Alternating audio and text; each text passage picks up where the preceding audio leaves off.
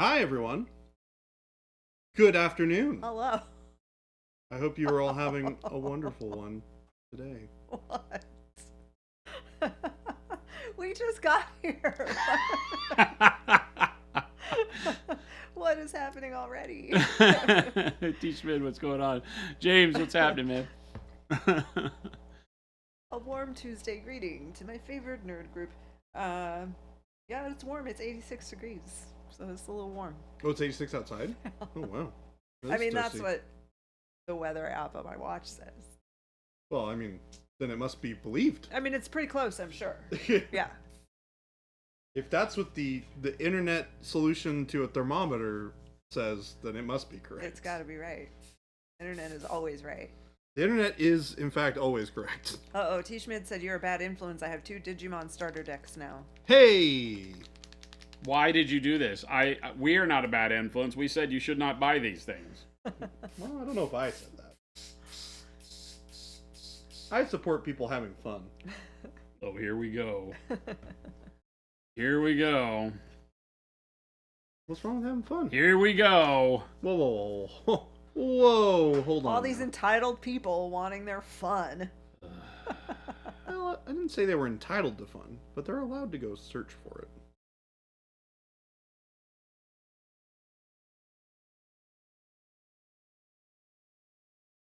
Ghost Hunter has a couple boxes of Digimon packs. Did everyone just like randomly go out and buy Digimon stuff between yesterday and today? I didn't. Yeah, Jen, did you buy some Digimon stuff last nope. night? I am still holding at 0 Digimons. Digimans. It is the Digimans.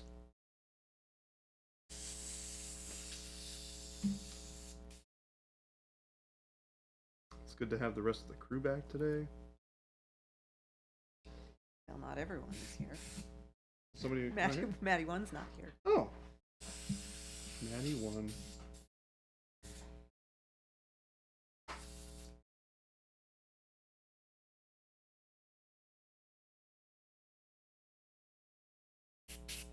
So quiet. It is really quiet. Why is it so quiet? I don't know. Because you're not talking. James, Keep it's chatter. a digital monster. Is that correct? Digital Digimon? Manster. Digimans. Digimans digital, or yeah, digital Digimon. monsters. All of the monsters are digital beings. They're all digital beings. So Digital Mansters. They're like, digital monsters. Pokemonsters. Well, not quite the same as Pokemonsters because those aren't digital too. Although technically some are digital. I don't know. I don't want to get into the I don't want to get too deep. I don't want to get too deep into the because it could be hours. the Pokemon part of this because that's where we really get into the weeds. Because there are some digital Pokemon. There's some like not real Pokemon. There's some God Pokemon. I don't want to get into it. I'm gonna go shut off. Do you need the compressor today? Not at all. Perfect. Maybe. Treebeard wants to know if Jason is still working with the autumn colors. No. Nope. I mean, those are very autumnal looking colors, but he is not working on that specific model. No, that was the dwarf. That's the dwarf. Yeah. This is the November limited palette challenge right here. Still in progress. Still in progress. It's like mostly done. I'm taking a break. Good. You got really far on that really fast. Yeah. Yeah. See, chat? It's unlike you. I'm not always slow. Just most of the time. All right. Here's the $24 million question, everybody. Do we paint Yes. I'm with Jen. Silver Surfer or Zombie Silver Surfer first? Ooh. I think Silver Surfer first. Because the natural progression would be that he's normal and then he turns into a zombie. Yeah, you don't go the other way. I mean, very do often. you? I mean, you don't go the other way, right? Once you're a zombie, you're a zombie. You can't go back. Fair. Right? That's fair. Yeah, I guess we go with the first one first. I mean, if we're being logical about it. This is Jordan we're talking to. I am a pretty illogical being. There's not a whole lot of things that I do that are. But Make a the lot of real logical answer sense. is you paint whichever one you want first. I don't really have a preference. Okay. So the answer becomes whatever chat really wants. Well, Sapo57 said zombie. Non-metallic metal Silver Surfer. That is what is going to happen. Thanks, Treebeard. I think starting with the standard one and then moving up from there is probably a good point, because then I'll be able to get a good idea of what I want the silver to look like.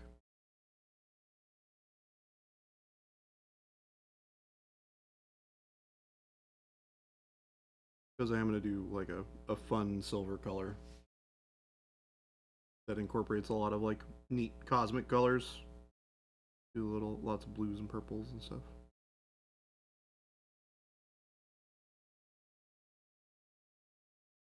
What are cosmic colors? I don't know. When I think about when I look at when I think about those colors, I think of like blues and lavenders and purpley type colors. It's kind of like I what don't think. understand it, but I feel like I agree with you. Yeah, it does make sense. But when you think about it, you're like, oh, I mean, I guess, yeah.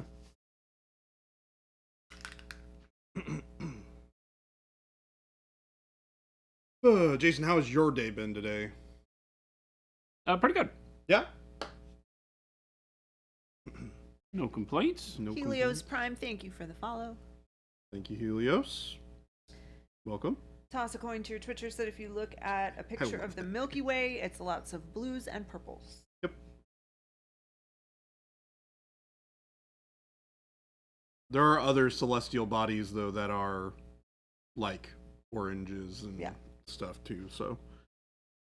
Hey, somebody likes us.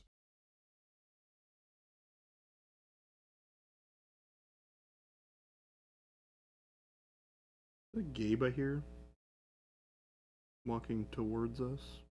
To get his trash? No. I did move his I don't think trash so. off You of did? your desk. Okay. Yeah. I moved it onto mine, but that's only because I'm going to remove my trash from my desk afterwards. Is he here to get his trash?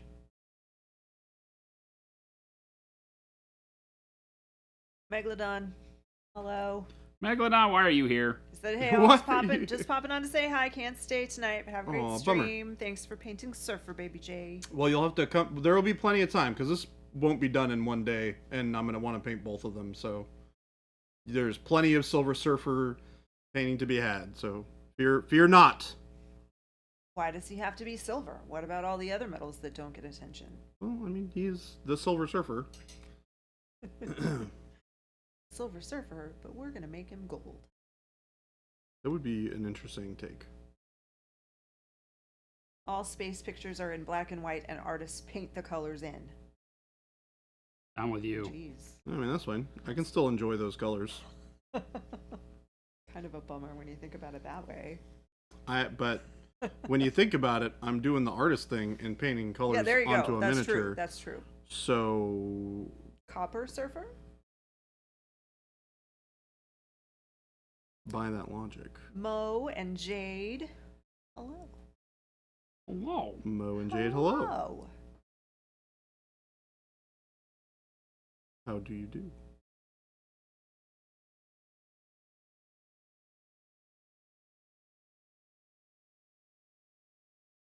So, for this Warcry Bourbon, is this just something you picked up because you really wanted to paint it, or was this something that you also were like thinking of playing the game? Oh, no, I was literally just like the models. Cool. The Gorgers. The Gorgers. Forever shall they be called the Gorgers. Xenobon said, what is Silver Surfer's favorite musical instrument? I wouldn't know. All of them. He's the best conductor. I don't really know a lot about this character, so I wouldn't get that joke. I know zero about That's him. that's an so- That's an electrical engineer joke. Oh. Electric conducting. Well, obviously, I also know nothing about electrical engineering. And Also, just silver in not case- the best conductor. Ah. Isn't copper better? Gold. Gold is, yeah. Yes, I have heard that. It's an educational joke. Platinum. Turns out they conduct better the more expensive they get. That might be why they're so expensive. Scarcity. Well, the aliens came and sucked all the gold out of the planet. Oh. Then left.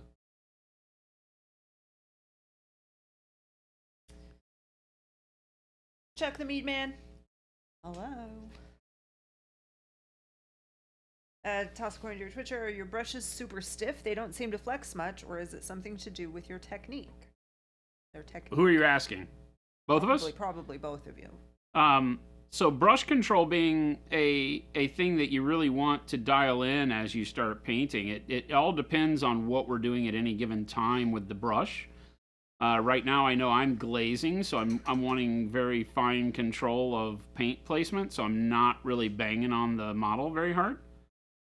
So my brush isn't bending a whole lot because of that. I also have a fairly light hand in my application all the time, unless I'm doing, big heavy textures and base coats and just flapping paint around. But typically, you don't see the brush bend very much when I paint. Jason's using a synthetic brush. Jordan is on the sable. Yeah. I also generally have a pretty light touch for the most part. Especially when I'm getting here and being more specific with where I'm placing highlights and kind of blending and doing a little bit of feathering. But yeah, definitely their techniques. Yeah. Did we know that it's Jade's birthday? We do now. Happy birthday, goodness. Jade. Happy birthday, Jade. Yay. I hope you're having a wonderful day. Yeah, me too. Do you guys have anything fun planned Yeah, for what's going on? for your What kind evening? are you gonna have cake? Oh, sorry. So when you're looking, Jason is on the left and Jordan is on the right. So Jason on the left, synthetic. Jordan on the right, sable. Yeah, I'm using the red handle brush, which is our synthetics. No. He's using. That's the sable. I'm sorry. Oh my gosh. The red handle brush is for sable. Yeah. Blue is for synthetic. Blue is synthetic. Normally they're dark blue. Yes. Jason's using a real old one. A real old brush. A right real old one. Having tacos and painting sounds like a good birthday. a good birthday. Taco Tacos and Tuesday. painting sounds like a blast. Ooh, tacos sound kind of good. I would go for tacos. We're I know we're looking at doing a nice potluck sometime this next week. I think Tuesday. Yeah, that sounds like a blast. Yeah, it's a short week, so. Oh yeah, it is. Besides cost, what's the difference? The synthetic, the blue handle is a man-made material, and sable is natural hair made from sables. Boxes? What are they? Sables? They're Synthetic sables. weasels. Synthetic Weasels.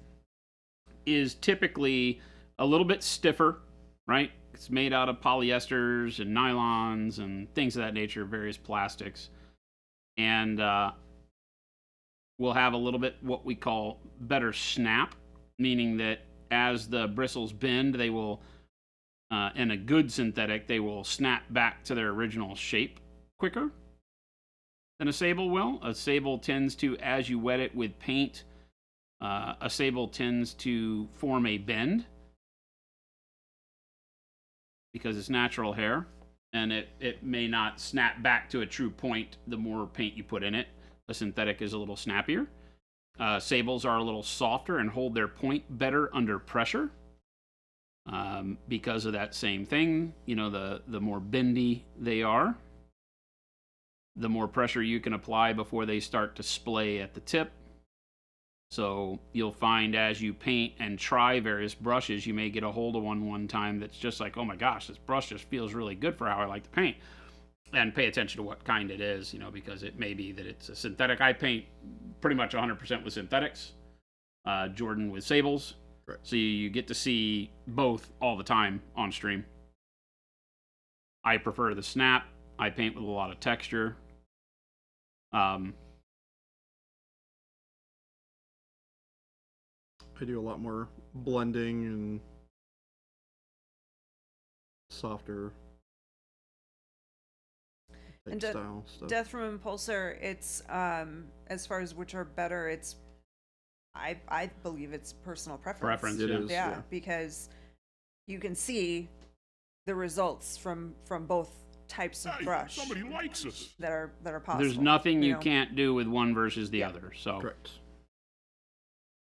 Don't let anybody tell you otherwise. Right. yeah, no, it's all preference. And generally I point people in that world of, well, how do I know? And, without going and trying every brush type and all that.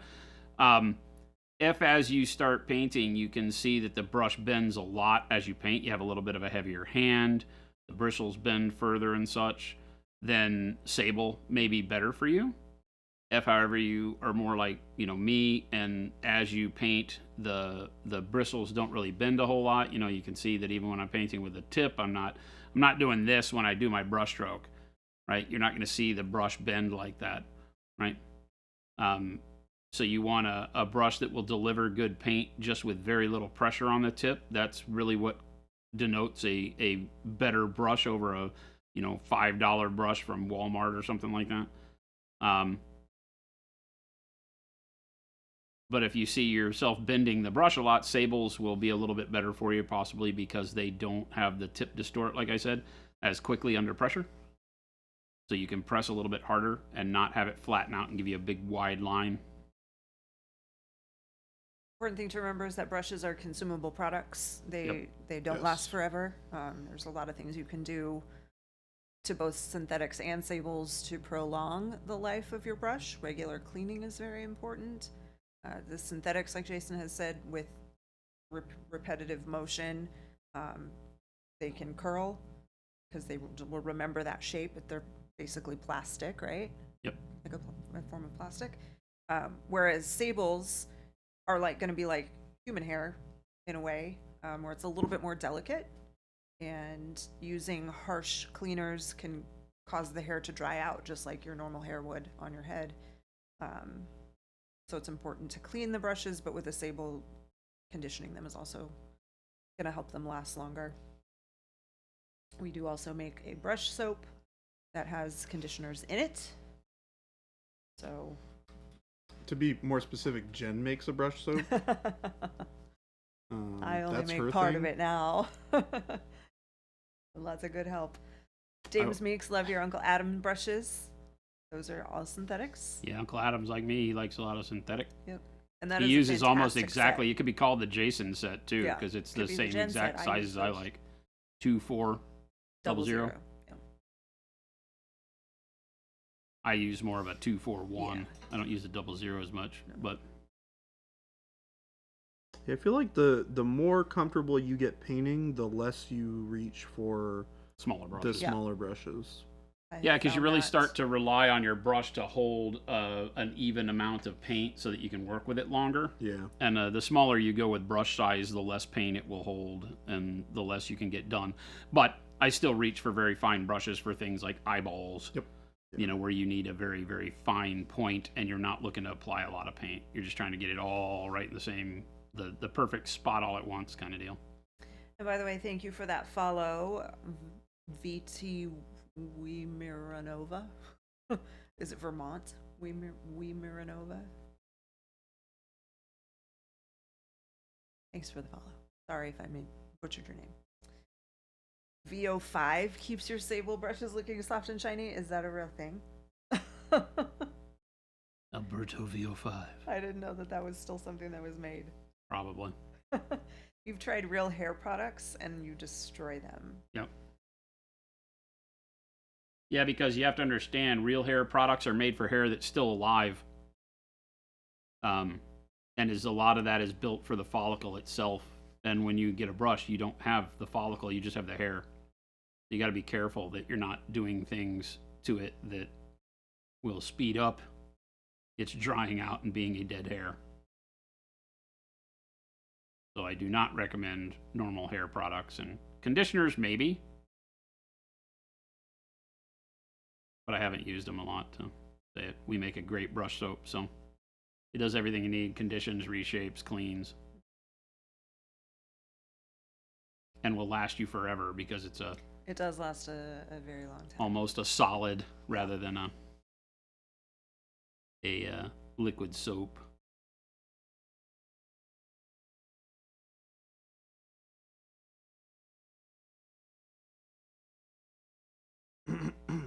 Game delay, so that's why I mostly paint with house painter brushes. Some of us have that kind of control. That's a little large. Like Use a a 4-inch? Get a Like a roller. fence that's, brush? Yeah, that's a little excessive. JP doesn't even use hair products on his hair. He didn't have any hair. Oh, he did. Got it all cut off. Says he got a job. Yeah. Says he's A not a hippie haircut? anymore, but Job?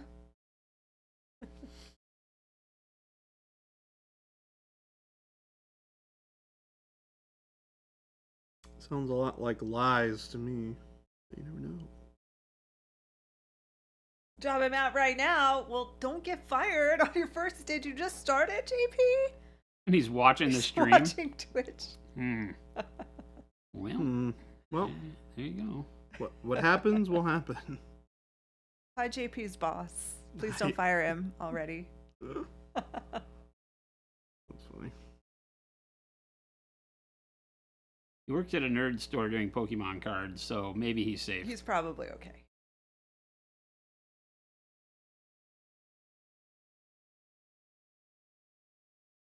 Need to find a job you can do from home and don't have to quit when you move.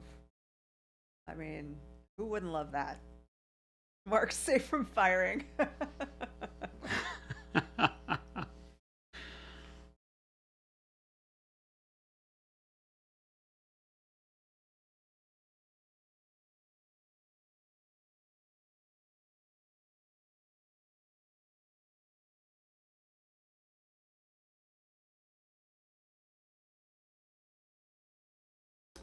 I'm just working with mixes of what did I grab? Dark blue, dark magenta, a touch of coal black, and white.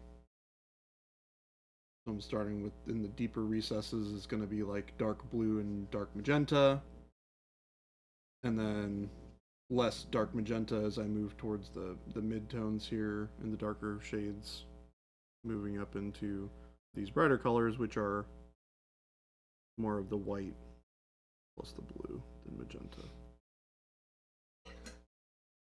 James Lee, your brother-in-law's heading to Phoenix over Thanksgiving. Awesome. Told him about your story, asked if I wanted him to pick anything up. We're closed. We're closed. Thursday, Friday, Saturday, Sunday. Yeah, so be careful. Just let him know. Yeah, that just make sure that he understands that we're here Wednesday until 4 p.m. and then off until Monday at 8 a.m.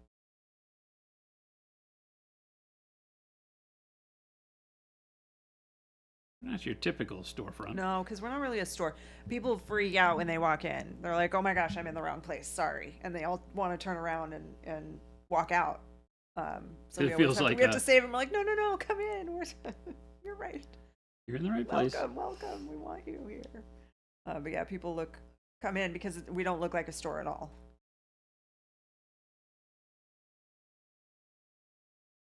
Yeah, you basically like walk into our packing and shipping area. Yeah, the front door comes right into our fulfillment. You should let them know that you should only stop by for crimes. Hey, you're a lawyer. I don't know if you're allowed to say that. For crime? He's only going to stop by for crimes. Unacceptable? I Well, won't allow it. We know who did it now. Yeah, it's true. Next Friday, JP, turn 36. Happy early birthday. Happy early birthday indeed. There's a lot of birthdays going on. It's Jade's birthday today. I know. You'd want to stop by so you could be chair guy on a stream. These are all the cold, lonely winter babies.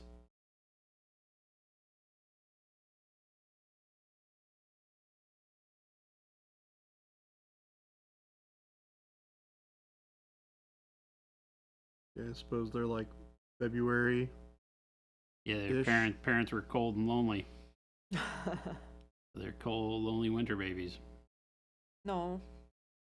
Well, yeah, sort of, I Yes. guess, huh? Well, yeah, sort of, I guess. Huh? Yeah, these are all the January, February babies. February babies. Well, I'm thinking Arizona. What? Hey, somebody likes She us. doesn't like people wishing her happy birthday? What? Chuck said Jade is not pleased I shared this info. Oh. Why not? Some people are weird like that. I guess so. I mean, there's nothing wrong with that, I suppose.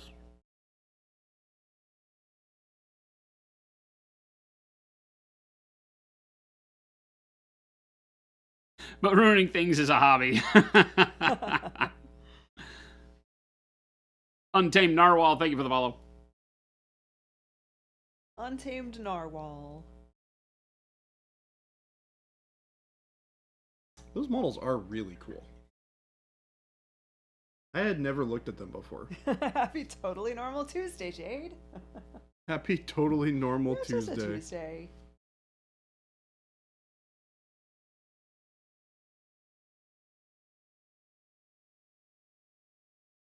These guys, the Gorgers?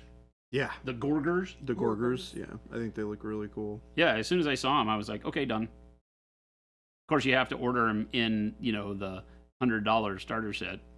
Oh, Because really? GW doesn't make them available on their own. What else was in the starter set? The other army. What is the other army? It's a bunch of human hunters with dogs, which I also like. I wanted Oh. the dogs because I can paint them up like Korra. Oh, those are like the whatchamacallem ones. The Did you say you're going to Cities paint of something Sigmar like ones. Korra? Yeah, there's the gosh. enemy for these guys are a bunch of human hunters, and there's like 4 dogs. They're all like bulldogs, but they're close enough that Yeah. I can paint one like Korra. Aw. There's one that is a handler and a dog, and so I'm wondering if I can paint it up like me and Korra. Yes.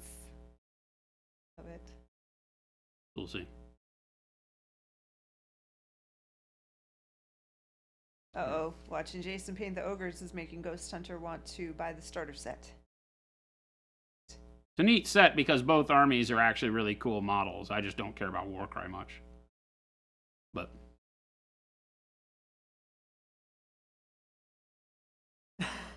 Chuck said, now I gotta find something to paint like all our cats. there are certainly options available to you. And 3D printed cats. I typed in yeah, cute tiger or something like that. cute in tiger in on My Mini Factory or something like that. Or If maybe you need Colts. muses for the other dogs, JP Gray's got you covered. What's that? If you need muses for the other dogs, JP has got you covered Oh, with all his dogs. I'll just paint 6 Korras. Yeah. That knows you got a personality big enough.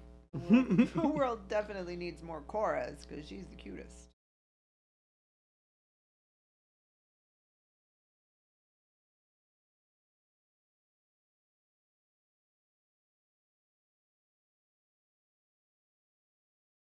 Spoiled brat. That is true. She is indeed. A spoiled brat. Oh my Mhm. god.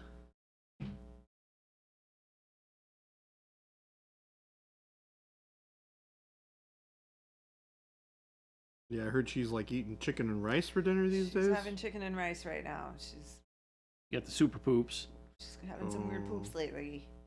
So Again? we're trying some different things. Cuisine.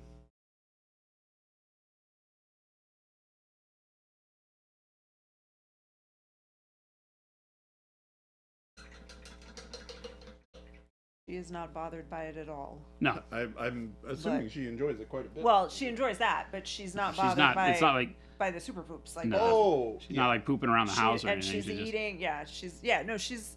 They're not uncontrollable. It's just at her regular poop schedule, but it's just a little not right. man, I've heard some dog poop horror stories from Oh yeah, no, some friends. it's not bad at all. And she's like I No. said, she doesn't seem sick at all, eating normally. So I'm not quite sure what's going on. Omicron, you may need chicken and rice. Is your tummy hurting you? Have a little upset tummy? A bland diet is what they recommend.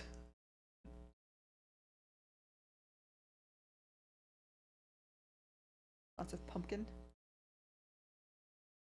She's super into carrots and peas. She That- which really is likes weird. those But yeah. lately. We got her a little puzzle game where you have to keep him busy, like to keep him occupied, and it's got these little like boxes with flip up lids, and we put treats and carrots in it and close the lids, and she has to figure it all out. A doggy advent calendar. Kind of. She's super pooping to celebrate the launch of Noosh.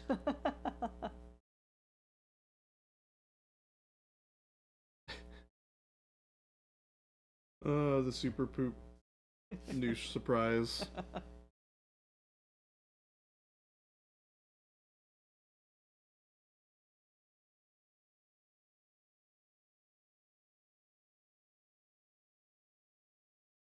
One of your cats at 10 years old decided he suddenly couldn't live without tortilla chips. That's funny. It's kind of odd. A cat. I had a cat when I was in college, and she liked to eat bread. Like, I could hold a piece of bread, and she would take bites out of it, which was very interesting. I don't typically think of cats as eating. I mean, I guess they eat like fish and stuff like that, but I don't know. I don't think of cats getting as table scraps like dogs do. Like dogs. But that cat is all about it, apparently. Oh my gosh, that's so funny. We do have Trader Joe's. Trader Joe's had a dog or cat advent calendars with treats for every day. Oh, it's so cute. Bought one for our cats and then a few as gifts for other pet-owning friends. He's a little chip thief that looks like a tortilla chip. Oh, that's so funny. Gotta have lunch meat and cheese. So your cats are kind of like dogs. Do they beg?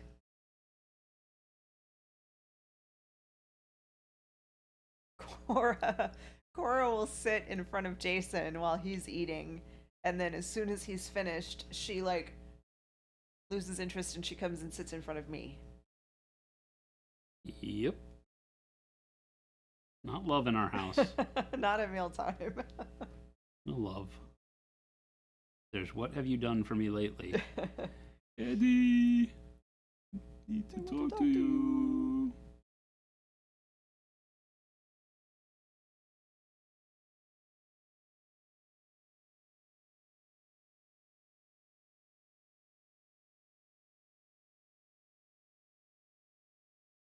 I added some yellow green mixed with a little bit of that dark yellow or dark so blue. Funny.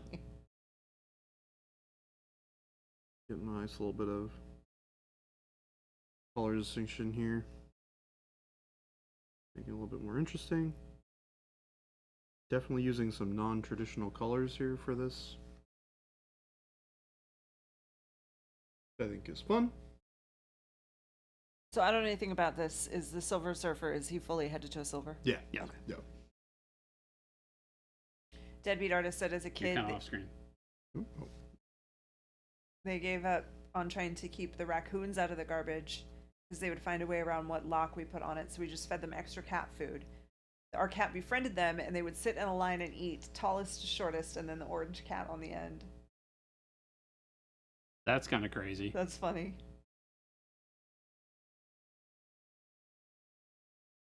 It's always funny when you see cats that don't act like cats. You're like, you are not normally prone to doing this kind of stuff. It's very odd. They didn't come with instruction books. They didn't get the memo.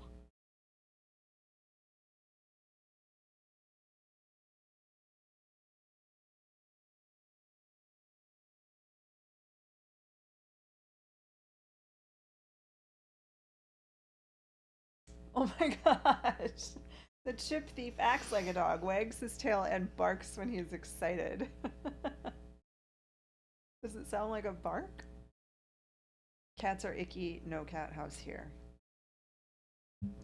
There are definitely some weird sounds that cats will make, though. Yeah.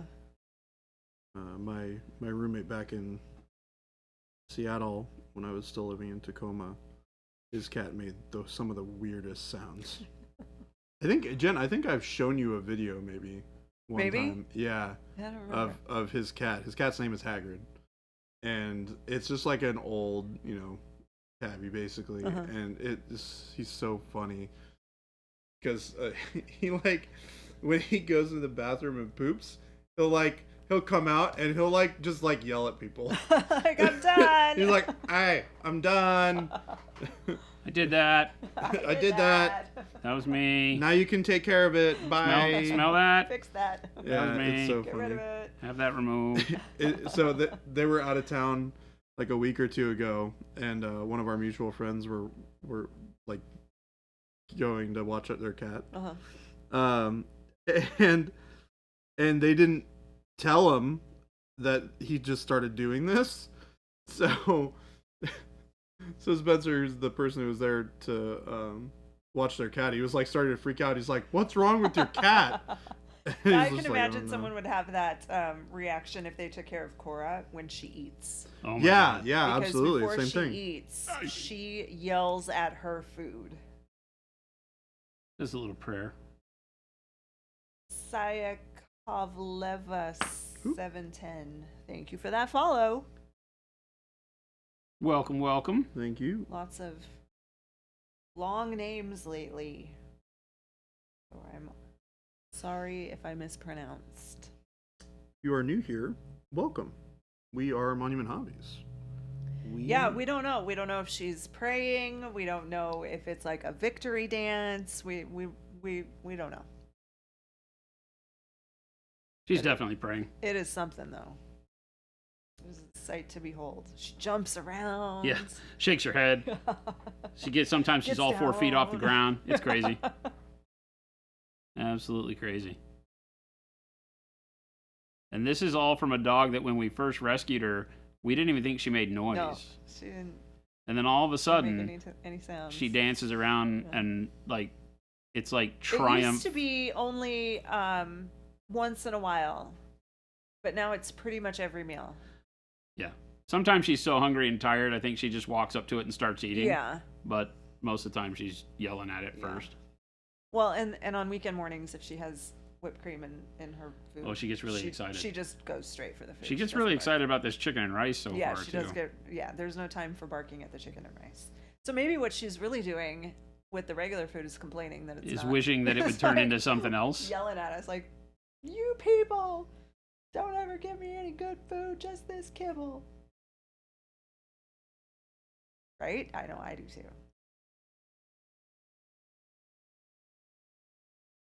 You can always tell when the cat has gone number 2 when he hauls butt out of the bathroom with his litter box and has a case of the zoomies and runs up the stairs. He's light. A weight has been lifted. Yay. Cora gets a little crazy when she needs to go. She gets very jumpy, and it's like all of a sudden, out of the blue, like I have to go outside right now. And then we take her outside, and she wanders around, and Doesn't poop right away. sometimes she'll just sniff the air. Yep. Stands there. Forget what she's sniffs the air. out there for. Yeah, she's a handful, that one. Mini dachshund that's the same size as the cat. They like to fight each other. JP Gray's excited after a number 2 also. I mean, I would do the same post poop zoomies. We always explained it to him. Explained it as him running from his sins. That's pretty good. Animals are great because there's so much mystery, you know? Like, I wish I understood them more. Oh, yeah. We definitely don't deserve them.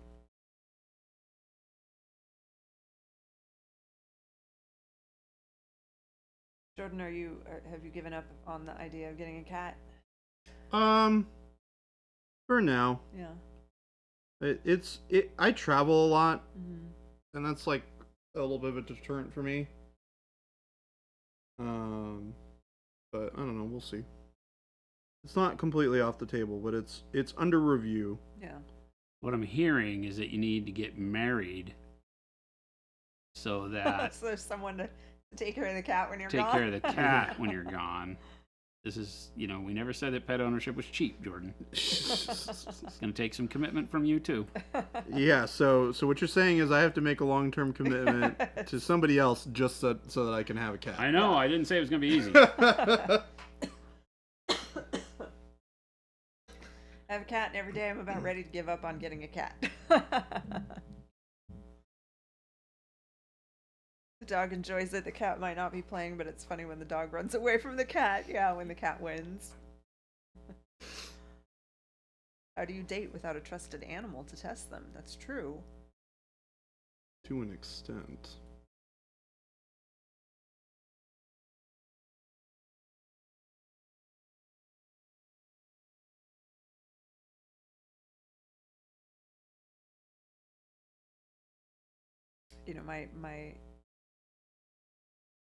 Well, technically it was my mom's dog, Bella, was very suspicious. She did not like too many people. And she did love Jason, which was good. But she especially didn't, she wasn't a big fan of men. And Yeah, she would come over to the side of the coffee table in the living room where I'd be sitting, and she would just lay down on the floor and rest her head on the coffee table. Yeah. And put her paws up Yeah. and just stare at me. Just stare at him. Not on Jen's side. Nope. On my side. She didn't want to be touched She or anything. She wasn't a cuddler. It was all on her terms. She wasn't much on pet. If she wanted to get any scritches or anything, she would let you know. Yeah. She had a really very aggressive pat Yeah. that she would do with her front paw. She'd be like, "Pet me right now." But if it wasn't her time, then nope. She didn't want you to touch her. She was a little cranky. But she did love Jason.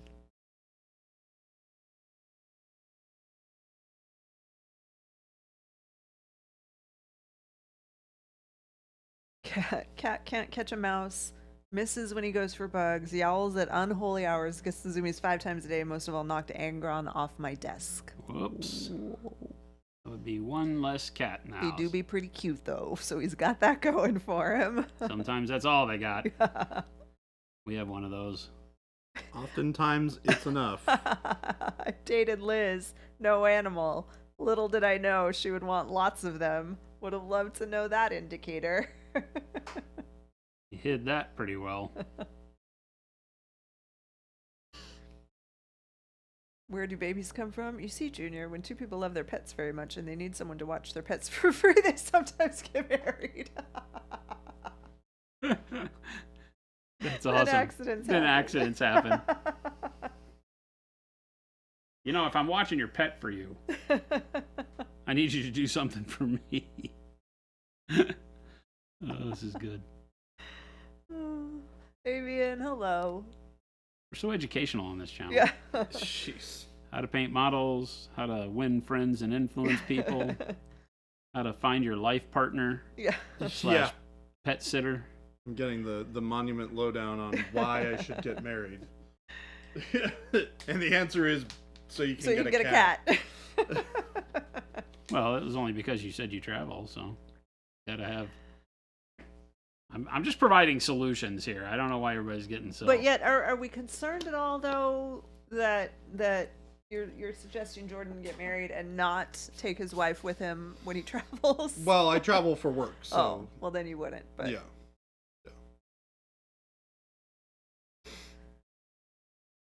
pets are better than kids.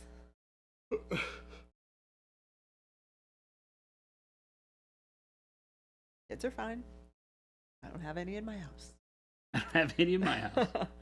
Treebeard Prince has an extremely cute ferret. The pit bull is also cute. I mean, pit bulls are the best. Yep. Bull terriers for life. Oh my gosh. Our motto here is cats before brats. Kind of tired of both, if I'm being honest.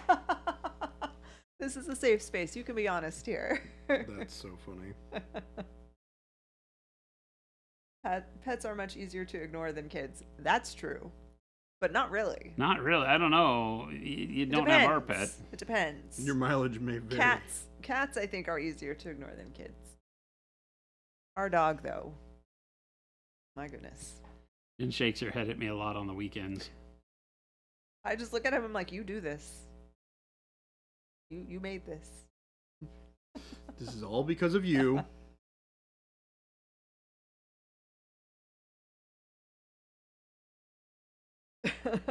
Okay. The cat. My cat was. She was very independent. She didn't need much.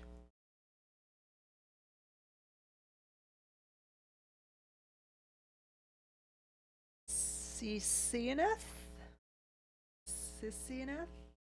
Thank you for the follow. Deadbeat? That's true. You've done your time dealing with kids and parents. Jen's in that Hey, boat. somebody likes us. In there. Done with all that.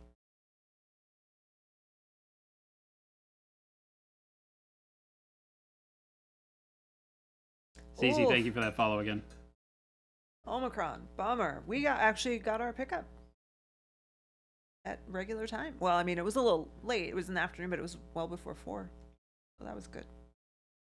Today? Yesterday. Yesterday?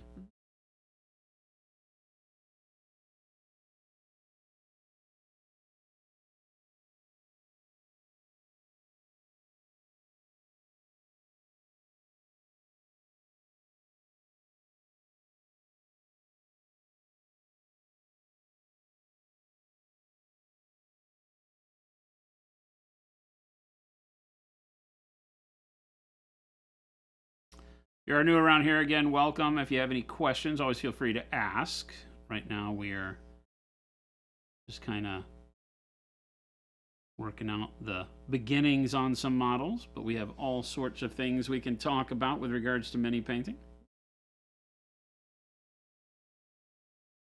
And we make hobby products. No.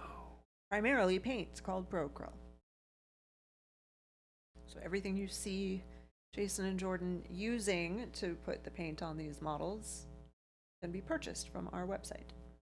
Or from potentially a friendly local game store near you. Avian said, Baby J, have you ever done speed lines on a mini? I have not. Never been a huge fan of that kind of like cartoon style. I tend to prefer more of that like realistic style. They're hard to pull off on a 3D surface. Yeah. No lie. Also that. I've seen some people do it pretty well, but it tends to be too model dependent and not something you can recreate every time you want to paint a model. So I wouldn't want to do it on these models, for instance. kind of gimmicky, not in a bad way if you can pull it off. And like I said, each model is its own composition, but especially when painting for like gameplay, it's tough to pull off because, like I said, it does really rely on the model having the right visual at a particular angle to really reap the benefits of the time spent to make it work. Right, T. Schmidt? T. Schmidt said, good God, Jordan, I walked away for like 15 minutes. He's looking great. Thank you. Got a lot done on that. All those sharp highlights. Once you start getting into that kind of phase of painting the miniature and you start defining all of those, you know, it starts to really come together quickly. Like Jason talks about all the time when he's doing his non-metallic metal, it's the same thing. It doesn't really start looking until like metal until you get to that kind of last 20%.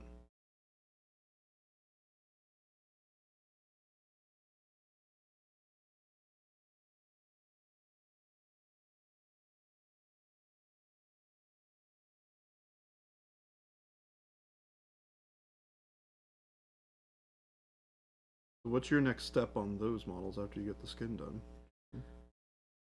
It'll definitely be time to go put base coats on all of the stuff because the colors that I've used for underpainting are so vivid that I need to get rid of them. I need to get rid of the magenta and the yellow and all the colors that are everywhere else so I can actually see what the skin looks like. It's really hard to tell as you're doing things on a model like this past a certain point. I'm very happy with the coloring, but I do need to clean them up so that I can then start choosing my value scaling and things like that.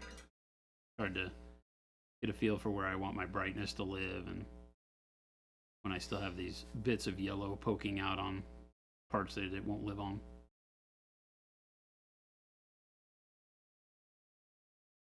Some models that's way more necessary than others. Some models it doesn't really matter if I do underpainting, or you've got like some overspray from your primer or whatever. You don't really have to worry about like blacking it out and taking the time to do that, because you can kind of see through it. That's probably the wrong way to say that. It doesn't interrupt your visual enough so that you can, just keep moving along on the model. But when the brighter your color, like if you were to underpaint a model yellow, spray it with yellow spray paint for your Imperial Fists, at some point it becomes really hard to tell where one color starts and another one stops until you cover up the yellow that's on things that's not supposed to be on, like flesh. Spitfire Miniature said on Facebook yesterday, I saw a comment that said, if you're at the horrible phase of non-metallic, then you're about 2 steps away from perfect. Yeah, it can be, right? I think that the big key and the hard thing for people to learn is that, unlike other things that we do where you're building up color and each brushstroke seems like a natural progression towards the finish line that you've envisioned, with non-metallic metal, it almost looks like you're making it worse and worse and worse and moving away from it looking metallic until you put that first big, bright, heavy contrast layer on that gives you the reflective shine. No matter if you're doing super shiny stuff or dull metal or whatever. But it does exist in kind of a dumpster fire state for a little bit longer. Dumpster fire state. Jordan, is that pink on your thumb from something else? Yes. Okay. It was from a video that we were recording earlier today. CCNF, and I'm sorry if I'm pronouncing that wrong. You can type it phonetically for me, and I will say it right. Do you still have the first miniatures? The miniatures that we painted, that everyone painted? I still have mine because mine's only a few years old.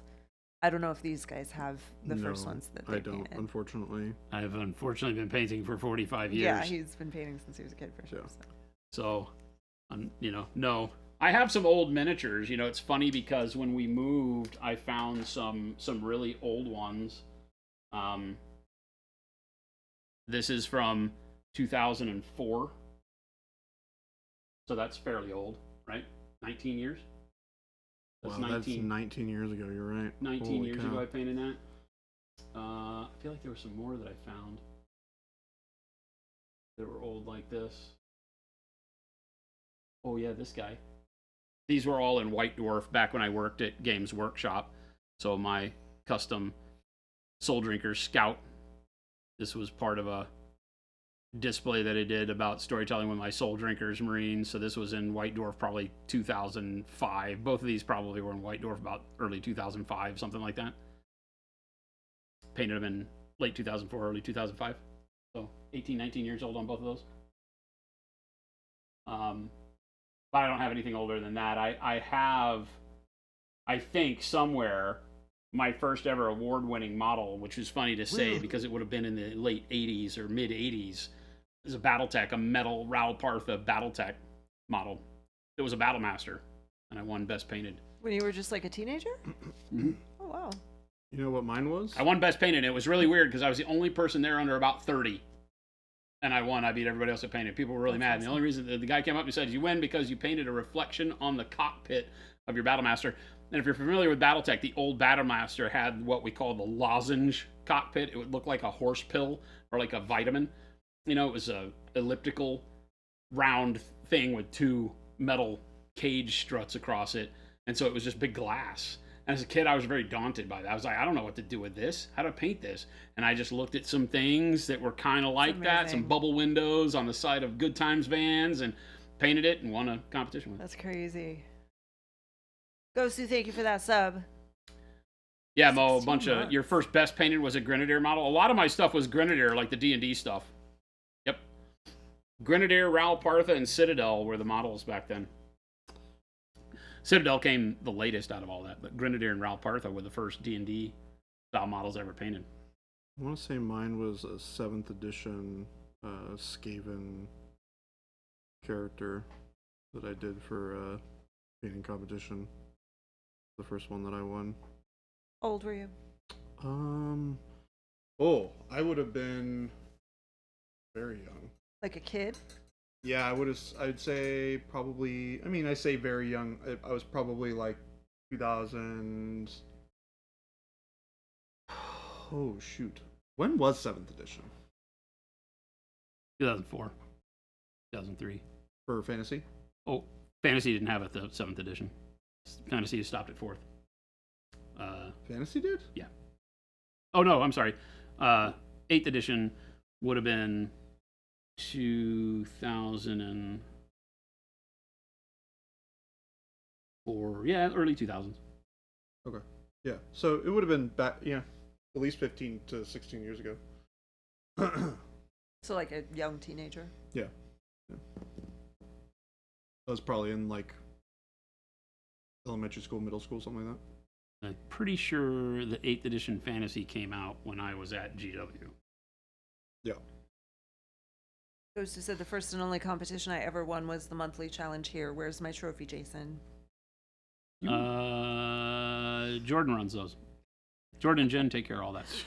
Jordan doesn't. Well, I take care of all that now. Jen's like, not I don't do anymore. that. I don't do that no more. So, George, your boy.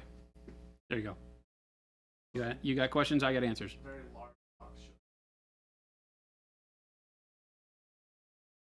For who? It's a cat. It's the stuff from Simon, probably. Where's it from? But it's the light? Is it ticking? I don't think so. Oh. Oh. Okay. Toss a coin to your Twitcher. I just repainted a dragon of Kryn Ralpartha mini. I first painted it when I was about 16. Nice.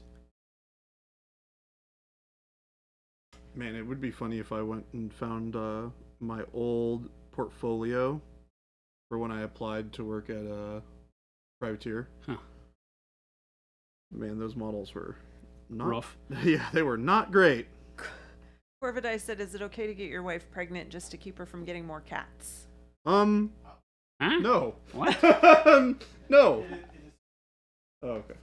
Interesting. I mean, I feel like cats are cheaper. But what do I know? I don't have either one. Don't have to send a cat to college. True.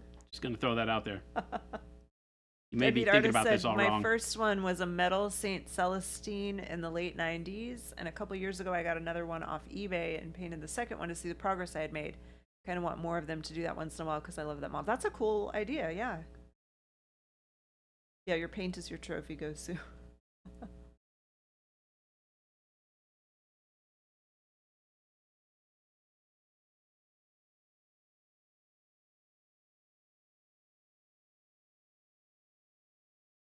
Jade, it's crazy for me around here because everyone's so young. It is really, it's wild for me too. And I'm not that, like, I'm not young and I'm not old. I'm like somewhere in the middle. So it's like, it's because I've always been the youngest person at the places that I work. Yeah, Like always. yeah. So it's really weird You being got people here. 10 years younger than you here. Yeah. Yeah, there's like Shelby, young people. yeah, Yeah, Shelby's- Shelby's only 20. yeah. But it makes sense to me now because like I'm friend like most of my friends back in like Seattle Uh-huh. are like 10 years older than me. Yeah. So you know it's it doesn't make it, Once it you're makes once more you're out of sense. school, Yeah. you got friends of all different ages. We get the idea that most people are just friends with people their own age because Yeah. that's what happens in schools. Yeah. I mean, even at Privateer, I was the youngest person. Yeah. For the most part, there was one person that was younger than me by like a couple years. Did you miss any news today, Phoenix? Just got home 15 minutes ago. I mean, where do we start? Where do we start? An exciting day here of sneak peek previews and It has? It has. thanks for going along with that one with me, babe. I'm glad you got me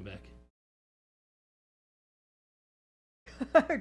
Game delay goes to stop paying his cat's college tuition. Yeah, he's scamming you.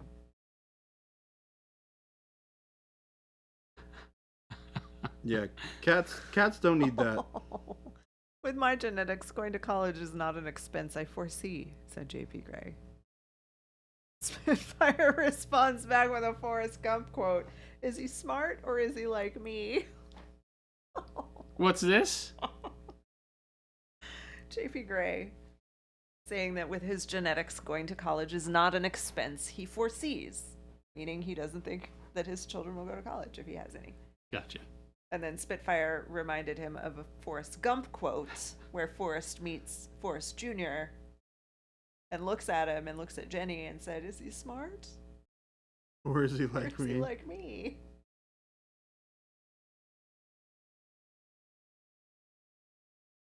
My favorite movie, by the way. Yeah, Forrest. It's hard to go up against that one. It's so good. People ask me what my favorite movie is, and it's always a toss up between Apocalypse Now, Blade Runner, and 2001. But Forrest Gump would be in there if it was not more more of a comedy. I know it's not. It's a dramedy, Yeah. so to speak.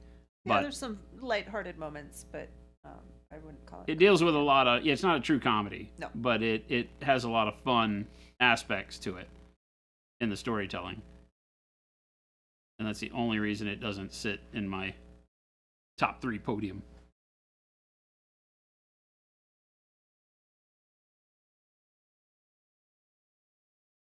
For some movies, it's almost not fair to say it's your favorite.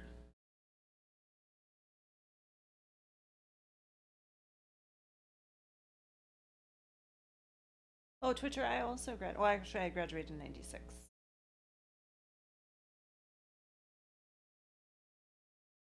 A Roy Batty quote.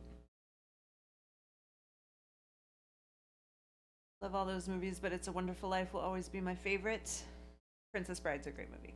Shawshank Redemption, great movie. Oh yeah, Shawshank is fantastic. Shawshank is up there for me. I definitely Green Mile is really good if you get into Mile's that good. stuff. my favorite movie is Good Will Hunting. Good Will Hunting, great. Is my favorite movie. Yep. Yeah. That's Also a good choice, too. Also generated one of a very famous quote. How about them apples? Yeah. Avian said, I wonder if Slowfuse can rattle off the Roy Batty quote. Some or the? I mean, he's the Blade Runner. What do you want? Oh. Oh my gosh, it's so Deckard, Roy Batty, with the whole soliloquy at the end is like quintessential sci-fi, right? Blade Runner was so more than just a sci-fi movie for me as a kid, and then as you get older and you start to delve into the philosophical questions it raises about artificial intelligence and synthetic life forms and humans as God and things like that, it gets crazy. Game Delay, we haven't seen that one. Said Everything Everywhere All at Once and thought, Ooh. I have a new favorite movie. That was fun. Was it good? Yeah, I watched it. It was very different. Not what I expected, but fun. Yeah. Check that one. I think it's on. I always say The Replacements Hulu, is Amazon. my favorite movie, so people don't ask me about movies anymore. Isn't that the one with Keanu Reeves and the football team? I actually liked that movie. Disney's Aladdin. Aladdin's good. One of my favorite Disney movies. Favorite changes with your mood, yeah. Favorite movie to come out in the past 10 years is Morbius. Says David Gray. Then nobody will talk to you about movies for Oh, sure. is that really bad? It's yeah, it's I bad. think it's the lowest grossing Marvel-based movie before the Marvels this last weekend, actually. Oh yeah, Oh, I did just see that the Marvels have Did it it really do bad. really bad? It's the Yeah. lowest Very of bad. all the Marvel movies. I gotta go see it may just not to be see as how low as bad some it of the is. Sony ones like Morbius, but it is the lowest grossing MCU Oof, title yet. Yeah, it's horrible. that's 45 funny. million or something Oh man, 45 million in opening that budget. weekend. opening Woo. weekend. Yeah, did worse than I forget what the was The it Eternals? Ant-Man? I forget which one was worse than that in the MCU prior, but yeah, it's pretty pathetic. Game Delay said Everything Everywhere All at Once is surreal, to be very clear. It's not a typical film, No, but I cry snotty tears. it is. Yeah, it's a good movie. Is it I really emotional? enjoyed it. Huh? I don't cry at movies. It's it's like there's like heartfelt moments in it for sure.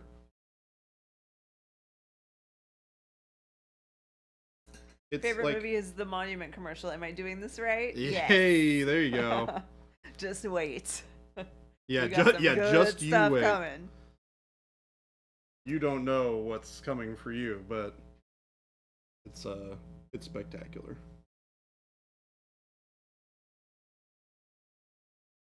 I did just recently watch a movie that I had been meaning to see for a long time. This is The Last Duel. What's it? Same guy who did Alien. What's his name? Ridley Scott. Ridley Scott. Yeah. Who also has done a gajillion movies that I didn't know that he did. Yeah. Yeah. Like God, what else has he done? There were like a couple that got like riddled off when I was talking to somebody about it, and We did Gladiator. yeah, that was one of them. Which we one? did Gladiator. The Kingdom Kingdom of Heaven. of Heaven. Yep. Were both films that I had no idea that he had done.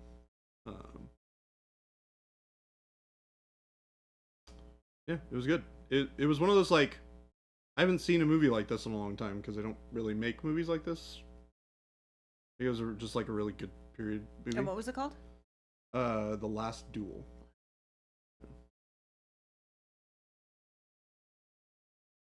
Do you know that Nicolas Cage does like 5 movies a year for the past 10 years? Trying to get your kids to watch the new Spider-Verse movie. There's a new Spider-Verse movie. Yeah, There is a new one, it's yeah. on Oh, Netflix or got a few people who didn't like The Last Duel. Well, I mean, that is... yeah, I heard it was rotten. It depends on who you talk to and what they appreciate from the movie and what they appreciate in movies. Yeah. There were things about it I really enjoyed.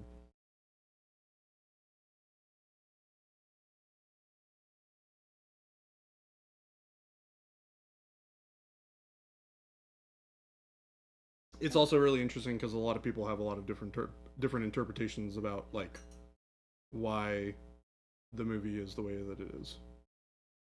And I can't remember the last movie I watched. Have we watched any movies? We haven't watched any movies recently. Not in a while. Yeah, toss a coin to your Twitcher. So that the really interesting thing about this is like that was my favorite part about the movie, and I felt like I caught all of the very like nuanced things that were different about the perspectives. Yeah, because the movie basically is about like I believe it's based on like a real thing that happened in medieval times. Right around like the Who 100 is Years in War. this movie? A lot of well-known. Matt Damon? Matt Damon. I remember this. I mean, I haven't seen it, but yeah. I remember this now. But Yeah, it was really interesting. Yeah, it tells us the same story 3 times from different people's perspectives, and it kind of shows the the nuance of how your perspective of a given situation is different than mine, regardless of what happens, right? So like, we can have a conversation, and I can have a different opinion about what happened during that conversation than you did. Yeah. Right? And it shows that during the course of the movie from people's different perspectives, where you're viewing the same scene and different things happen in the scene depending on whose perspective it is. It's subtle. It's not intended to be like different, but there's like really subtle things that make big differences that I picked up on, at least. I will say the combat in that movie is brutal. Oh, I do remember that the last movie I saw was the Taylor Swift Eras Tour concert. Oh, you just Yeah, you went to see it twice. I saw it twice. Joker was great. I really liked Joker. I have not seen it. You haven't? I have not seen it yet. Oh, that's really good. Surprisingly emotional. Yeah, it's like a pretty It's like realistic take on it, right?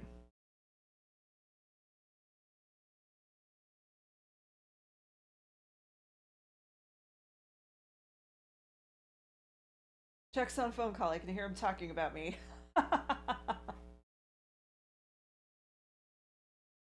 You went to the actual concert, Game Delay? Oh, dang, That's Jens. awesome. Daughter couldn't use her tickets, so my wife and I went to the Taylor Swift concert. It was fun. I knew one album songs. It was amazing. I will just say that I can't imagine being there and seeing it. Just the performance. I mean, she's a crazy performer. Have you actually gone to any Taylor Swift concerts? No, I couldn't get tickets. I feel like that's a thing that you should remedy at some point. I would. I mean, to be honest, I didn't become like the level of a Taylor Swift fan to go see her in concert until COVID, and there was obviously no concerts then. So this tour that she finished the U.S. version of it. She's now right now she's in South America. That would have been the first concert that I would have had an interest in seeing. Oh, okay, that makes sense. Yeah. We are being rated from Rainer. Thank you. What? Whoa. Rainer? Thank you. How do you do? Rainer streaming? What? Is that a big man? What's up, Raiders? How was the stream? Rainer, how's it going? Yes, Slowfuse, he is back. In POG form? I mean, he said lies and propaganda. Hello. You like your organs too much to want to see Taylor Swift? Help me understand this. Oh, that you would have to sell an organ to get a ticket? Is that what you mean? Okay.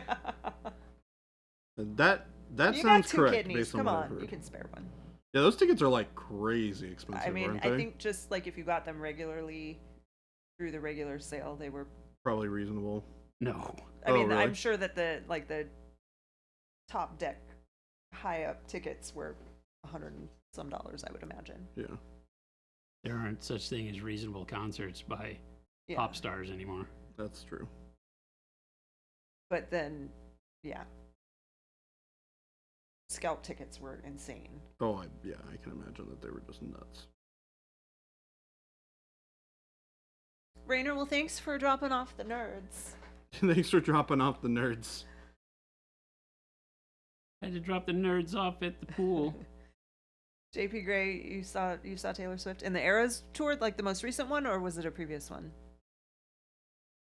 Foo Fighters tickets were $800. Did Steve say he had to leave? Yeah, Rainer. He had to go pick up his kid. Oh, okay. Take it easy, man. Good to see ya. I went to when I saw Foo Fighters, I got a last minute ticket like the day of, maybe. Oh, wow. By myself. And it was very reasonable. It was a decent seat. And then I got I've gotten John Mayer tickets, really good seats that they opened up before the show, maybe a week or two before. Yeah. That were kind of on the side. They thought they were going to be obstructed view, and then they ended up not, and they were the best best seats I've ever had at a concert. Because it was right by where he walked on and off the stage. Oh, that's and he awesome. just kind of kept coming over to that area. It was really good. And also, Foo Fighters, one of the best concerts I've ever seen in my life. Yeah, your girl is very, very, very, very good live. Yeah. And the Foo Fighters in general. So good. Googling Taylor Swift tickets, going to get spammed by Tay-Tay ads now. Well, if you don't want to go to South America, you don't need to look at ticket prices. Need to bother. Her U.S. tour is done. For now. You won't go to a Taylor Swift concert, but happy for her to have a concert in our city. She started that tour here in Arizona. Oh, really? Mm-hmm. It was the first shows were in Glendale. Given up on concerts, just don't get much from hearing it live. It's loud and crowded and the stars far away, and I'll just buy the album. Yeah, we don't go to, like, Jason doesn't go to concerts anymore, so that means I don't go to concerts very often either. I think the last one I went to was when we went and saw Red City Radio. Yep. Right? Mm-hmm. Or have we done something else since then? No, Can't I think remember. that was the last one. It was Red City Radio at a little dive bar. Yeah. Here locally, and it was great. The But Yucca Tap it just Room. my ability to sit through loud music and then feel halfway decent the next few days is bad since I lost my hearing in my left ear. Yeah. The ringing. Yeah, it just absolutely punishes me with.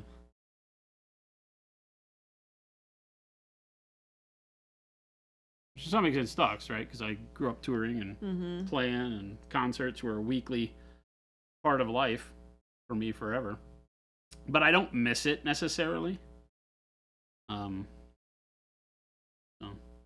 But yeah, Twitcher, I'm kind of the same way. Like, it has to be, there's only certain concerts that I will go to. John Mayer, I will always go see in concert, always, no matter what. He might be the only one. One of the best shows you saw was John Fogerty. Fogerty does great. A long time. What band was he in? The Eagles? Hey, Was he one of somebody the likes Eagles? us. Because I saw the Eagles, they were fantastic. Whomever is painting these models is good at painting. Well, huzzah, huzzah. I'll just throw back my legs and pollute my breeches with delight. That's someone named Malev Lo Shinobi, who is probably a new painter. What? This sounds like a lie. Is there a Malev in chat? You guys a troll. Jose What's going on, Malev? Quadamus, thank you. Sorry, my Spanish is subpar. Nick Pye, thank you for the sub. All right, your subpar Spanish is better than my non-existent Spanish. Like small venue concerts. Yeah, small venues are really good. Yucca Tap Room was great. We saw, Creedence Clearwater. Okay. We saw Red City Radio there. We saw they weren't technically the Refreshments, but Roger Klein and the Peacemakers. It was the Refreshments anniversary tour or show. Did I go to that? You went to that, yeah. Yeah, there was a time where we were seeing a lot of that type of stuff. Mm-hmm. Peacemakers, and what was that other band that we saw? Well, we saw them a couple times. So No, we but saw what was them. the band that we saw because of all that with what's his name? Alec and Alex. Sherman Sherman. at his house. Yeah. Yeah, that was really cool. We had a friend who had a party at his house, and he got this band. It's just like a small band. They're not super well known, but they were fantastic. And it turned out they're from Texas, and Jason was talking to the singer, and they had a lot of the same. They knew a lot of the same people from the music industry in that part of Texas. Yeah, so it was a like small world kind of thing. Had played at a lot of the same places, and pretty funny.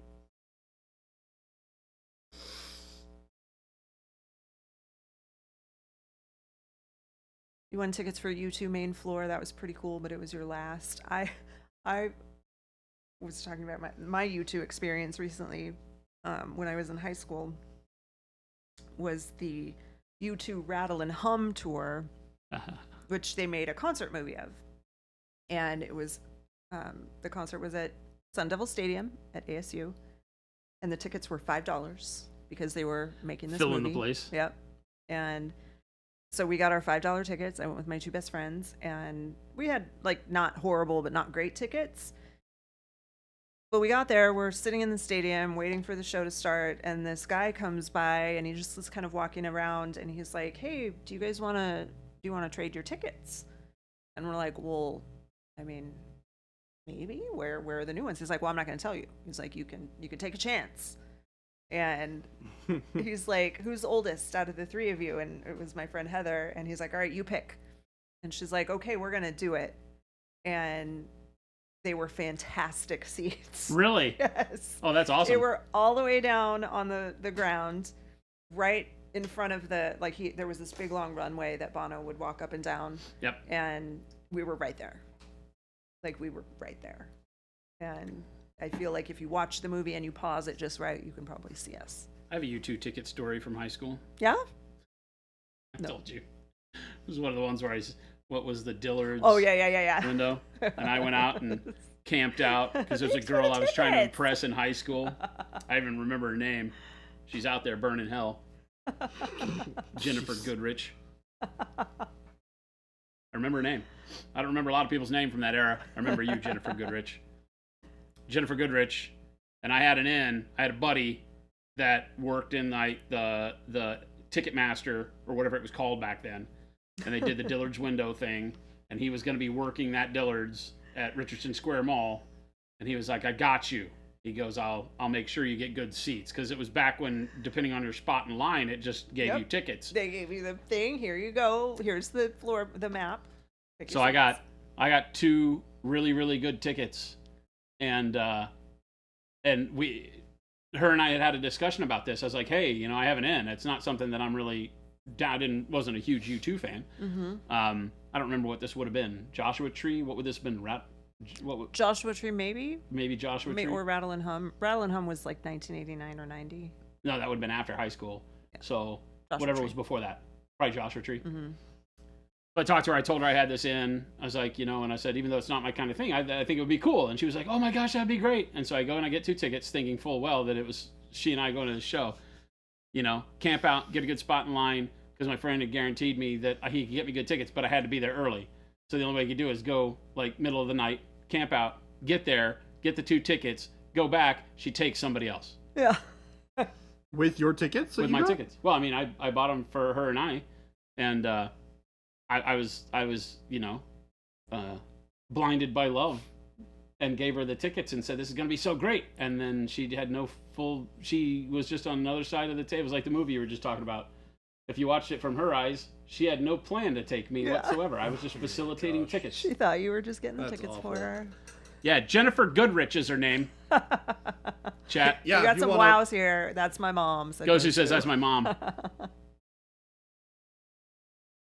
I would love. You know what would be the best thing in the world right now is if the child of Jennifer Goodrich was in this chat. Yeah, like that really is my mom. You could have been my dad. Twitter, we have, I think, very similar musical tastes. Because I haven't seen David Bowie, but I have seen Depeche Mode, U2, Elton John, for sure. That's not really a weird mix of concerts. Def Leppard in there is a little odd, but. Spitfire Miniature said if Jason was painting a salamander, what Pro Acryl colors would he use for the base layers and highlight? T. Schmid said that we did just do a short on that recently. So. I don't know. I It would need to be a little bit more yellow green than the way I did this green. Space Marine, right? I painted this up as Dark Angels. It's a little bright for your standard Dark Angels, but I look at the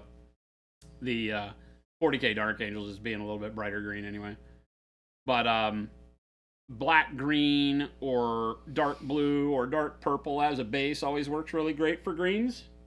And then working up through green and yellow greens. You don't have to do any mixing really if you go through the green layers. It just depends on how much of that yellow you want. You can see how as I weathered the ground with a little bit of yellow, there's a little bit more yellow green on his legs. So that's a good way to get kind of a salamander's coloring. I think that's really kind of it. So, if you want to stick to all greens, do black green, then green, and then like bright yellow green as your highlight would be a really good, easy triad to work with. Avian, yes, you should order a flatbread. Get pineapple on it. Goes to last concert was Elton John. He was great for 75. Yeah, I saw him in Vegas when he had his residency in Vegas. It was fantastic. I would love to have seen an Elton John concert. Oh, so good. Unfortunately, I will not have that opportunity anymore. Did he play the piano upside down? I don't think he did that in Vegas. But I saw Motley Crue and Tommy Lee play the drums upside down. That was impressive. Next part on the flatbread, ham or bacon? Bacon. If it's crispy. Do you think I could dry brush a royal purple base, then dry brush the Soylent Green over the top and highlight with yellow green, or would that look sloppy and weird? Any time you are dry brushing that much can get a little funky on your skin tones. Maybe not horrible, right?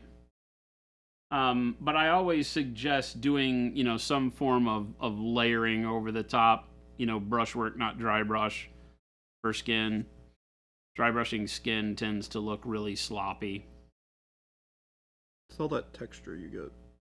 Yeah, because it's just a very heavy textured process. You'll see like Byron from Artis Opus teaches people ways to do dry brushing that are really cool, but you still get a lot of texture from it.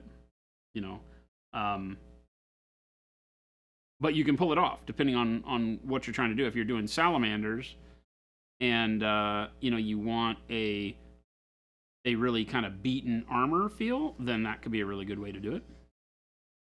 I would make sure that as you're dry brushing, you're using a little bit more moisture on the dry brush, so it's more of a smudge technique, so that again you avoid building up as much texture as you can. No idea what's going on in this guy's head. The sculpt is really weird. It has like this ridge line. Maybe that is intended to be there. Maybe it Somebody is. likes us. Amigo invasive. Thank you for following. I think that is kind of like a skull crest, like a rise in their dome, as opposed to like, I thought it was like a pelt or some sort of a skin draped on his head like a hat, but I don't think that's the case. So, paint it skin color.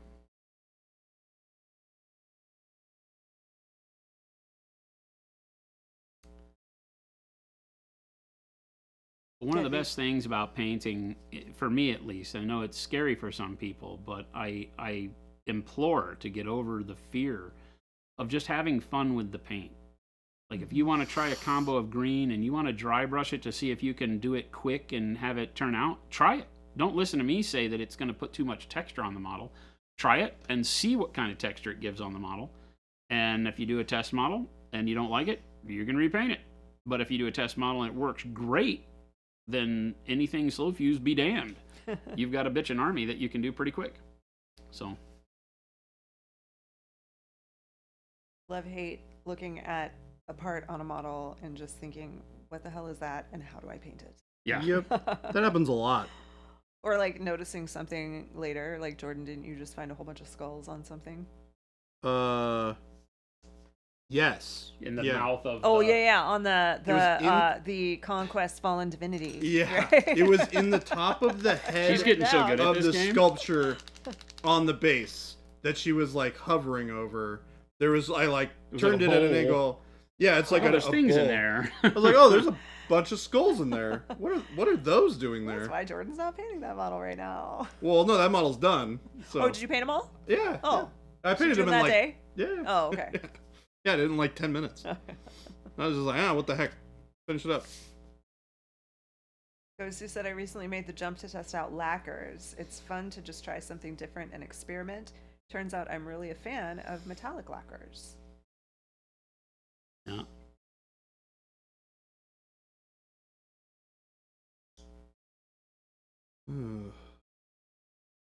We're getting to a pretty good place on this guy. Kind of getting that shine to develop. 3:30 already. Good God. I know. Seriously? Yeah. I do feel like the afternoon ones go faster. They feel like they go Right? faster for sure. Yeah. I mean, they obviously don't, because Yeah. time is time. Time doesn't work like that. Or does it? Or does it? Maybe it does.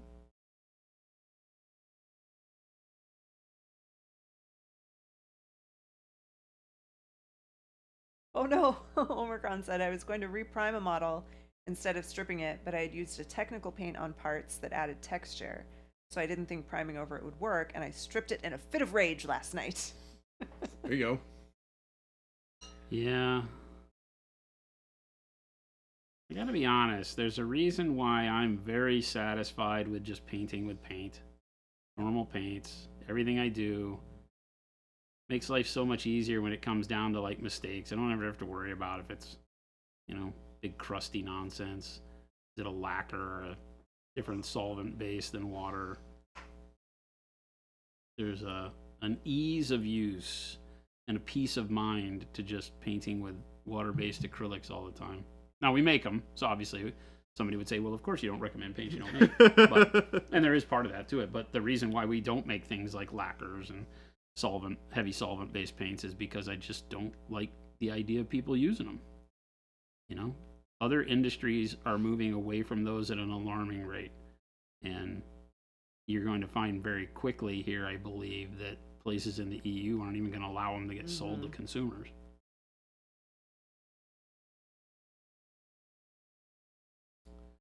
Definitely don't eat the lacquers. Definitely do not eat enamels, lacquers, acrylics. None of them, please. Don't eat any paint. It's not food. Paint. Don't eat the paint.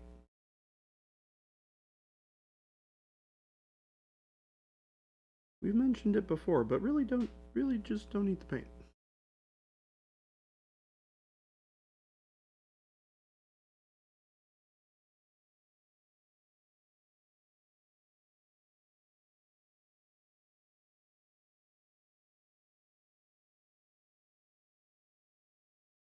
Hey, somebody likes us. Thank you for that follow. Micker 891. Welcome. Thank you. Welcome to the Funhouse, where we make all sorts of weird jokes and talk about silly stuff. And paint things. And sometimes we paint stuff. We do paint stuff. We do. I am working on a Marvel Zombies Silver Surfer right now. Oh, is that the zombie one? No. No. But it's from the Marvel Zombies Oh, game. so the game gives you the non-zombie and the zombie? Yeah. Because then they fight each other? No. So there's two different ways that you can play the game. You can play as the zombie versions of the superheroes, and your goal is to like eat everybody who's not a zombie. Yeah. And then the other version of the game is where you play as the superheroes and you're fighting against the zombies. Yeah. Okay, so if you were playing this regular guy, you would only be able to play if somebody else was using the zombies. No. Because you have to play No. this game. It's not the same way as other war games. It's Yeah. more like a board game. It has scenarios that you play, particular stories you have to set up. You don't just put a bunch of miniatures on the table and play. Correct. You pick which scenario you're going to play, and that kind of dictates who you can choose. Mhm. But you can be so like if you're playing the zombie side, so there's like those types of games are generally built so that the monster or the bad guy movement is all done by how the game is designed. So it's all like random card draws and stuff like that will determine like where things go. It's AI, babe. It's AI, but not computer. It's just horrible. Demons. Yeah. Anyways, but when you're playing as the good guys, you can get zombie superheroes to show up and they'll fight you, or vice versa. So if you're playing as the zombies, the regular superheroes will come out and fight you. Where do they come from? Your pocket. From the box. But doesn't, okay, so like if you, okay, So let's just say you two were gonna play this game. Yeah. Okay. Mhm. And you both wanted to use the zombies. It is a co-op game, so we would both be playing the zombies. You would both be playing zombies. It's not So a who wins? it's not a PvP game. It's not a player versus player game. Oh. So it's nobody wins? it's co-op versus what they call AI. Because the game so it would be something to the effect of like at the start of your turn, you flip over a card, Okay. and that card would tell you to spawn zombies in a certain area. And then the game has a function where zombies just do things on their turn. So you need to have both. You Right. need to have the regular guys and the zombies ready to play. Correct, Because you're yes. gonna, like, you might be playing as a regular Right. superhero, Mhm. but you pull a card that says zombies and you have to put your zombie models Yeah, out there. yeah. Gotcha. Yeah, so like we would be playing the superhero side, and then we'd like draw a card that says, "Hey, spawn 6 zombies," and So this... when you play a game like this, Mhm. there's nobody wins it. Well, the goal is for you to complete the objective And As whoever a completes team. it as a team. as a team. Yeah, so co-op is like when you are partnering with somebody else on the same objective. Okay.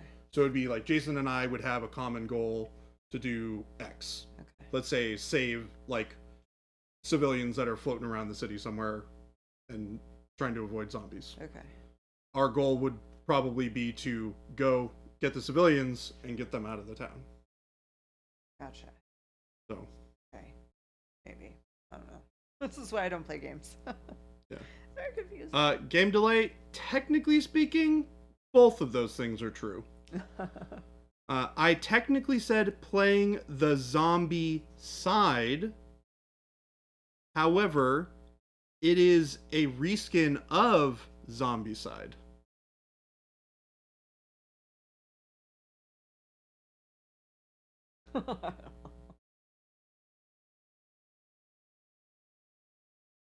I thought that was good. Uh-oh, Omicron said, and what really set off his rage, because remember he stripped his model in a fit of rage, was trying to use Pro Acryl over White Scar Rattle Can. And it was beating up. Yeah, That would be frustrating. I have not. You know, it's really funny because I used to use Games Workshop primers for a long time back in the day, and every time that I have used one in the past 5 years has been terrible. They're not a spray paint company. Yeah. Right? I mean, they may be made by spray paint companies, but yeah, spray paint nowadays is not like, I don't know. I've heard that Vallejo's rattle can is pretty good, but then I hear people that can't use it, so I don't know what to do. I don't rattle can prime miniatures. I think it's a bad idea. I think it wastes a lot of paint. I agree. I never recommend it. I know that a lot of people don't have an airbrush or access to an airbrush, so I totally get it. But I will also be very honest and say that, you know, if you think airbrushes are expensive, count the number of rattle cans you've thrown in the garbage. No airbrush is that expensive. Yep. So buy an airbrush prime your models. Don't listen to Squidmar. Flip that. Because in his last one he said to airbrush prime your models, but now they've gone back to rattle can. Really, it's one of those, your mileage may vary. Go with what you know and what works for you. Yeah. But the thing that I will tell you is that from a rattle can perspective, always be looking for a primer that is dead flat and is actually a primer. And that is going to cause some issues because normal rattle cans call themselves primers but aren't really primers. They're paint, right? They're just colored paint. And they're a heavier polyurethane. So whether they're a lacquer or whatever, they stick and they give you a much more solid coat on the model than an acrylic starting point would.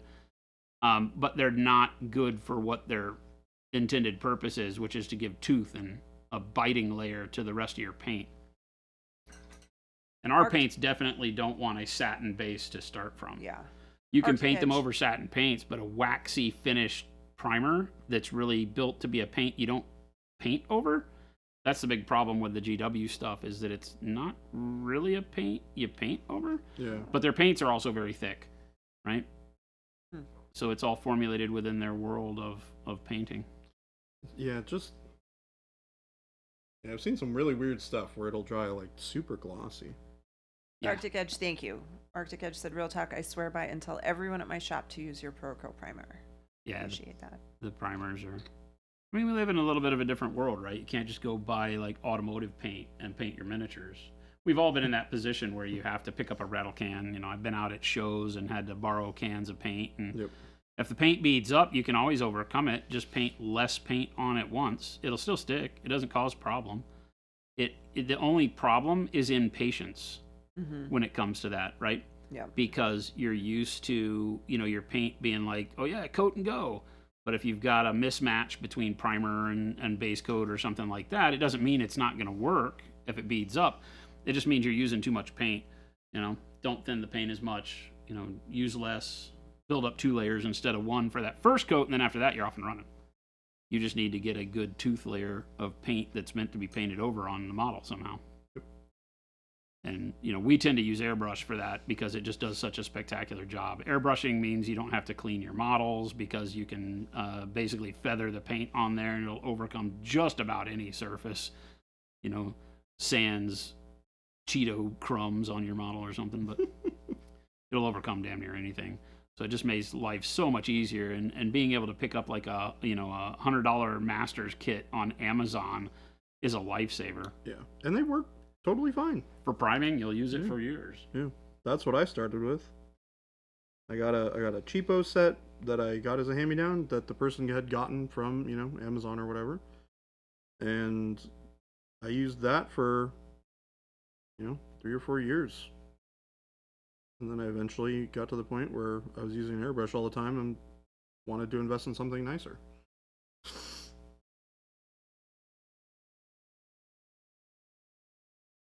Fabian said, I will say something controversial. Buy Monument Hobby Primer. If you don't have an airbrush, go shake it up and apply it with a tank brush. Yeah. You can brush paint on our primer. Yeah, it can be brush paint. But I mean, that still is an impatience thing. Yeah. I'm with everybody. I don't want to brush paint primer on. Neither The fact do that you can doesn't change it for me. Like if I have a little touch-up area, I brush it on. But I'm totally with you on that. Like I want to spray primer on and be done. I don't want to jack around with it.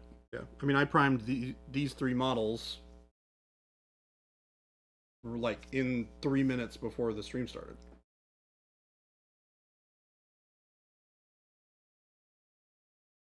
Oh, that's right, Omicron. You did all that after your super long mail day till 8 p.m. Yeah. That's crazy. There's never a good time for paint to not work the way you want it to. Yeah. Yeah, For whatever reason. it's gonna feel bad regardless of The company or industry that has a recall going on their primers right now. Oh, really? Yeah. I can imagine that's a pain in the butt for people that found out why. Uh-oh. Ninjon said, what is Jason jacking around with? What kind of stream did I walk in on? Hey, whoa. This Whoa. used to be a family stream, John. Wasn't the nobody's pouring milk on themselves. Now it's OnlyFans. Only Fuse, baby. Only Fuse. Only fused. Welcome What's to Only going on, Fuse, John? Where we paint whatever the hell these guys are. Gorgers. Gorgers. Gorger Mawpack. Gorger Mawpack. I love how wrote it matter of down. fact you are about it. This is the Gorger It's Mawpack. the Gorger Mawpack. How you doing, John?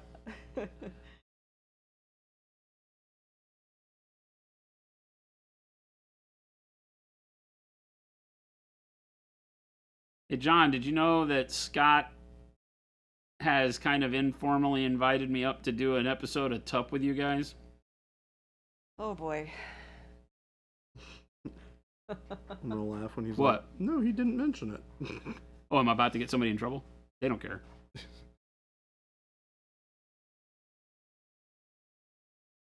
John said, glad to see the gang all here today. We're glad to be here. We enjoy being here. We have a good time here on stream. Mm-hmm. Turns out I don't like not being here. I'll have a word with him Feels about his weird. decision making. Yeah, exactly, right? He was in some sort of drunken, delusional stupor, so I need you to go clean that up for me. Before you get there. I actually sent him a message today saying, hey, we do need to nail down dates because it starts getting crazy in the beginning of the year. Yeah. I hate that our convention season is the beginning of the year. Pretty Wait, much. so you're gonna go up before conventions start? That's that would be my wish. Have fun in the freezing cold. I don't mind it as much as you do. Jen's like, I'm not gonna do that. We can go peel out and do donuts in the Walmart parking lot with John. The only thing I want to do is go snowmobile riding. Snowmobile riding? Yeah. Snowmobiles are fun. Also very dangerous. Not if you're, I mean, like, I wouldn't be dangerous with it. I am irresponsible, and snowmobiles are dangerous.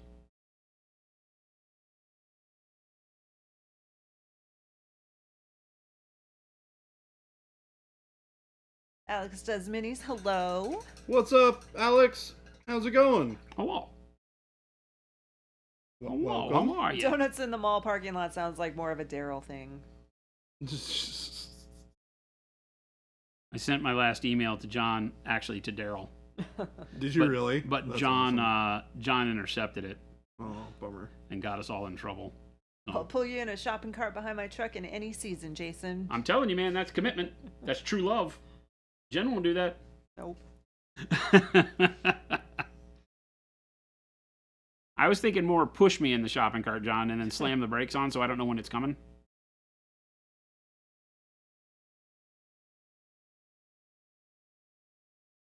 Build up a lot of speed. Wheels are about to start breaking down, and then you just slam on the brakes and the cart is on its own.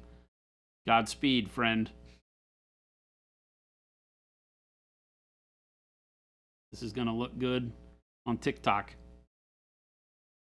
Well, Tomato said my buddy lost his 2 front teeth because of a snowmobile when he was a kid. I flipped. The only time that I've been on snowmobiles, I've flipped it over on myself. James Meek said, I can't believe how fast that Silver Surfer non-metallic metal is coming together. Yeah, it's Turns been. out Baby J doesn't play with the models. Well, sometimes I do.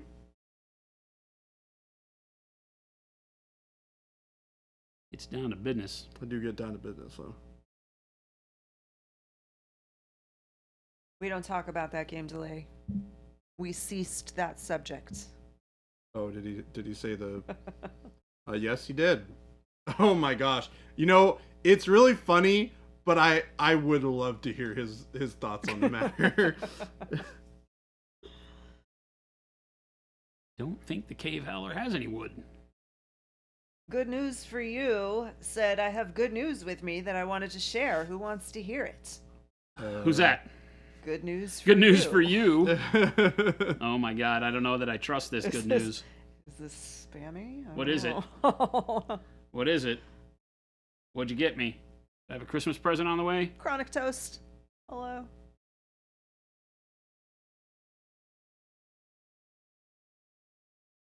Hey John, if you're there, your red gray did some magic work on these models.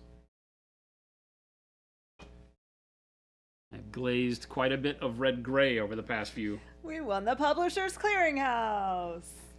Really? That's awesome. Is there a good barbecue place in Phoenix? We've had this conversation, and yes is the answer. Okay. Yep. Religion. Yeah. Okay. I mean, at least it's a Jesus. Yeah, guy, right? it's not pornographic, and it's not getting us to. I'm always asking by if the answer followers. is Jesus, and he is proving that it is indeed is. Jesus. It's not, or it is. So she said this guy invaded Miniatures Den channel, and he's a religion pusher. I mean, there's worse things in the world. Yeah. All right. But please you get the don't do one. that here. You get the one. Yeah. Thank you for your good news. Please don't do that here. And yeah. John said, glad you're liking the red gray as much as me. I used a lot of the glossy dark crimson for my video coming out this week. It's glorious. Yeah, I did these as I don't have my phone, so I can't show the picture. I did them dark purple that you can see underneath, and then the dark magenta over that, and then our bright yellow green over that, which gives that really warm yellow, but still has kind of a jaundicey green to it. And then just glazing the red gray over the top of all three of those as they sit on the model is giving me this kind of really cool. My goal is to make a We Live in the Dark flesh tone. And still have a lot of life to it, because the GW way of painting these guys is just kind of like an off-white and gray and some magenta glazed into some spots, and that's just very boring. Doesn't give you a lot of life. You're laughing at Spatsnet's comment. Yes. So I may have told you guys this before. When I was in college, I was a preschool teacher, and one summer I worked at the preschool at the church that I went to when I was growing up, the Lutheran church. And I was sitting in there. I was like the main teacher of the classroom was on her lunch break, and so I was sitting in the classroom. The kids were taking their naps, and I'm just sitting there looking naps. around the room. Yeah, they were like 3 or 4 years old. You know, I forget that there's a part of school that gives Yeah. you naps. So I'm just sitting there, 10 sleeping kids, and I'm like twiddling my thumbs. Basically, this was before cell phones, so I had nothing to look at on the internet or anything like that. And I'm looking around the room, and the teacher had one of those birthday posters where it's got all the months of the year, and then she used a dry erase marker to write everyone's name in their month where their birthday was. Yeah.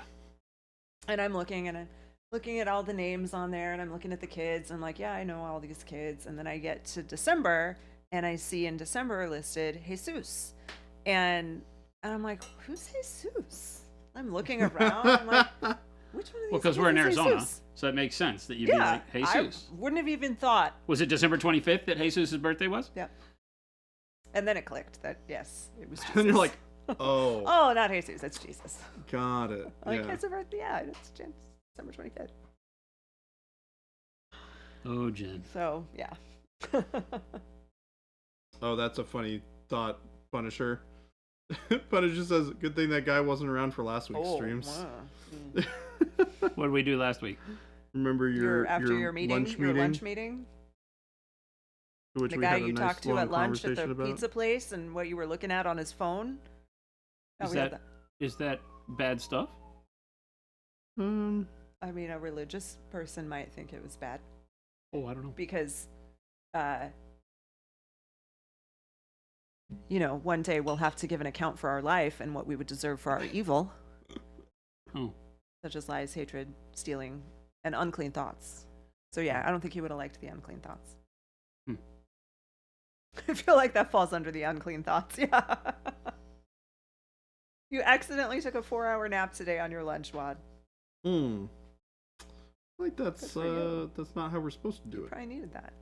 What'd your boss think? This is why I don't trust people that work from home. Good luck explaining the bad medieval lizard.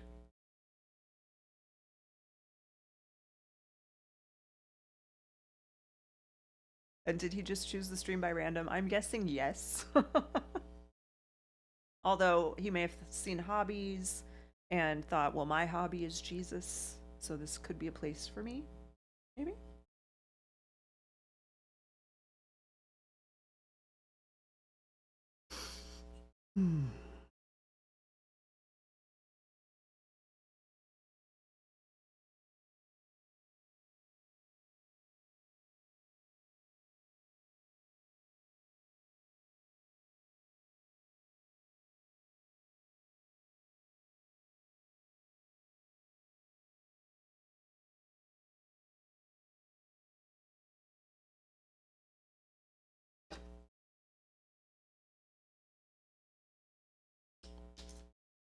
Very quiet again. I know. What's that? It got It's- very quiet Oh, again. you know why it's so quiet in here? Oh, the fan's The not fan's on. not on. I was like, why is it? Why, when we have like a dead moment, is it so Yeah. Dead quiet? quiet. Yeah. We usually have, You for turn that off those for of you who your can't tell. filming? Yeah. We normally have a fan that's turned on. It And also it's- might explain why it's so hot in here. It's right above my head, Yeah. and my microphone is right here, so you Yeah. probably hear that a lot. Spatsnat says, I love playing nap roulette. Take a nap without an alarm and see what happens. I can't do naps, man. I can't do naps anymore. Oh my gosh, I fell asleep without turning my alarm on. Scary. To I get can't up on do time? naps. Naps got piss me You off. don't I have feel like just I've a wasted a recurring bunch of alarm time. that... I do, Uh-huh. which I realized after the fact, but I usually set an alarm that's like earlier than that.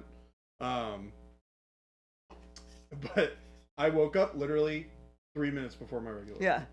I was just like, because I would set for like 7 something. yeah. And it was literally like 3 minutes. So, like, you knew kind of in the back of your Yeah, mind that, like, yeah. it wasn't going to go off. Yeah, I can't nap anymore. I used to be like a champion napper. I never liked napping. Never liked it. I loved napping. I feel like I'm wasting the day. Exactly. It's the best way to waste a day. Jen's it's the best way to waste the day. Is to nap. Will we be painting nativity sets? That's December's challenge. Do you Alright, love if you naps? insist, Jason. Everybody's interpretation of the nativity. You'd think I would need naps. I only sleep like 6 hours a night.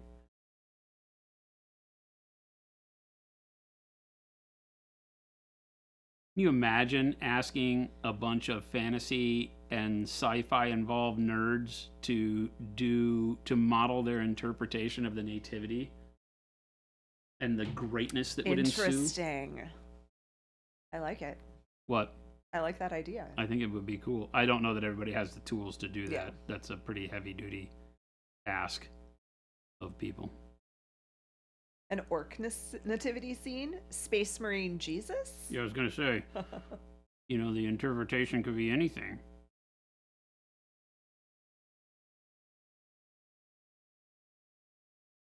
Oh, well, that's good, Wat. So you're not gonna like lose your job for taking a long nap.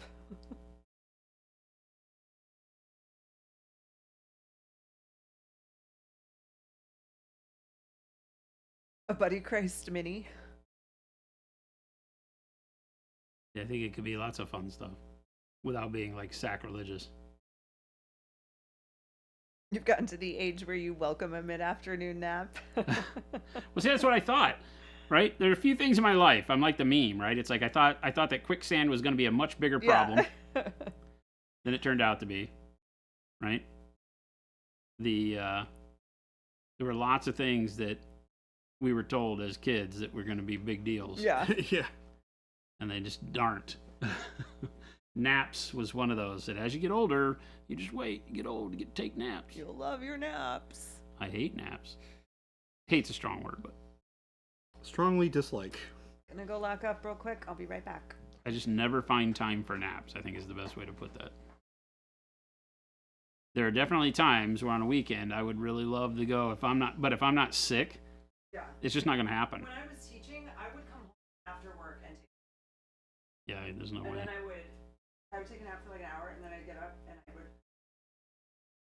go to sleep by like 9 o'clock while I was working. Yeah, there's just no way. I would never be able to do that.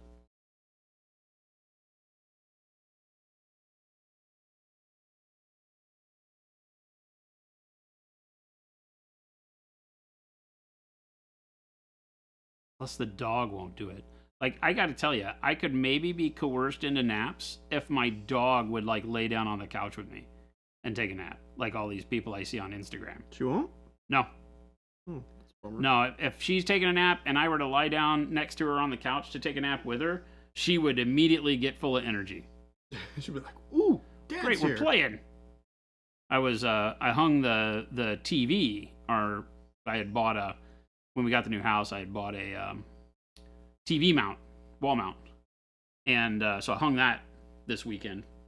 And for part of it, I'm on the carpet, like wiring up the AV receiver again and making sure all the wires clean and all that. And oh my God, she just literally tackled me, sat on my head, and then looked around the room and stared at my face. It was so funny because she literally sat on my head and then bent herself like a pretzel so that she could look me in the eyes.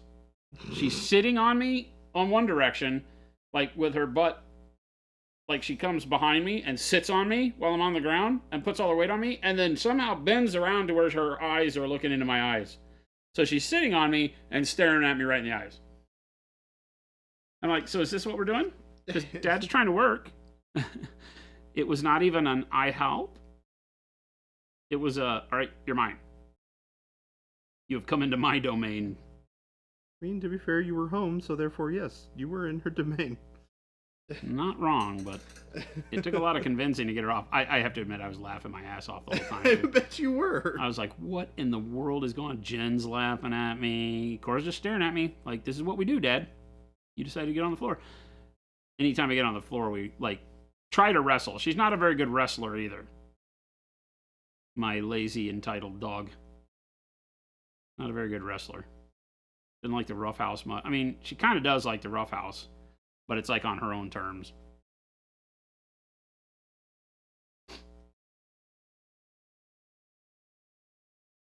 When you need a nap, you can't function. Doesn't matter what needs to get done, your brain is just gone. You were never given the amount of drugs you were warned about in Dare, Project Dare. I was a straight edge kid, so that was never an issue for me, but yeah.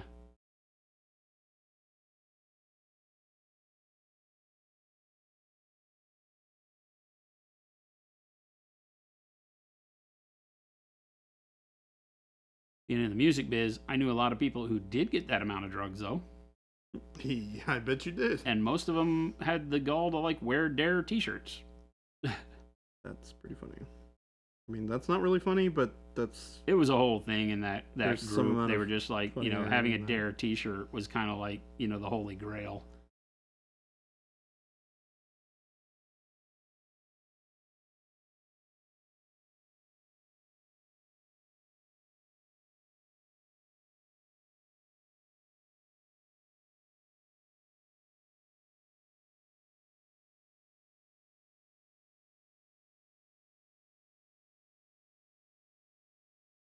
I now know that dogs these days is the alternative. Get off my lawn, dog.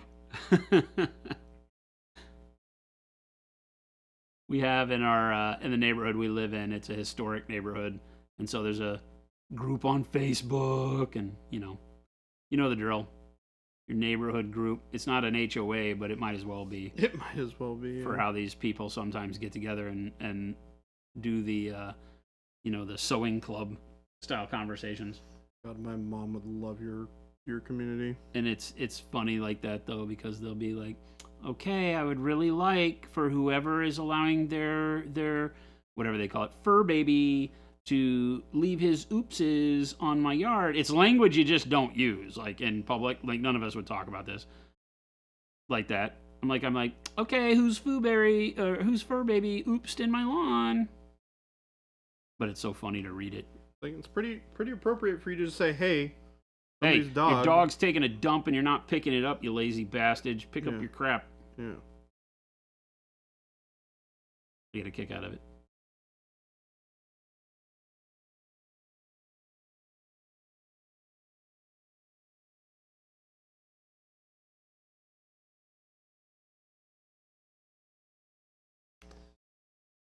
Oh, that's not too bad for one day. Chuck wouldn't let you place paver stones into a pentagram pattern when we put in the patio. Yeah, it's probably not really good resale value. Just going to go with, I agree with Chuck on that one. Don't have to go too far out of your way.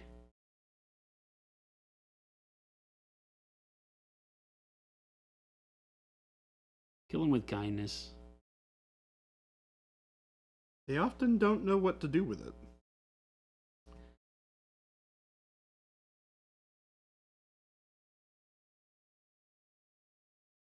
We made some waves in our neighborhood when we first moved in because, of course, we immediately built a front courtyard wall. And a lot of people, I think, got very disturbed by that.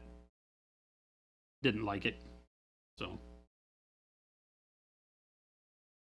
one of them turned us in to the authorities. What? The neighbor, whichever neighbor called the city to About when our we were building the wall. The purple gives the impression that he's in space, which you like. That was the idea. Yeah, it's looking really good. Space colors. Yeah, I think it's working pretty good. Got a little bit of that shine. Can definitely refine it some more. The back needs some work, but we're getting there. T. Schmidt asked Jordan, what size brush have you been using for the YouTube models? He always uses a number 3 sable. That is pretty accurate. Yeah, my daily driver is a number 3 sable. I use a number 4 when I'm doing a lot of base coat work. I don't know what you guys were talking about when I was gone, but I'm seeing that Omicron saying I never had the chance to say no to drugs. I never had the chance to say no to drugs, meaning that they didn't know, nobody ever gave you any? Oh. Like, what? I don't understand. Anytime you look for anything on the floor, you get lick attacked by a miniature dock. Same thing. Cora just Oh, my bowls me gosh. over. I was telling them about yesterday when I was on the floor, or whenever it was, the day when I was doing the TV and I was on the floor, and how she just came and sat on me and stared at me in the face. Yeah. She wasn't even like really wrestling. She was just like trying to sit on me. Yeah. She was trying to like hold me to the ground. Well, she thinks that if you're down there, then it's that you're ready to play. Yeah. It's playtime. Yeah. Yeah. The only time she doesn't, she is really good when I'm doing yoga. Like, she just lays down next to my mat, and for the most part, she's just mellow. Even though I'm on the floor. And She just sits on me. yeah. Oh, look, it's Dad. Chair. Well, but like I said, when I'm... It's my comfy place. She does this thing now where she lays on the floor and sticks her head under the couch and, like, makes all this noise and, like, gets all frisky like there's a toy stuck under there. Oh, yeah. So then She I was doing sit that last down. night. Yeah, she Yeah, does it yeah. all the time. So I get down on the floor then, like, all right, let me get the toy for you. And I go and I sit down on the floor, and there's nothing under there. And meanwhile, she is, like, in my face, like, oh, let's play. Yay. Yeah. This is what I wanted. Are you gonna silly. keep going or?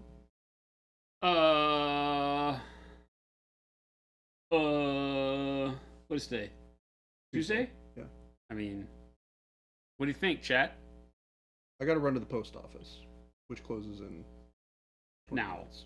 4:30, yeah. Which post office are you going to? The only one that's around here? When is that? There's a 7th Street and a Camelback. Oh, Mhm. not US. 7th Street's quicker. 7th, Yeah, that's the one that I usually go to, but they close at 7th 4:30. Avenue. or 7th Ave. Yeah. So is yeah, 7th. By the Taco Bell. Yes. The one on Van Buren is open until like 8. Oh really? I don't want to go that far, probably. Oh okay, I was about to It's say like that. 40th Street in Van Buren. It's not too far, but Oh, okay. it's like the big Oh, is it like the big, big warehouse facility, facility? yeah. Yeah. But it's a walk. They have a I would walk-in. like to stay and paint. Would You you? guys don't have to. I can handle it on Well, my own. I'm gonna need You to gotta go go. home soon for the dog. Yeah, you gotta go. Yeah, I got about 10 or 15 minutes before I need will to go. stay and hang out for a minute. Or an hour. Okay. So, I gotta run, everybody. It's been lovely having you here today. Very happy with how progress has been made on this guy. We'll finish Yeah, him he's up looking great. tomorrow, and we'll get to the ooey gooey zombie version of him. later, Tater. But yeah, we'll see y'all tomorrow, bright and afternoony. At Right 2. afternoony. Bye, Bambino J. Bye, Bambino J. Oh, that one's good. I It's like it. Bambino J. I like it. Surfer looking good, says Wad. See y'all later. Now you're stuck Bye, in chair here guy. with me. Now you guys are stuck with me. Bye, Jen. And chair I'll see you guy. Bye. tomorrow. Chair guy is here. I'm gonna remove Gabe's Is trash. he right? Chair? That silly goofy man.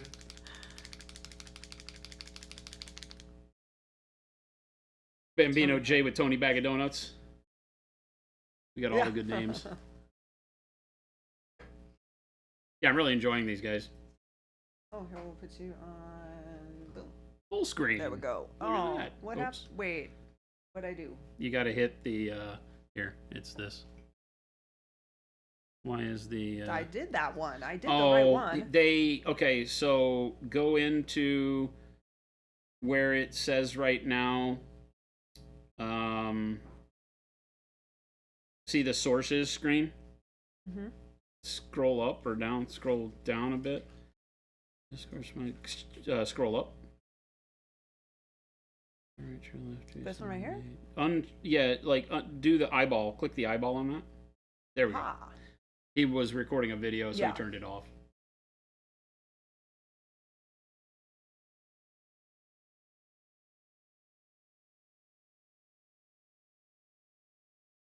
Is that the lady one? Is there a lady one? No, Oh. they're all just a bunch of brutish. This is called a cave howler or something like that. The Gorger. It's a gorger, but this gorger is a cave howler. Cave Howler Gorger. Cave howling gorger.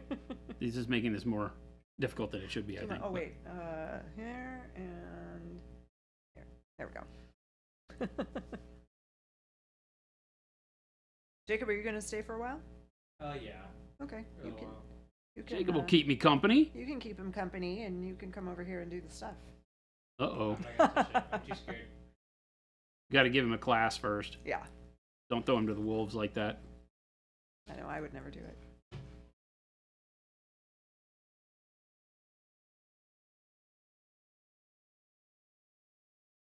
Like, okay, buddy, here you go. Don't break anything. Don't ever push this button. The one thing we do know is that you don't touch the 10 key. On the You key. don't touch the 10 key.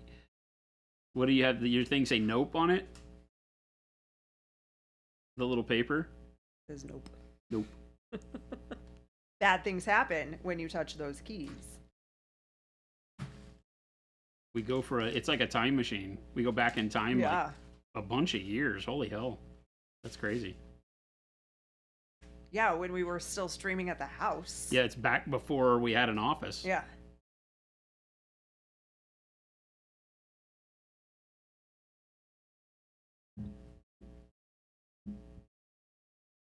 I'm basing all of the horns and bone bits in burnt sienna. I really like doing bone with a very warm base coat, and I find that oranges, even burnt orange, works really, really well for this. I don't know if it's correct to say, but I saw, an exhibit once. It might have been like the Tutankhamun exhibit when it first came through the U.S. and our school went and saw it. Mm-hmm. That was years and years and years ago, right? And I just remember it was striking that these things that were supposed to be so old were not just brown. Yeah. They had all sorts of colors in there, like. And so I really like doing bone with a warm backdrop. So What is that? that's a horn, like a big Okay. animal tusk or something around his neck. He's using it to just hang stuff Like from? this guy's got two strapped to his head.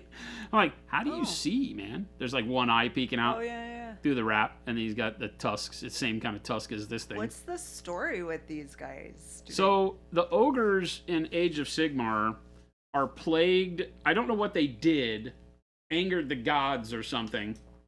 And there's like a big ice storm that follows them around that makes food scarce because they're like gluttons, right?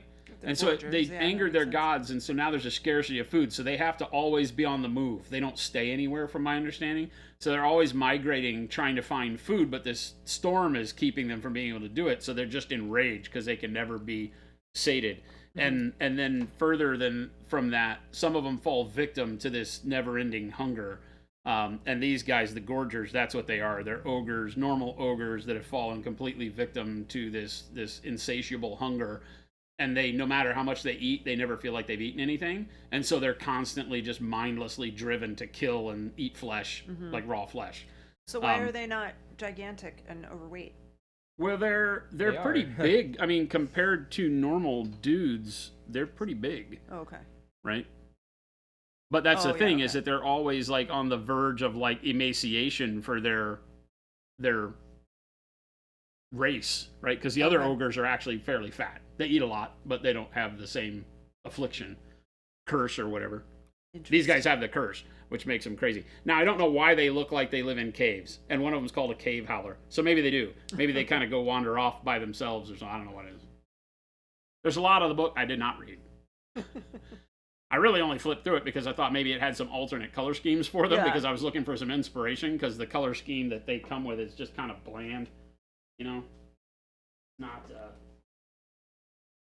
if you look at the box art, it's literally just that way that GW paints Oh, yeah. anything that needs to be pale white skin. Boring. Yeah. It's literally just off white with a little bit of gray underneath. Oh, and these then are some. these are Games Workshop models? Oh yeah, Oh. they're for a game called Warcry.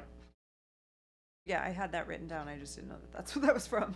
Yeah, so I think it's very uninspiring skin tone, but Yeah, I that's like really the pale boring. skin. I like the idea of the living without any light, Yeah. and so they have this very pale skin. But I still want it to have a feel of being alive, Mm-hmm. and not just because this looks more like you war painted white paint Right. on your skin. Yeah. When you do skin this way, which can be cool, right? I always think in terms of like Clan of the Cave Bear, right? With Daryl. What was her name? Daryl Hannah. Daryl Hannah. Clan of the Cave Bear, where they did like the Oh my gosh. the white mud.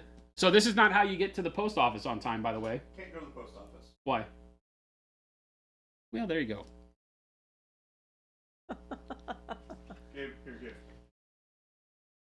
Gabe is so excited to open boxes. I love opening boxes.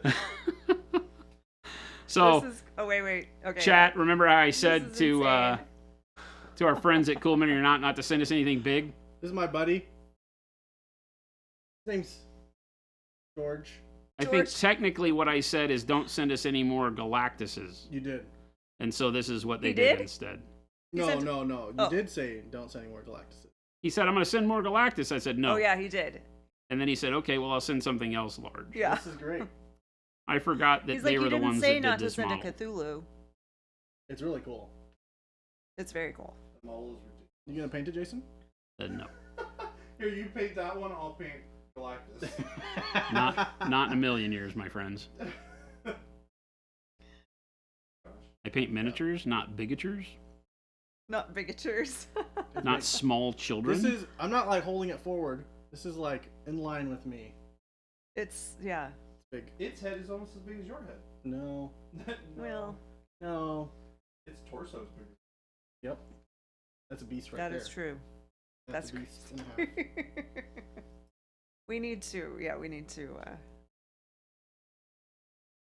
Need to what? You know who would Like- paint this? Who would legitimately paint this? His name rhymes with Mushi. Jacob? Oh, Jacob just raised his hand. his name rhymes with who? Mushi. Christmas sushi. Hey, Oh. dude, if there's anything in here that gets Jacob excited to paint, hand it to him. We Give it need to to him put right this now. one and the Galactus out on display Yeah. and like decorate them for Christmas and things like that. They That'd need be to be fun. our Oh my mascots. god. There you go. Look at it. Now you can see it really in Nah, the you chair. gotta That's pay a for it. good. Bye, That's, Jacob. it's Bye-bye. like you just handed him a child. He's like, oh. That thing is larger than a newborn. Yes, Kicked up. it is. Huh? So he's kicked Oh up. my gosh. Gotta be Caked close to up. 3 feet tall. How Dang, boy. is it? Would you say it's 3 feet? Not 3 feet tall. No. Probably two. 2. 2.5. That's crazy. With that one, you can just chuck a bunch of colors at it, then a green filter, and call it done. Did you show them your portal? It looks really cool. Yeah. You don't see the portal that Jordan painted? Oh, I guess that's not. Oh yeah, there we go. Recorded a video today. Jordan painted this. Where is it? Right here. Portal. Oh, neat. Yeah, isn't that cool? The fluorescent pink and Oh my fluorescent gosh, purple. those colors. Fluorescent's a little bright. Love. Not gonna lie. So fun. Love. It's Those really fluorescent cool. paints will be available next Friday, chat. Super cool. Look at the back too. Look at Here we go. that. Ooh. Yeah, super cool. God, that thing's huge.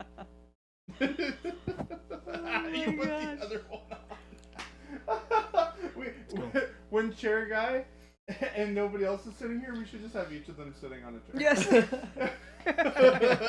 Bright Friday. Bright Friday. Bright Friday, everyone. Bright Friday. So fun. Crazy. Ridiculous. I love it. All right, everyone, I'm out of here. Lila the Mini Witch has a video where she painted that Cthulhu. Yeah, Angel Heraldez painted it, which I thought was crazy. As well. Bye, guys. Take it easy, guys. Do you want me to take You can leave it. Unless you want to keep it in your office. I think it's funny. Well, Tomato said have everyone that comes to visit paint a little bit like a monument office paint and pass for employees and visitors alike. Yeah. I think, yeah, that'd be funny. All right, I do need to leave as well. Get home to the dog.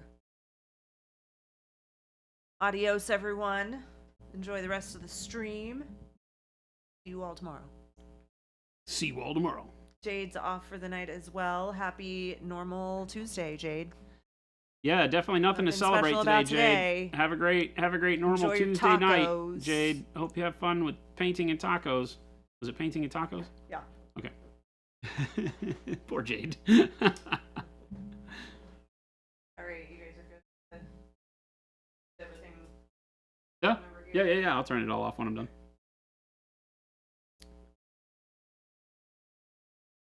Have everyone that comes to visit. Oh, yeah. He's really cute. You bring me home some tacos. Is that what you want? Tacos? You have to figure out where you want tacos from. Tacos sound pretty good. We'll figure it out.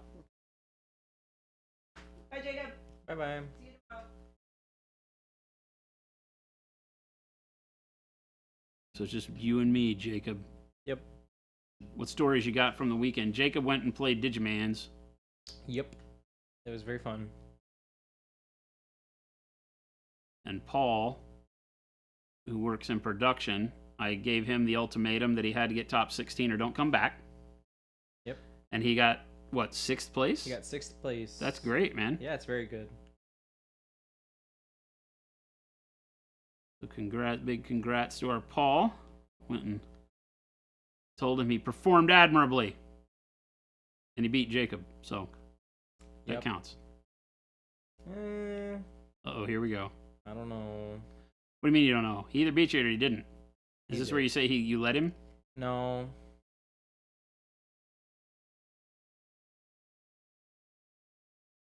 Paul's a good player. Yeah. How was the field there? Because it was in, what, Pasadena, you said? No. Yes. Oh, it was Pasadena. Yeah, I was in Pasadena. Competitive field? Yeah, usually the way it works is Somebody there's likes about us. 200 or 300 players that like go to all of the in-person regionals. Uh-huh. And then you'll have like the rest of it just filled out by like locals or like casual players who like could make this one. Sure. So far for the ones that I've been to, it feels like the top 50 are like very, very good at the game. And like 50 to 100 are like definitely like competitors. And then there'll be like a little bit of a drop off from there. That's good though to have 100 people that you feel like you're going to get a good game with. Yeah. Who are skilled or experienced at it.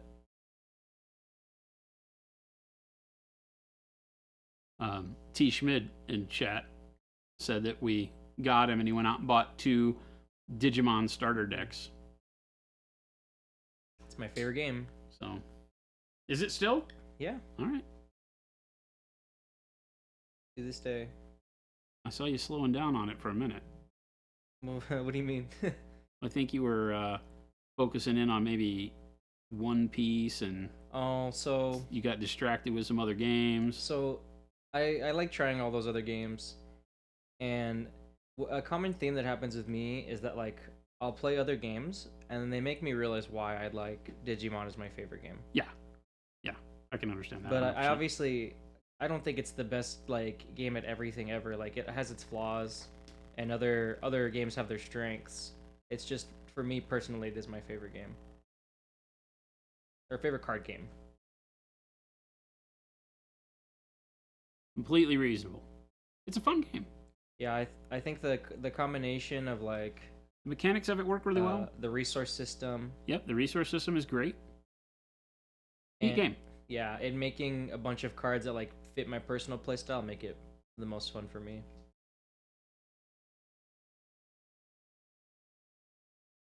It was very refreshing when you taught me how to play it first. And I was like, oh, this is a great card game. Yeah, I always tell people that I won't invest too much time into a card game. I play so many. I won't invest, like, continue following it unless it's the best at something or it's really weird. And I think Digimon for me has my favorite resource system. I think it's the best resource system in my opinion. I would agree with that. I think it's fantastic. I think it leaves it up to you to determine how you use it. Mm-hmm. And I think that that's what is the core of a really good competitive game. I think that the randomness of resources in Magic is one of the things that makes it such a feels bad, right? And people will tell you, well, just put more mana in your deck. And I'm like, I shouldn't have to do that. Yeah, right? it shouldn't. It's an issue that can be solved, but it's still an issue regardless. Having your Hey, availability somebody to likes play the us. game be randomized is a little rough. Mm-hmm. But I'm not an RNG guy. I just don't like RNG a whole lot. We're talking about the Digimon card game, the most recent iteration.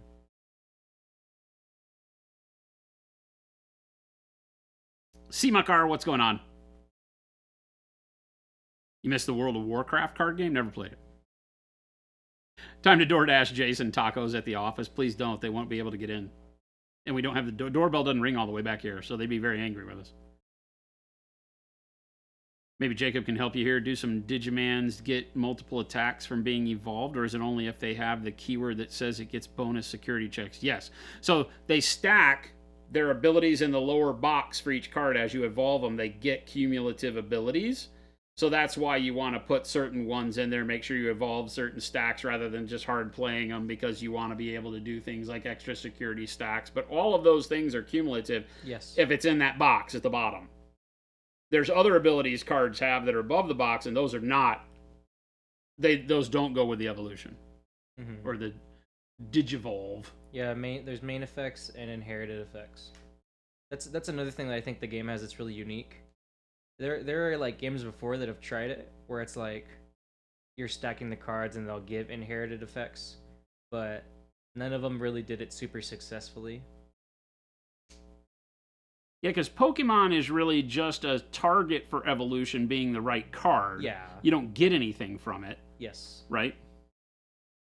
It doesn't matter what's underneath it most of the time.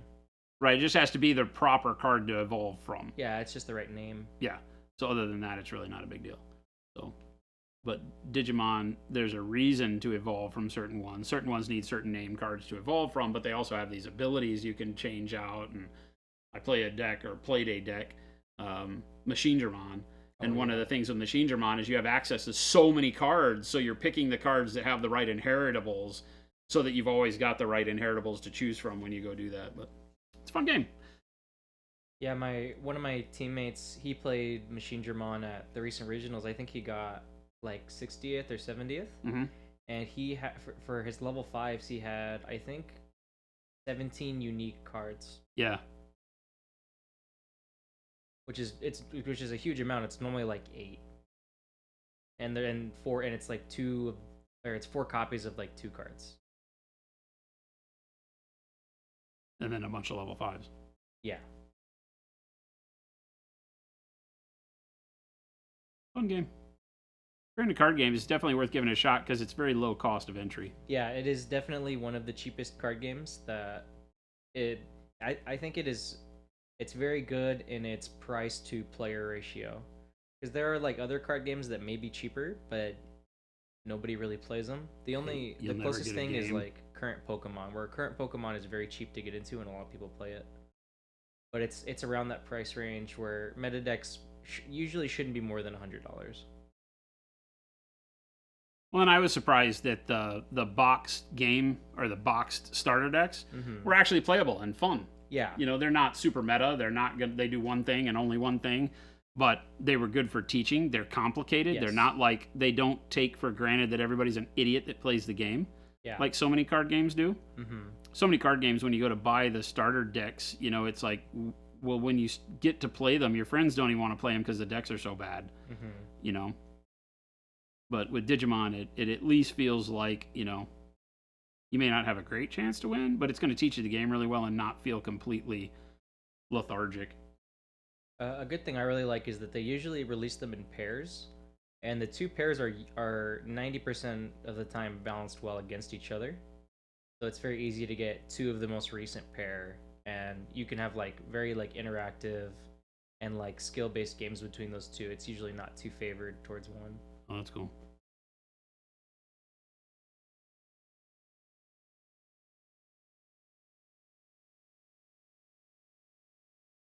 The recent starter decks have been like extremely strong though, so it's a nice change. Well, one of them was the deck that was like winning all the time for a minute there, right? Yeah, that was Jordan's first deck. Yeah, Jordan's first deck was a starter deck, and it was like the one you could almost not beat. It's crazy. The trend is definitely continuing with the recent ones that they've been releasing and showing off, so it's nice. Flamingo paints, yes. I during my week, I'll take a couple of days on or out of my schedule to go and peruse Twitch, and my main goal is to find new people painting Warhammer stuff or just painting hobby in general. And today I found Rogel Dave What a character. If you don't know, chat, you should go and search in Twitch for Rogel Dave. He's a handful, right? But great painter. Was painting some amazing stuff. But yeah, came in and got what he called the full Monty, which was him getting down on his knees, tearing his shirt open, and pouring milk on himself. What? Yeah, it's exactly what I just said. It was pretty fun. It was pretty fun. And that's every day. It was hilarious. I had a great time. I will be back. He messaged me after the fact with a clip of him doing the full Monty, which I wanted to capture. I showed it to some of the people in the office, and they were like, exactly what is going on here? Chaos and Lead Dave is the best. He's got a fantastic way of dealing with his audience. Great improv kind of guy. I liked it. Alex, did you try Flesh and Blood? What are we talking about? Is that a card game? Yeah. I don't know it. Nazarov, thank you.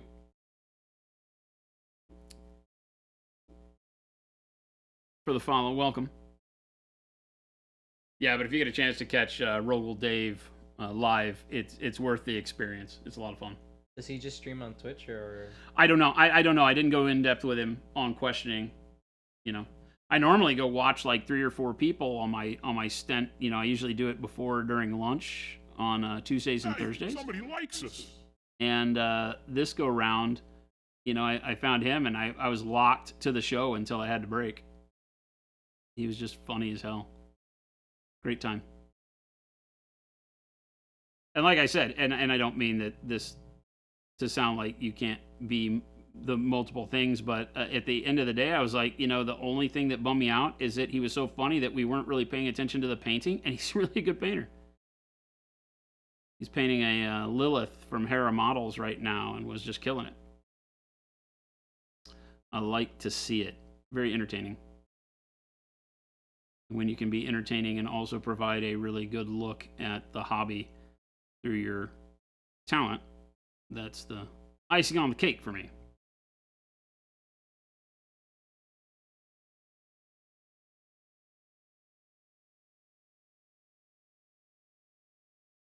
I did not, however, know what kind of beast I unleashed when I showed up. He was very excited to have us there. That was a lot of fun. Those of you just joining, I picked up the Warcry set with the Gorgers and Hunters, and so I'm finding my way through coloring to determine a neat look for the skin on these guys. And right now I'm at a point where, you know, I've done all of we're about 4 colors into the skin right now, and I'm really liking the direction, but because of the bright colors I use to get there, like the bright yellow green that you see, it reads as the yellow on here. I put that over magenta and dark purple, and so there's a lot of those colors that kind of squeak out on the tops of things, and it's really throwing the visual off because they're too bright. Like that horn shouldn't be, maybe it should be that bright, but not in that yellow. And so it just throws my read of the tonal qualities and hue on the model off. So I'm going through and covering all that up right now with burnt sienna, which will be my base coat for most of the bone, which turns out is like 80% of the rest of these models is various bone trinkets thrown all over them. These were just an impulse buy. These are something where I'm like, oh my God, those are great models. I have no plan to do anything with them. Game Delay had a question. Have you ever considered adding variety to the stream? Variety like what? Like what kind of variety?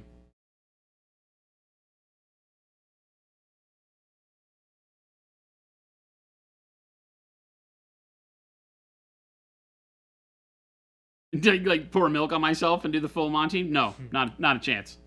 Not a chance. We're a very cultured stream here.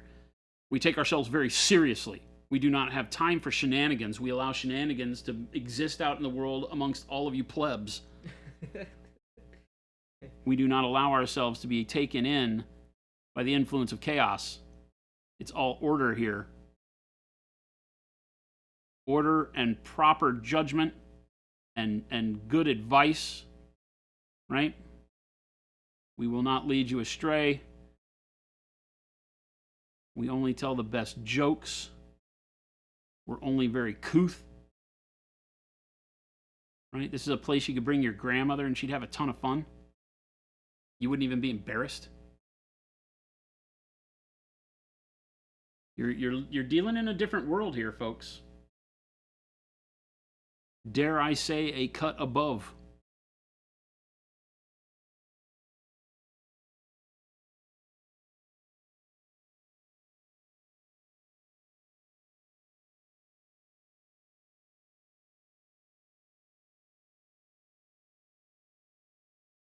These guys really do like their bones, right? Like I wonder if you could like sit around the campfire with these guys and discuss with them, like, okay, so what does that bone mean to you? I don't know if these guys have a lot of explaining to do, but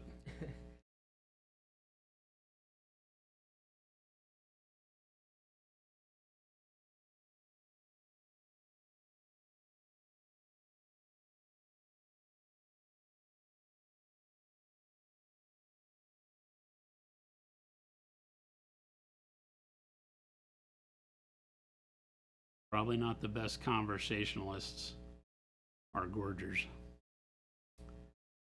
Pretty sure they'd eat you. Yeah. I mean, I'm kind of charismatic. I might convince them to eat whoever was with me first. Buy me a little bit of time. Well, huzzah, Use the buddy huzzah. system. I'll just throw back my legs and pollute my britches with delight. Throw your buddy to the gorgers. I don't have to be the fastest one. I just gotta be faster than you.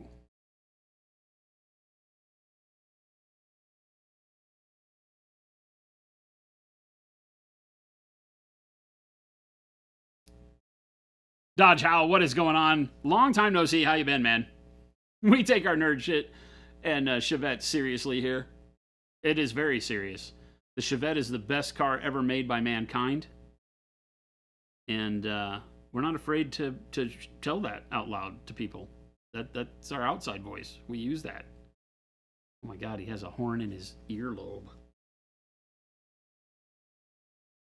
I just love their doodads.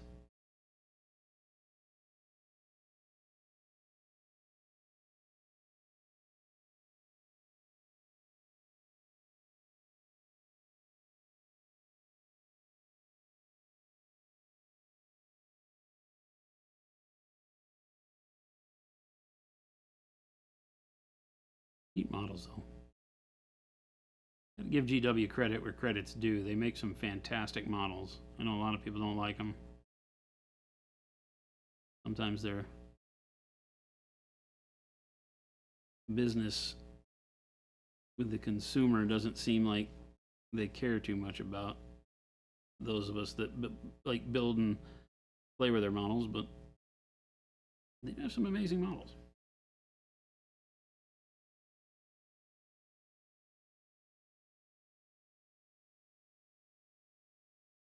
Right, that's helping a lot. See, that's getting rid of a lot of that yellow, and it's really focusing back in on the way the skin looks.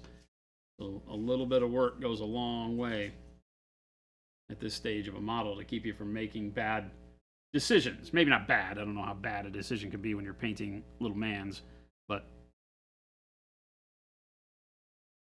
not the end of the world either way.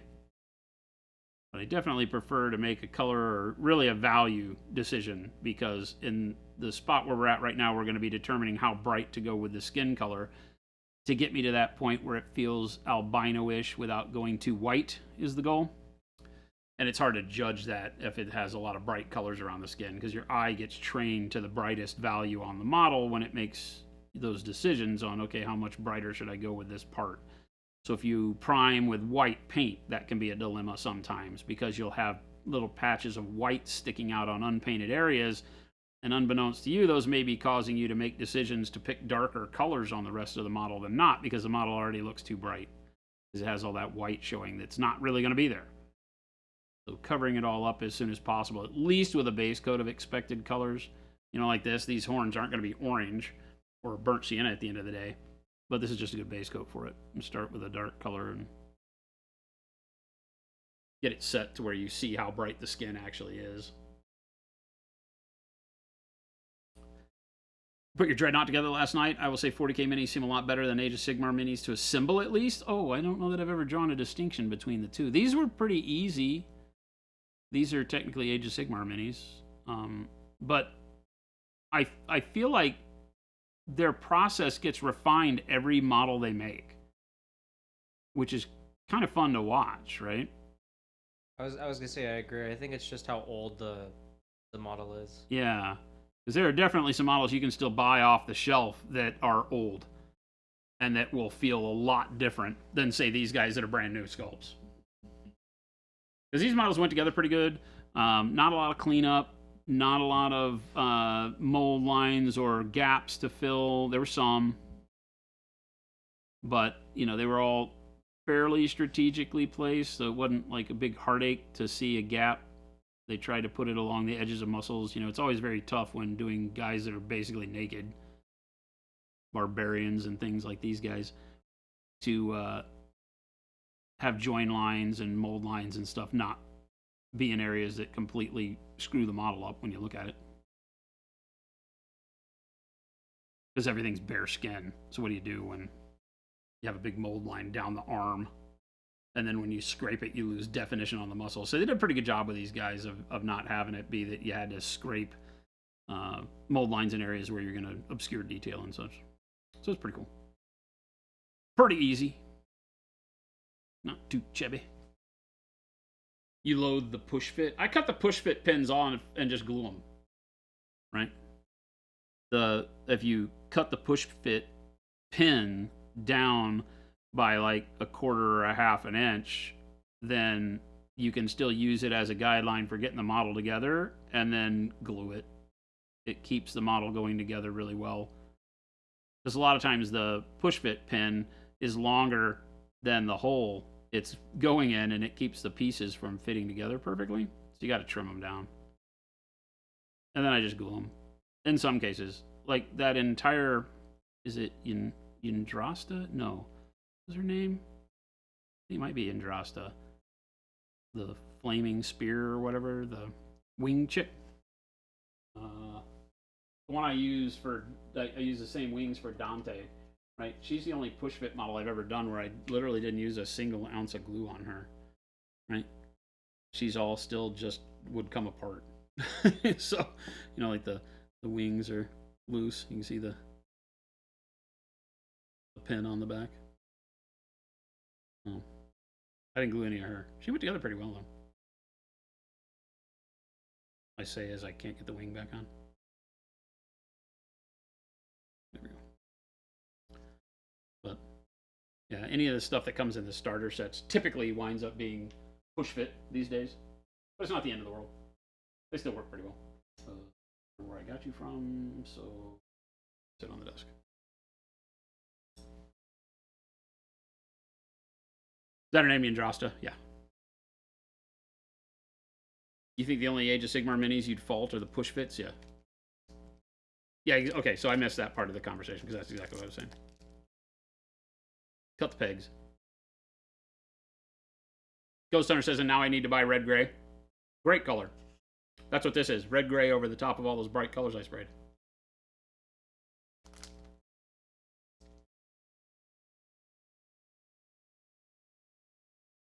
And done a real thin glaze, but not a ton of attention paid. I don't have the zoom button here, but I didn't really worry about it. I left it pretty messy. Some gaps in the color because I really wanted the yellow and the magentas and the purples to kind of come through at random angles and such. So we've got more yellow across the top of this shoulder that would be in the light. And I think it works pretty well. It gives you a very cheap method when you paint this way to do like a, you know, a Boris Vallejo or Frank Frazetta style skin tone where you have like the greens and the yellows and the blues that come through the skin without glazing it on the top. I'm not a fan of glazing those colors over your skin tones because that's not how skin is. And this is one that I go back and forth with people on. A lot of artists, even well-known artists, tend to glaze color on the top of skin. And when I tell them, yeah, but that looks wrong because that's not how skin is, right? The color on your skin even if you have tattoos, the color on my skin is not on top of my skin tone, right? My tattoos are not on top of the skin. They're not stickers. They're not paint, right? That's on top of my skin. And that's what I feel like it looks like when you glaze colors on top of skin if you're not careful. Now, once you get good at it, you can make it look like anything you want. But typically, if you paint your skin tones and then you go back and glaze colors over the top, it'll start to look a little fake, you know, like you spilled color on the skin. Because all that color on skin comes from the subdermal layers, right? Where all the meat is, the tendons and the fat, veins and blood vessels and stuff are what give your skin all the rest of that color, the greens and the yellows. Assuming we're not talking about bruised or dead skin that gets color from just being a particular way.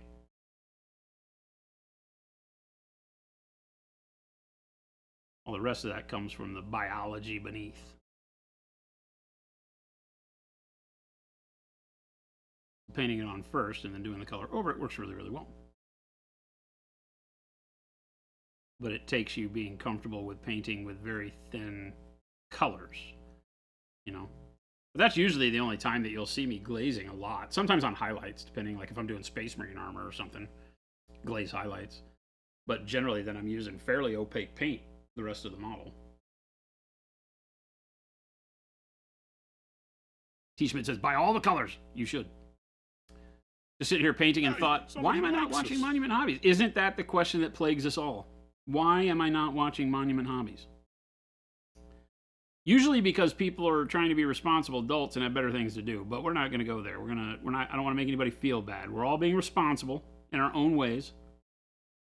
Some of you, your responsibility shows up by putting off till tomorrow what you should be doing today because you can hang out with us. We appreciate that. I have decided to put off until tomorrow all the things I was going to do at the end of work today, which was absolutely nothing anyway, so that we can paint a little bit longer. Having a blast with you guys and gals today and painting these models.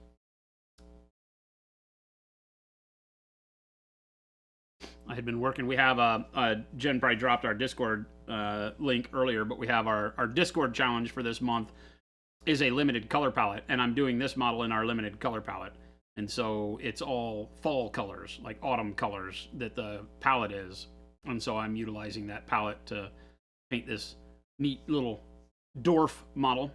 But I got kind of sick of the limited palette for a minute, so we put him aside to paint some ogres, where I can choose whatever color I want. Yeah, the Spira Mirabilis. Mirab something. Spira Dwarf. One of our viewers sent that to me. I think it's an out-of-print one. It's a very fun model. I'm having a blast with it. And the limited palette challenge be damned. I'm making it look good anyway. It's the thing with limited palettes is you usually want to pick, you know, your model specifically when you do a limited palette. But everybody was like, paint it for the November challenge. I was like, okay, we're making it work. Luckily, fall colors with lots of browns and oranges and yellows work great for fantasy models. A little bit harder with sci-fi models to make the fall colors work, but still doable. Turns out, Dwarf, good choice. I haven't done one of our challenges in a while, so there you go. If you're new around here, !Discord and chat will get you over to our Discord server. And we do monthly challenges. Yes, there's prizes and stuff, but it's not a high pressure thing. It's not a who's the best painter of them all type deal. It really is a challenge to get you to step outside of your normal painting habits and find a way to maybe pick up some new ideas. I don't suspect that everybody's going to be like, well, you know, I'm going to start painting with only fall colors. That's not the goal. The goal is to help you understand how when you have a limited amount of colors, maybe it's because you're at a friend's house painting and your favorite color isn't there, you left it at home, you didn't have a Go Bag Evo, you dirty dog. And you're forced to kind of mix and play around. So when you have a limited palette, that puts you in that position where you've got to think about it a little bit harder than just grabbing the color off the shelf that works for you. You got to dig a little deeper, figure out how you can make a thing look right. And it can be a lot of fun. you've been here long, you know that I teach and put a lot of faith in the power of mixing your palette up, not going with standardized colors. You know, the rest of the world is busy trying to reinvent the color triad, and while that has a benefit, I think that it leaves you susceptible to some boring painting. You know, and being able to take some other colors and throw them together is always going to be a lot better for you in the long run. Make your models more interesting for no extra expenditure of time and brain power. It doesn't take you any more difficulty to... What the heck is going on in the back of this skull? Does he have teeth all the way around? That doesn't seem right. Oh, maybe that's a rope. Yeah, it's a rope. Like, what is going on here? Right, but it doesn't take any extra time or effort to paint this guy's skin the way we're doing it right now than it would be if I just started with a, you know, a normal skin tone. You know, did like a dark brown undercoat and a, you know, some sort of a reddish flesh over the top, or pale, or grays and white. It doesn't matter. But none of us have that boring of a skin tone, no matter what race, color, creed, or anything you are. You've always got a lot more going on your skin, and as a painter, it's very easy to achieve something that brings a lot more life into your models, whether painting flesh or armor on Space Marines or whatever it is. We really like to push people in our challenges to kind of learn those tactics, and I think once you figure it out and get over the fear of, oh my god, you paint brown with dark brown, middle brown, light brown. And once you see the light, you're like, ooh, my models look tons better when I step outside the norm. The Go Bag Evo and the few paints that didn't fit. Yeah, I gotta be careful, Spats, because nowadays it's like our whole line doesn't fit in the Evo anymore, right? We got 6 colors currently that don't fit, about to be 12 colors that don't fit, and then by Adepticon it'll be 12 plus 18, whatever the hell that is, 30? 30 colors won't fit in the Go Bag by Adepticon. But we'll have the Go Bag small size, the Neo, by Adepticon, so you just have to carry 2 bags. And then you'll have 18 slots free. And then we'll make 18 more paints, and then I don't know what you do. Gotta perform triage at some point, man. You gotta be like, what colors don't need to go on this trip with me? I know it's a tough one. Gotta be able to make hard decisions in life, folks.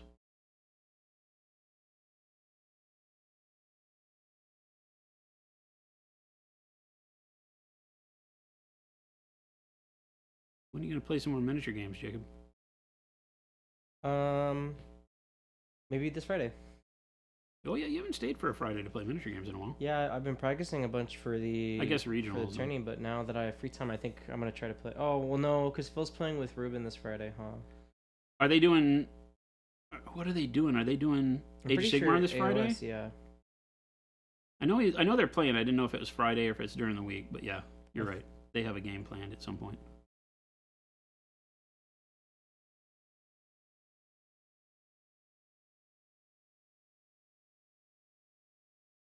Yeah, I've been in the mood to play more mini games recently. Now that I finally am like, I don't feel compelled to like grind for a particular game. I can play whatever. Cool. Testing for tournament will take it out of you. Yeah. That's one of the things that burned me out on Magic long ago, was the amount of time we spent testing for ETQs and all that kind of crap.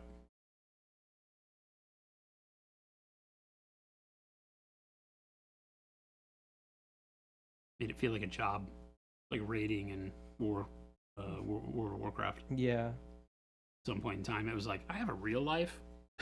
I have people yelling at me because I didn't show up for a video game on time. I need to rethink my things.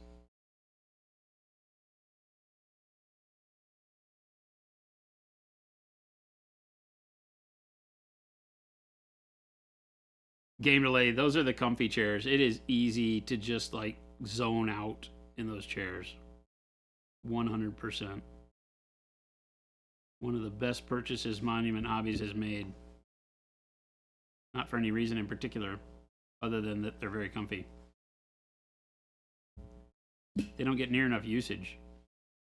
But I'm always afraid to vocalize that because I feel like in the middle of the day I'll walk into the studio and people will be like snoring in the chairs.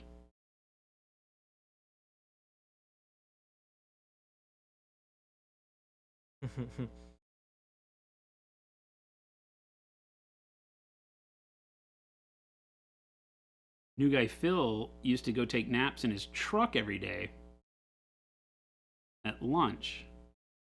And so I wholeheartedly expected that once we got the comfy chairs, I'd find new guy Phil in here during lunch, sleeping.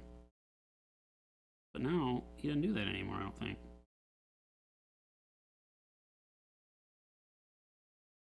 I used to sleep underneath the desk, the front desk, back when it wasn't the front desk.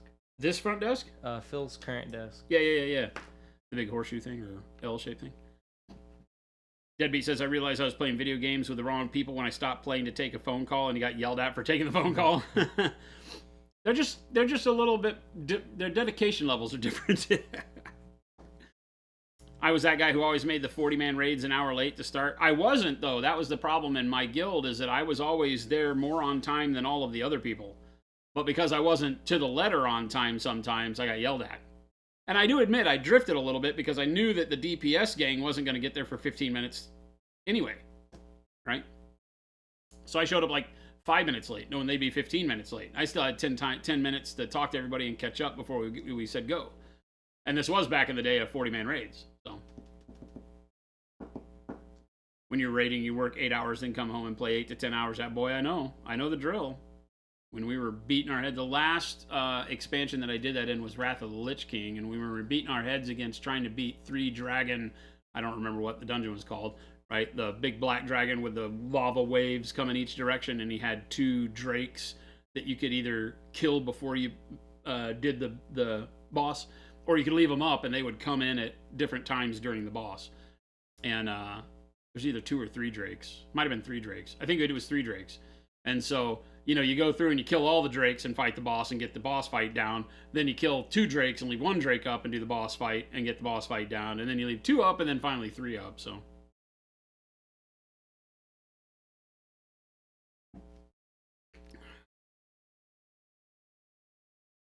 I think 3 drakes, right? Yeah. I feel like it was 3 drakes. When we finally beat 3 drakes, we missed server first by like 15 minutes. It was so depressing.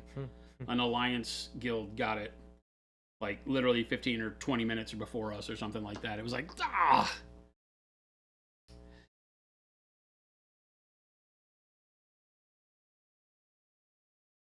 But I think that was maybe the last raid that I spent a ton of time on. Maybe not. There was also, I think, in Wrath of the Lich King, there was a part off in the snow where you had to play. The boss was like some big constellation looking dude, right? It was like stars. Algalon maybe, or something like that. Is that right? It was like some ethereal thing that you had to do, and it was like a Cthulhu beast almost, right? It was crazy. Yeah. He was like the guardian for the prison for Yoxeron. Something like yeah. I don't remember if that came after you did the dragons as far as like gear progression. I don't remember. I think it was after. I think it was after because I don't think I ever finished that one. I got really stressed out and bummed with the game at that point and split. He was like the hard mode like boss. I think it was the hardest one at the time. Yeah. You had to like do something special in order to fight him. I don't remember all that. You had to do all the vehicle fights and all that kind of crap. There was all sorts of fun stuff over in that end of the world. But it was all the Jotun Ice Mountain stuff. On Alliance Guild, you definitely know they had it easier than Horde, and they were probably mean to their pets and smell. You retired after you beat the Lich King? When did you beat the Lich King? You didn't ever fight the Lich King. It was at the end of Wrath. In what dungeon? Ice Crown Citadel. Oh, that's right. That's right. That's right. Alliance first against Mythic Garrosh. Mists of Pandaria. That came after Wrath, right? Yeah, it was Wrath, and then Cataclysm, the one with Deathwing, and then it was Mist of Pandaria. Oh, Cataclysm was the one that redid the old Yes. starter areas and stuff, right? Yes.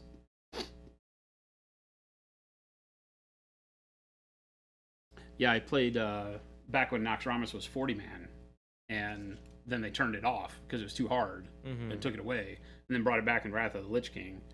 And I think the only wings that got beat in 40 man on our server was maybe like Spider Wing and Construct. Stitches Construct Yeah, Wing. Construct. And then maybe the first boss of the Warrior Wing or whatever it was. That was it. I don't think anybody could do any of the rest of them. It was tuned so crazy, right? I remember trying to heal against the big spider that threw out the poison all the time. My ex now? Was that what it was? I You think. were on the big web? Yeah. They made me retune to Druid Tree at that point, I think. I don't remember. I don't remember if that was when it was 20 man or when it was 40 man.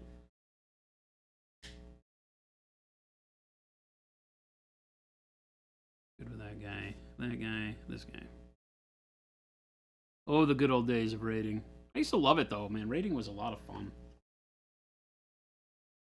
I thought it was like one of the greatest things to be able to sit with a group of people you don't know and get in tune enough to be able to have 40 of you take down this boss.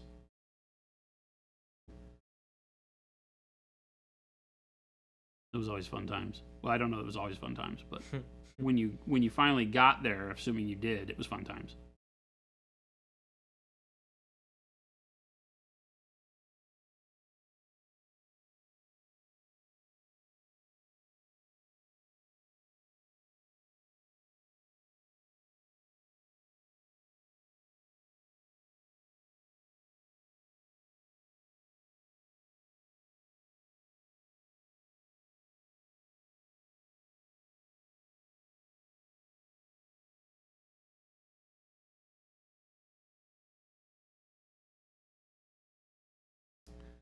You enjoyed Nax, but no matter what happened when you had to cross the slime road, dead every damn time.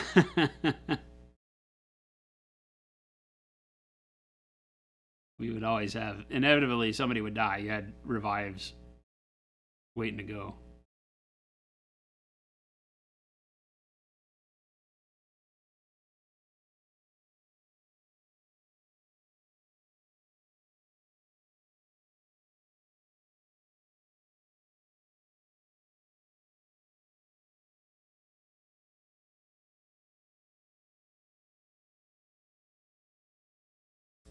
I don't know that I've ever, if I had to pick, like, is there another video game that had such an impact on daily life as did WoW?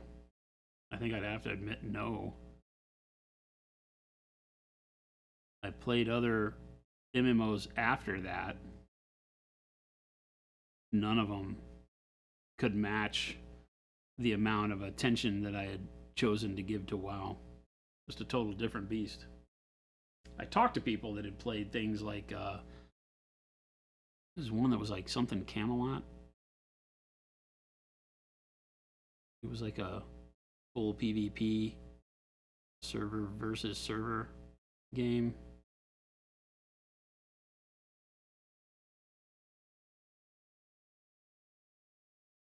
That people really liked. I had some friends that liked the Warhammer one that I think was based off the same engine.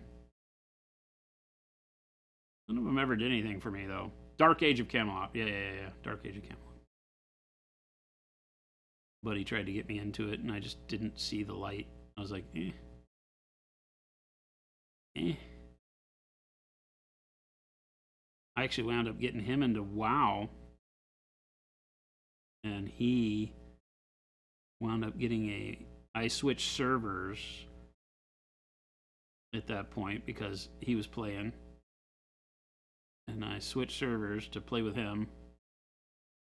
And he wound up getting into the top rating guild, and I didn't. And I was bummed out. But by that time, I wasn't really putting a lot of effort into it. And I want to say that was the Blood Elf one.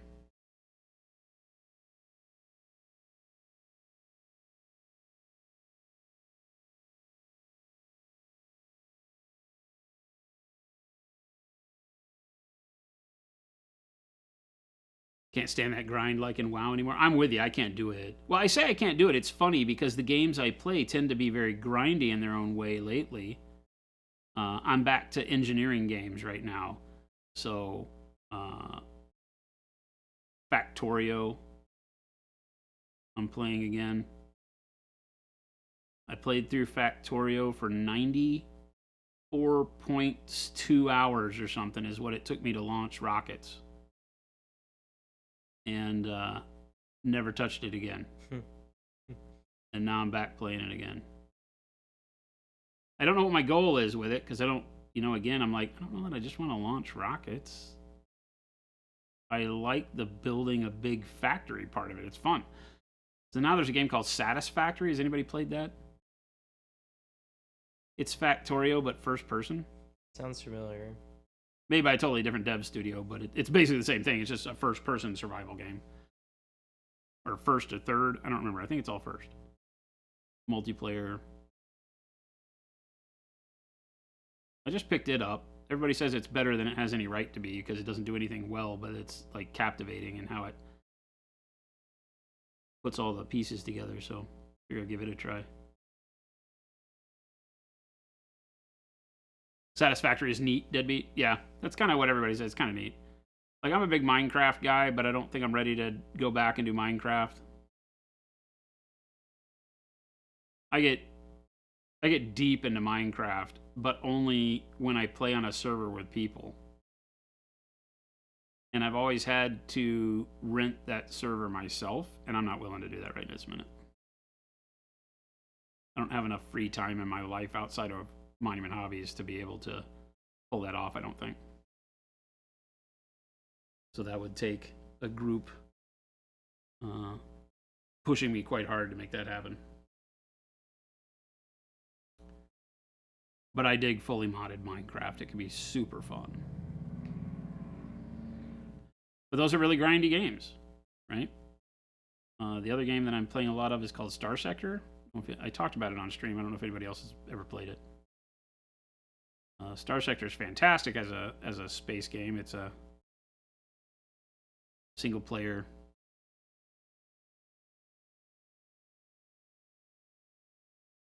build a fleet, build your ships, go fight. The combat is really, really hard in it. But once you get it down, it's like one of my favorite space games of all time. But it's really grindy, so it gets to the point where you get your fleet to the point to where you don't find a lot of conflict. Like when you fight, it feels very easy, and then I lose interest. So I'll start a new fleet from a different race and try to play that, and it always is fun until you get to that point where your fleet starts becoming, okay, I know how I play this. These are the ships I put out in every encounter. This is how I set it up. This is where I go. This is how I place them on the map. These are the orders I give. Blah, blah, blah.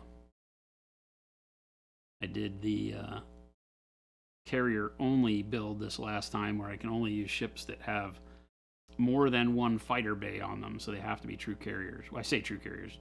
All my ships right now have more than two. They're all 3 fighter bays and above. But it turns out that's really spammy and good. Just freaking fill the sky with fighter bombers. And I don't think I've had an encounter where an enemy has gotten close enough to shoot me in weeks. Because I launch enough fighters out into the space that it's like your machine starts lagging. Because there's like so many entities being drawn on the screen at the same time.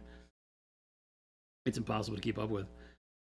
Deadbeat. Oh, you played a bunch of stars. Yeah, after a while you become Space Bully, and there's really nothing you can do that it feels like it challenges you anymore. I don't do the planet stuff, and so I've heard there's a lot of mods that let you build your colonies on planets, and there's a lot of that micromanagement stuff, but that doesn't appeal to me, so I haven't really done that part. I just build a big fleet and fly around and blow stuff up.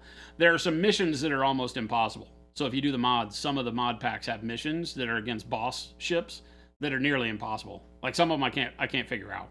But that just feels bad, right? Phoenix says, Laurie, sorry I had to restart my PC. Is Jason hiding from Jen? Hiding from Jen? What are you talking about? She's not here. Oh, that what you mean. I see what you mean.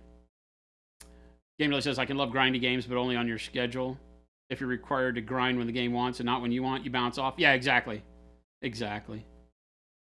You played Star Sector, it's okay. Endgame needs work. You got to play it modded.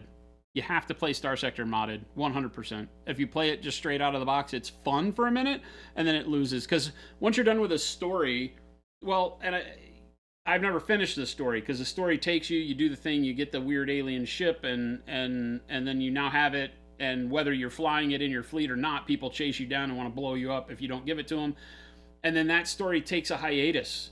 You get to an event with, like, I think the Ludic Path or Ludic Church, the Luddites, and once you get past that and you beat that fleet, then it just takes a big hiatus. I haven't found the other mission for a long time. You just go fight the drones and the AI starts coming back and whatever you have you. But then the story just feels like it took a back seat. But if you play modded, there's a bunch of really good stuff that happens. And stuff that's really fun. Mo says, Mindustry, $10 and you spent 300 plus hours, fun engineering type game. I've heard of this. I need to go take a look at it. It's kind of like Factorio, I think. It's like, somebody said it's like Factorio meets Noida meets like Binding of Isaac, I think they said. So I don't know what all that means. I need to go check it out. Satisfactory just dropped patch 8 today. Ton of fun. Oh, that'd be fun. But yeah, you become a space bully and then the game kind of gets boring, right? You ever play games like that where you just get to a point that you haven't finished the game, but it just isn't fun anymore? Do you play many video games? What, are you talking to me? Yeah. Oh, yeah. Do you? Yeah, a bunch. This is Mindustry is a tower defense factory building game. Yeah. Yeah, Factorio is the same. It's it doesn't have as much tower defense. You need to build defenses, but you can get around having to do it. You can go be proactive and blow up the nests of bugs, and then there's nobody close enough to you. Basically, in Factorio, you build this big industry. You crash land on a planet. You have to build enough industry to build a spaceship to get off the planet. That's the goal, right? Mm-hmm. So, in its concept, very fun. And the mods make it so granular on how you have to do the engineering, and you build this big factory, and you have to do the layout of the belts and how stuff flows and inputs to outputs and all that stuff, and it's a lot of fun if you're into that, right? It has that. Minecraft is the same way when you play with like Industrial Evolution and all the mods in Minecraft that add all the different kinds of energy, like thermonuclear and well, anyway, all the energy generation. So that's what I really like, is to just load me up with mods and games like that and start me off and let me go. And I have fun to a point. And then you get to a point where there's no reason to keep going, because all it is to get to the spaceship in Factorio is just put more stuff on the ground. There's no challenge. I've defeated the bugs. I have so many cannons around the outside of my base that they can never get anywhere close. Flamethrower towers and crap like that. So the tower building part of that one isn't really a thing, because if you've played it once and beat it, you know exactly what to do from day one with the bugs. And you can go in and tune the bugs higher. It's still not even... There's a Death World version where you can play Death World Factorio, and Death World Factorio is the opposite end of the spectrum. It goes from the bugs are not a problem to F this game, you can't win it. Yeah, it's too overtuned. Yeah, it's way overtuned and not a way to find a happy medium, really. So you're cute, Gentastic. Thunderhead Studio says, I call that the final achieve. On Steam, you can sort of chart where people hit that point based on the percentage of players who get the beat the game achievement versus the chapter achievement. Oh, yeah. That makes sense. I don't pay attention to that, but I can understand that. For many of those games, I'll have 100 and 100 charted hours, but I'll never get the final victory achievement. I'm that way. I just don't. The end doesn't really justify the time spent past a point. Because I'm not an achievement guy. I don't care about the Steam trophies. They're not going to make anybody, like me more. So it doesn't matter to me. So that's a very good and valid point. I'll play, and I won't ever get the final achievements unless it's like Elden Ring. I play all the Dark Souls games to their conclusion, pretty much. But the rest of them, I feel like I just get to the point where it becomes so repetitive, and that's where the grind kicks in. It's like you're just grinding for no reason other than to finish the game, and the finish of the game doesn't mean anything. So I burn out on games fast. RimWorld's very similar. Yeah.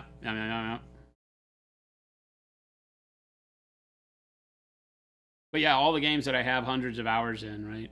Although I did with Factorio, I did launch a rocket. I just didn't get to the point to where you build max efficiency and launch. I don't think you can launch a rocket every minute, or 2 rockets every minute. I think you're just shy of that is the max the game allows you. So it's like you can build like 1950 science every minute or something like that, and you need 1,000 per rocket. So you're launching like almost 2 rockets a minute, and that's kind of the in-game achievement for Factorio, is to be able to build your base efficiency to the point to, and you, in order to do that, you're really like you're having to have engineering math in your head. You're having to say, how full is this belt? Is this belt always moving and always full? And if you can't achieve that efficiency, you can't beat the game. And I lose fun somewhere before that happens. You know, I'm more about, oh my God, look at all this cool stuff I laid out, and I pushed the button and it turned on and it worked. And then I'm like, fine, I don't care about efficiency.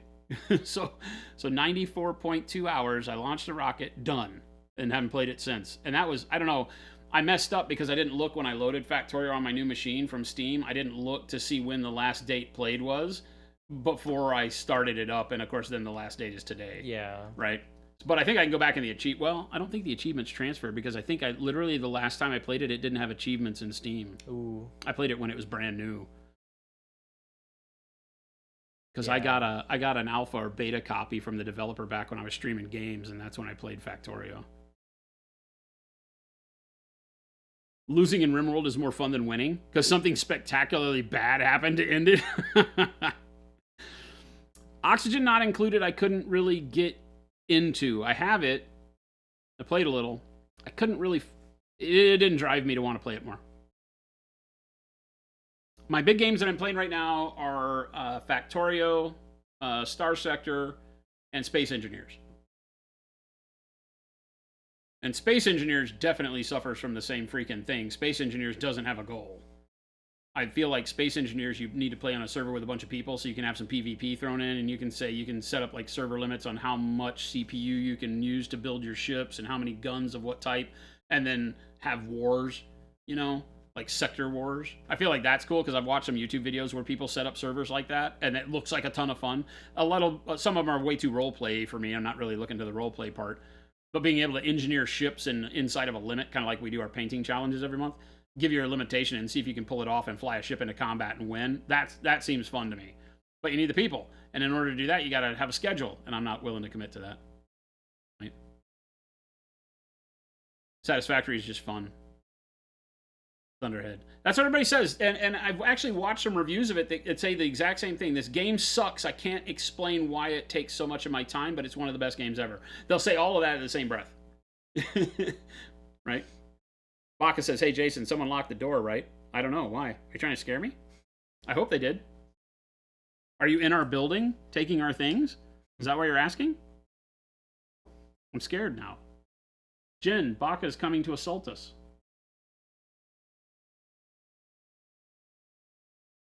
Yeah, at this time of the day, Jen checks the doors, and then when everybody leaves, they make sure the door locks behind them. At least they're supposed to. I don't have to be. I just have to be faster than Jacob, and I don't know that I can guarantee that.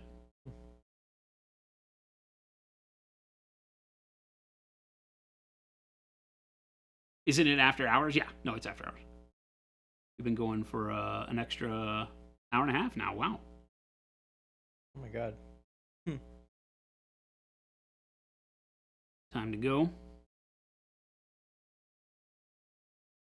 Jacob's being a trooper, sticking it out.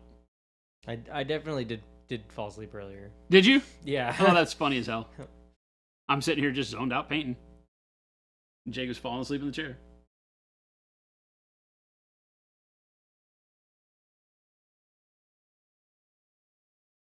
Yeah, so I'll try out Satisfactory and see if I like it.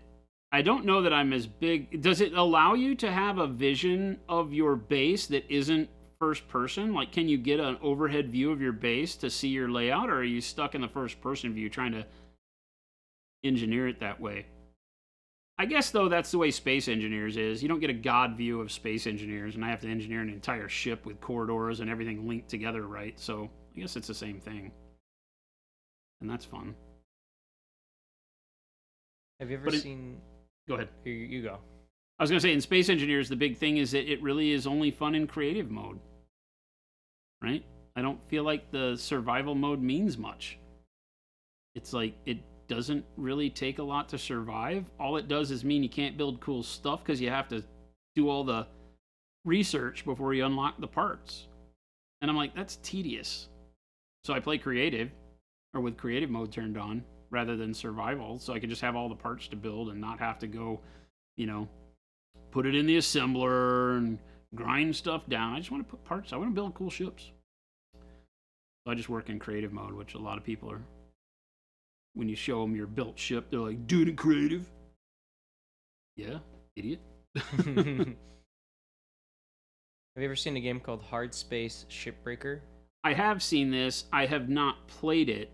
It comes up because, of course, I play Space Engineers and like other games like that, right? I haven't played it either, but I think I'm gonna try it out. I think it is like a salvage crew, right? Yeah, so from what I've seen, you're like salvaging like spaceships, but of course they're spaceships. If you screw it up, they explode. Okay. So you have to figure out what to take apart in what order? Yeah, I saw a review and they were explaining like for story you are like you're just like a no-name salvager, and the company that's training you is not the greatest at training. Right. So it's a bit of like a puzzle game and like figuring out how to like take apart these ships. Okay, you got to go do this. Good luck. Yeah, And you just got to learn the hard way. I think I'm gonna try it out. It looks like fun. I like stuff like that. Space Engineers, again, see, a problem with a lot of these games is that they're old, right? All these games that I'm playing right now are old. Well, I don't know about Satisfactory because I haven't played it, but like Star Sector is an old game. Space Engineers is an old game, like 10 or 11 years old. And I got them when they were new, because this is back when I was streaming video games. So I was looking for new games to play. And so I got Space Engineers, and it was not good. Like, it was like the tutorial was horrible back in the day. It didn't make me want to play the game. It was clunky. It had bad frame rates. The building of stuff was, you didn't have a lot of blocks to work with.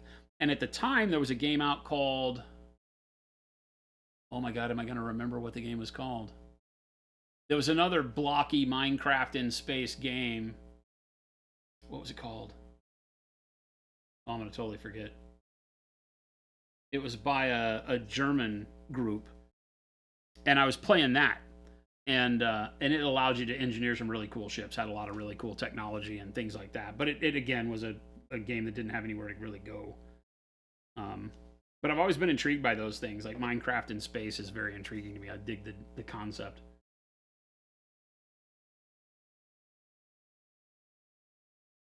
You had a lot of fun in Shipbreaker. Thunderhead says, big broad spectrum remark. Big thanks to all y'all at Monument for your Pro Acryl line. I shill for no man, but I've swapped almost exclusively PA with a few outliers just due to pure quality. Thunderhead, thank you. That is awesome. When we set out on this journey, we had no idea where it would take us. Jen and I were just streaming, painting minis. And we wound up falling into a good group, which is you guys, and a community that really gave us the energy and the want to continue making cool products, right? It all started with just making some brushes. And then we made a brush pack because people in chat were like, make brushes, put your name on them, we'll buy them. So we did. And thinking we'd just make one run of them. They sold out instantly. And ever since then, it was just, in product development, I'm always like, well, I really want to bring something that adds quality to people's experience. Otherwise, what's the purpose of making it? If there's already a product I see out there that's like the best without room for improvement, then I feel like it's almost a waste of time to try to piggyback onto it and make something to compete. You always can have your time spent better elsewhere. And then when we made white paint on stream that day, and everybody was like, dude, we'll buy your paint. It launched a whole, who knew? Right? It launched a whole journey of, okay, well, how do we make other colors of paint in a way that we can feel good stamping our name on? And all these years later, here we are. So thank you to everybody that gives our little paint brand a chance, tries one of our brushes, tries our paint colors, buys a bag to carry it all in. Much appreciated. It lets us sit around and do stuff like this. Paint with our friends on the internet. Have good times. Travel to shows. You guys make us what we are, no joke. So thank you, thank you, thank you.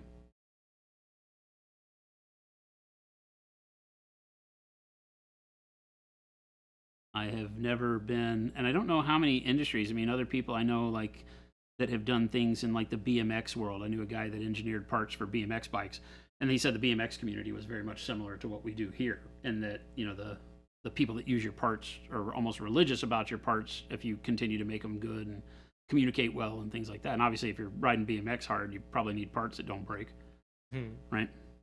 And the motorcycle world was kind of like that, but not as much. You know, when I was building motorcycle parts and stuff, it was okay. I mean, it was good people and had a lot of fun. But from a commercial aspect, it wasn't the same. It wasn't something that felt as community related as this is, you know, where you made something and all of a sudden everybody was like, you know, oh my God, I tell all my friends about your stuff. It's so great. It's changed the way I paint. So always blown away by the response by the community when we come out with new stuff, or people are still finding the brand for the first time, which is awesome. And mostly either one of two ways, because of our silly commercials on Facebook or because you guys go out and tell them to try our paint. So thank you.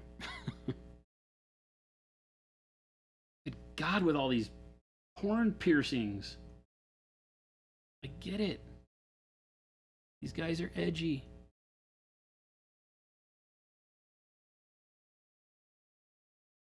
They pierce their thighs with teeth. Do we have to do every thigh? And why 3 teeth? Wasn't one good enough? Who's the art director?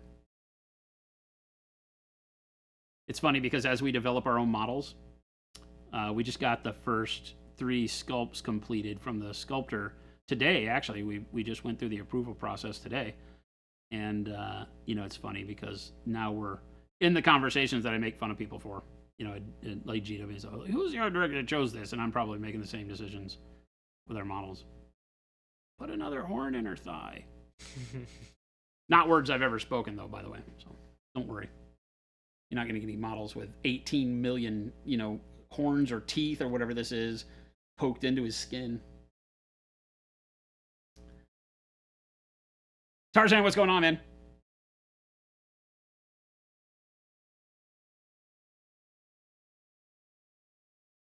Millimeter round, yeah.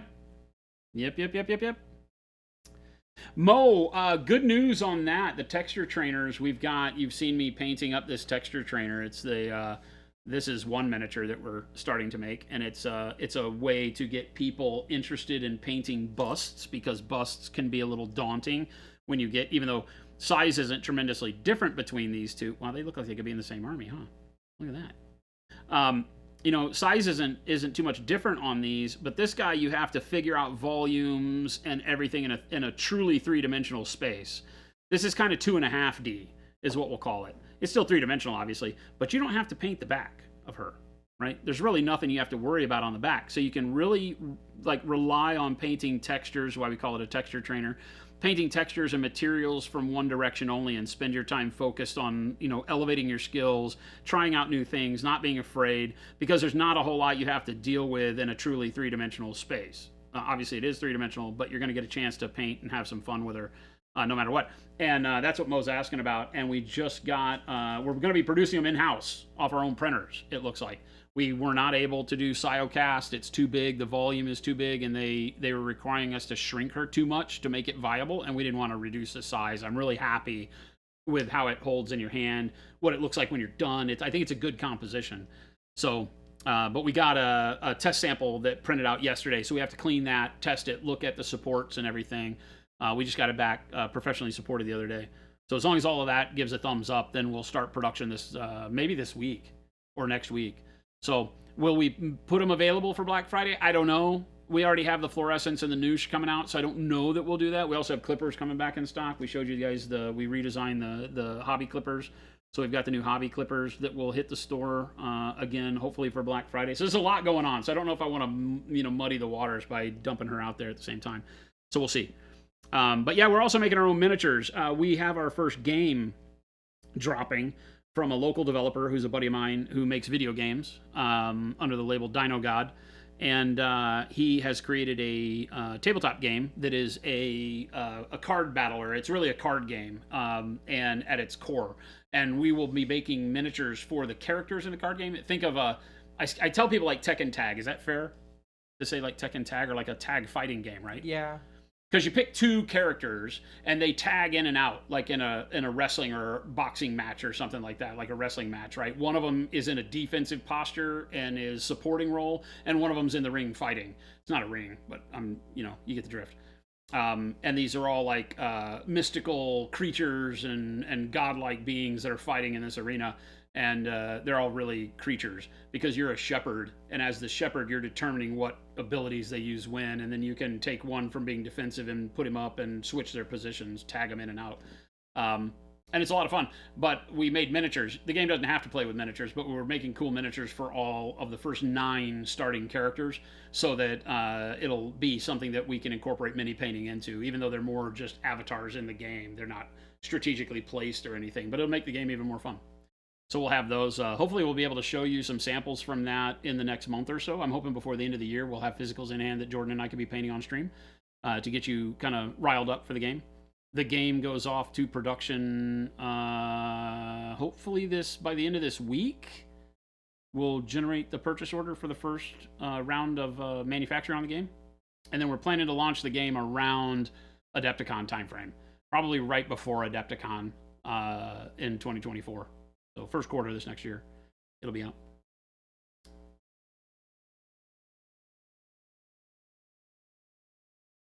Game delay. Thanks, Brandon. Nick Pye. Of all the things you could do, Fuse, you go with Buddy Cop. I know, right? So out of character for me. Yeah, but we've also shown some other models that we've been making that are for another separate game. This is one of the test models. We did some test models in Siocast for a game that we're also developing that has some cool concepts.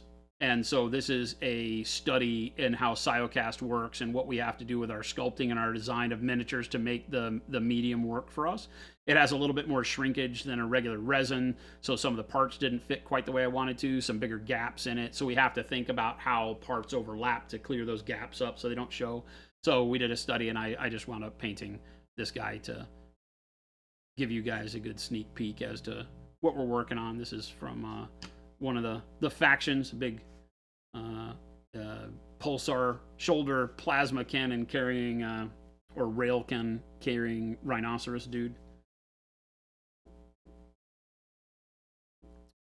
You assume STLs won't be sold on those trainers? No, but they will be. Our goal with them is to keep, and one of the reasons why we can't do things like cast resin and things like that is because the per piece price becomes like what you'd pay for something like this, and I don't want to charge people $50 for the texture trainer. The idea is that they're supposed to be easy enough on your pocketbook that you might buy 1 or 2. We're gonna have 4 different versions ultimately, maybe 3.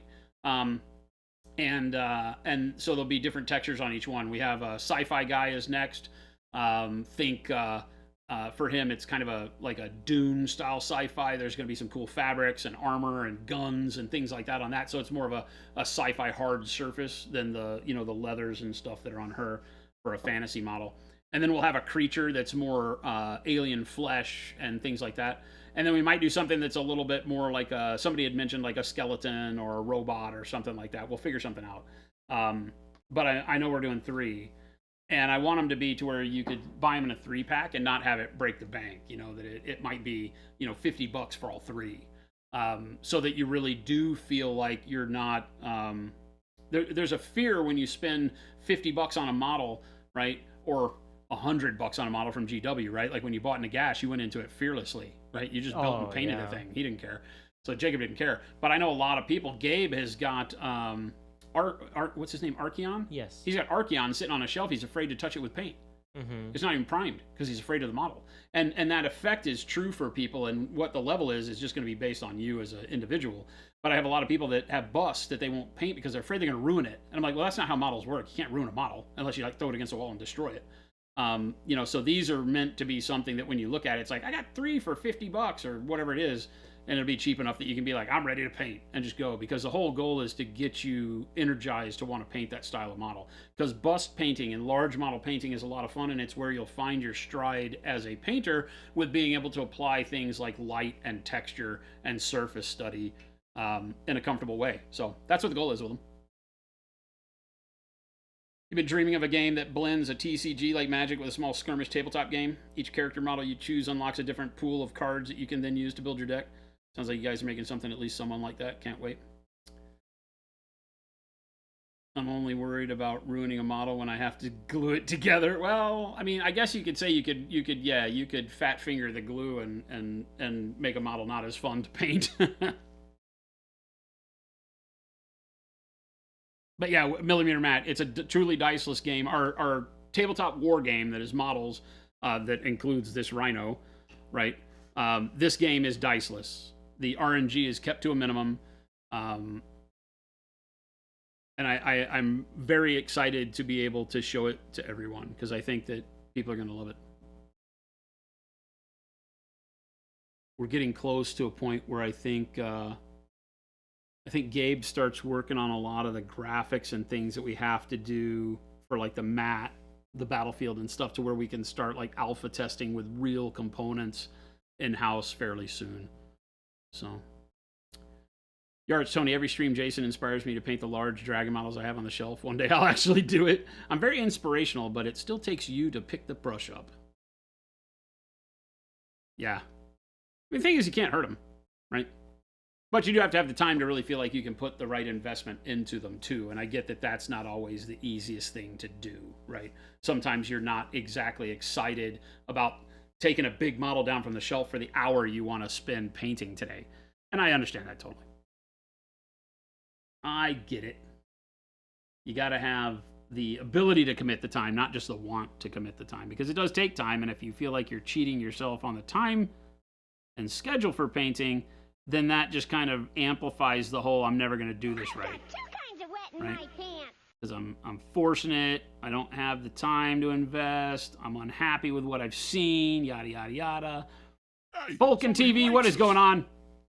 Marco! What is going on, my man? Hello. Hello, Raiders. Hello, Marco Frazzoni. Marco, fantastic painter. If you do not know Mr. Marco, and you're here in chat already, make sure to click on that man's name. Go give him a follow. He has been streaming now for months. And fantastic program. Great personality, great community over there. Good group of folks. So if you enjoy what we have created here, expand on that and go over there. Thanks, Marco, for dropping off the nerds, as Jen would say. I am base coating a bunch of these new Warcry Gorgers. So I've set up the way I want my skin to kind of be, and now I'm base coating over all of the parts that had overspray because I used a bright yellow green and a magenta. Really, it's dark magenta, but over the zenithal, gave us a lot of coloring, and then the dark purple. And so now that I've glazed the red gray skin tone over the top of all that to kind of set up our skin, it's leaving a lot of eyesore spots where like the yellow green and stuff is interrupting my ability to really read the value on the skin.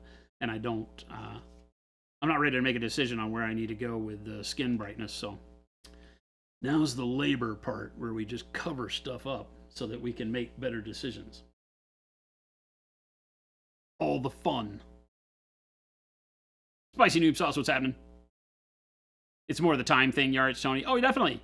Yeah, definitely, right? Like I said, time for painting is one of the biggest struggles because if you are not in a spot in your life where you can find the time to invest that you think is commensurate with the model you're painting and the goal of quality you're trying to achieve, then that can be the biggest driving, I don't want to say depression factor, but it can be one of the biggest negatives for painting, right?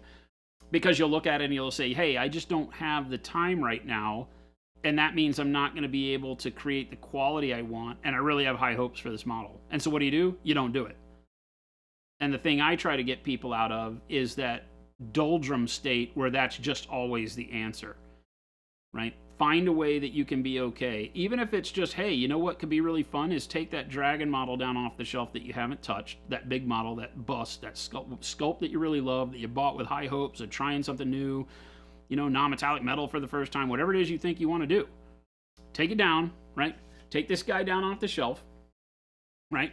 And then prime it and put like a zenithal highlight on it. Just pre-highlight it, right?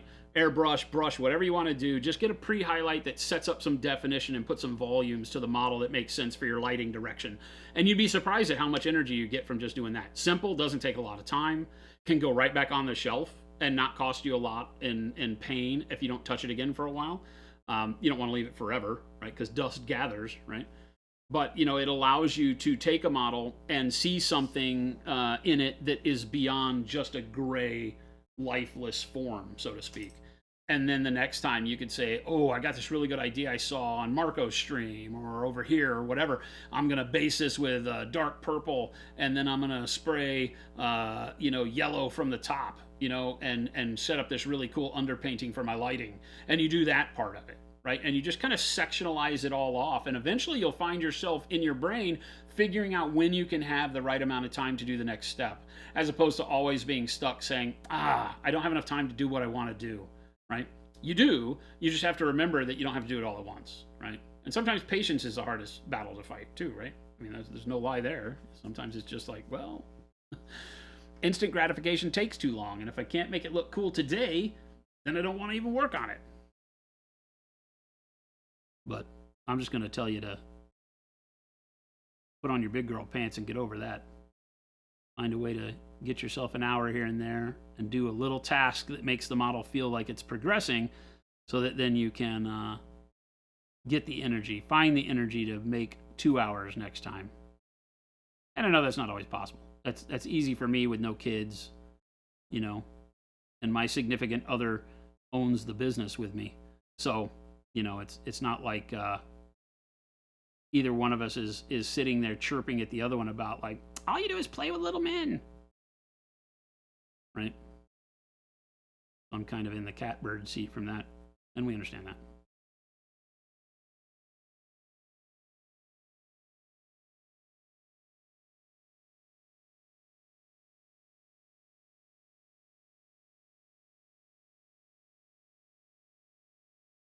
Marco quickly cleaning the table and jumping to bed. It's late, man.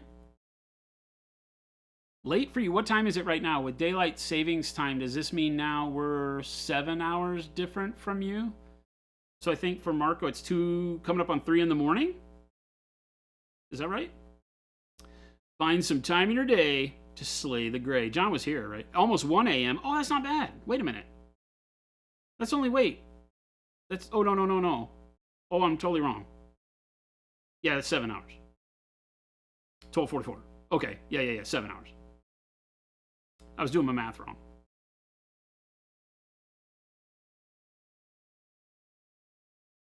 You get the "don't you have enough of those yet" speech? Yeah. Well, Jen does that because Jen lives in an office where we have too many models. I don't think you can go. You can probably find a spot in this office where you can go 10 feet and not run into a miniature, but it would be hard. Where can you go 10 feet, Jacob, and not run into a miniature here? You walk in the front door and there's a display case. You go through fulfillment and there's all the Mindwork and Journeyman miniatures. You then go into the employee lounge area and there's miniatures and terrain freaking everywhere. You could walk through production from one side to the other and probably get the furthest without having miniatures in your way. We don't let production have any fun, so.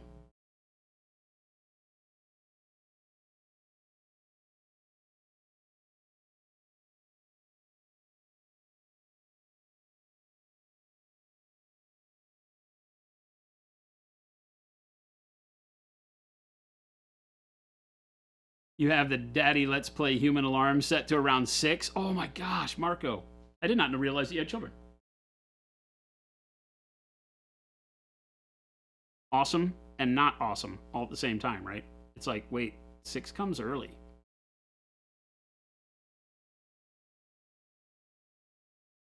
How old, Marco? Obviously fairly young, right? Because I would assume no school. Is this school year time? I've lost touch with humanity when it comes to that stuff. The only thing I know by when school is in session is because traffic is always worse getting to work. Because we leave our neighborhood and go right by a very active school on the way to the office. Somehow Jen, well, I guess it's because she was a teacher for like 16 years. She always knows when school's in and out. Me, not so much.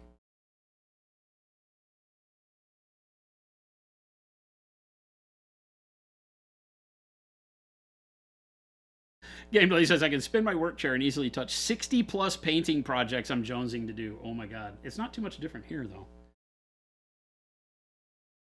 I have a lot. Is your bathroom 10 feet long? One of them is.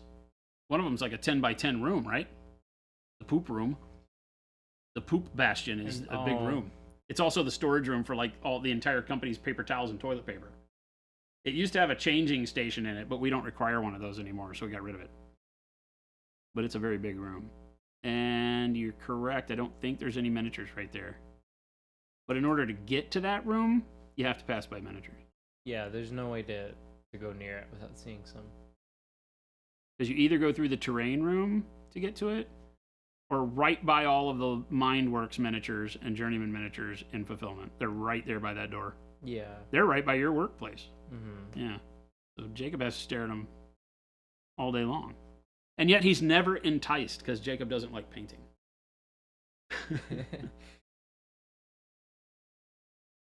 Jacob is praying for the day when the company he works for gets forced out of business because all the miniatures come pre-painted. I never said that. I know.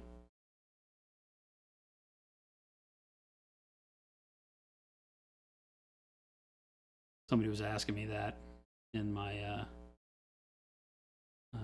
group of business execs that I'm in. They're like, well, what happens when all these miniatures get made pre-painted? And I was like, you don't do much artistic stuff in your life, do you?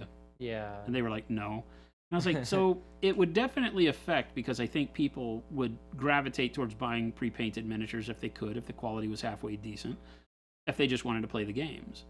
But the miniature painting part is so much more than that. It's not just getting Space Marines with color on them to play 40K. And they understood.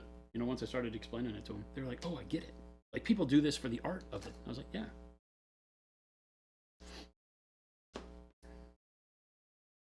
Is that a serious question? Paintbrushes, where to start? How do you mean, where to start? How to choose one? How to use one? Both of the above? Oh, is the changing table still in that bathroom? I think so. Is it just on... Oh, maybe it's just because it's behind a stacked shelf. with, like, all the paper towels over there. There's a shelf in front of it now. Deadbeat says, if someone else painted my miniatures, it would feel like wearing someone else's underpants. Well, we saw X-Wing, right? X-Wing grew to a pretty good state by attracting people who were not into tabletop miniature gaming as a hobby thing, but a gaming thing. It made it like board games. You just bought the things, played the game. And so I think there's a benefit to that because it brings more people into the world. It took a while, but then the X-Wing world started doing repaints. You know, people started liking the X-Wing game because it's a good game. And then they started wanting it to be a hobby game, and so they started repainting the pre-colored models, because the pre-colored models are garbage, right? The color on them is garbage. If you're used to seeing painted miniatures. If you're not, it's fine. It's like toys at Target, right? It's the same kind of quality. So I see it from both angles. I think it has some good stuff. Oh, it's behind the door. Okay. I just never pay attention. How to choose a brand, features to look for, etc. So you'll see us, we're Monument Hobbies, so we make our own, right? And we have two different types. We've got sables and synthetics, right? And so I never use my sable, so I'll put some water on it because dry, it looks like a frizzed out fro. So we make blue handles or synthetics and red handles or sables for our brand, right? And we're available worldwide, so you can find our stuff. So obviously I'm going to tout our brand because I love our brushes, but we...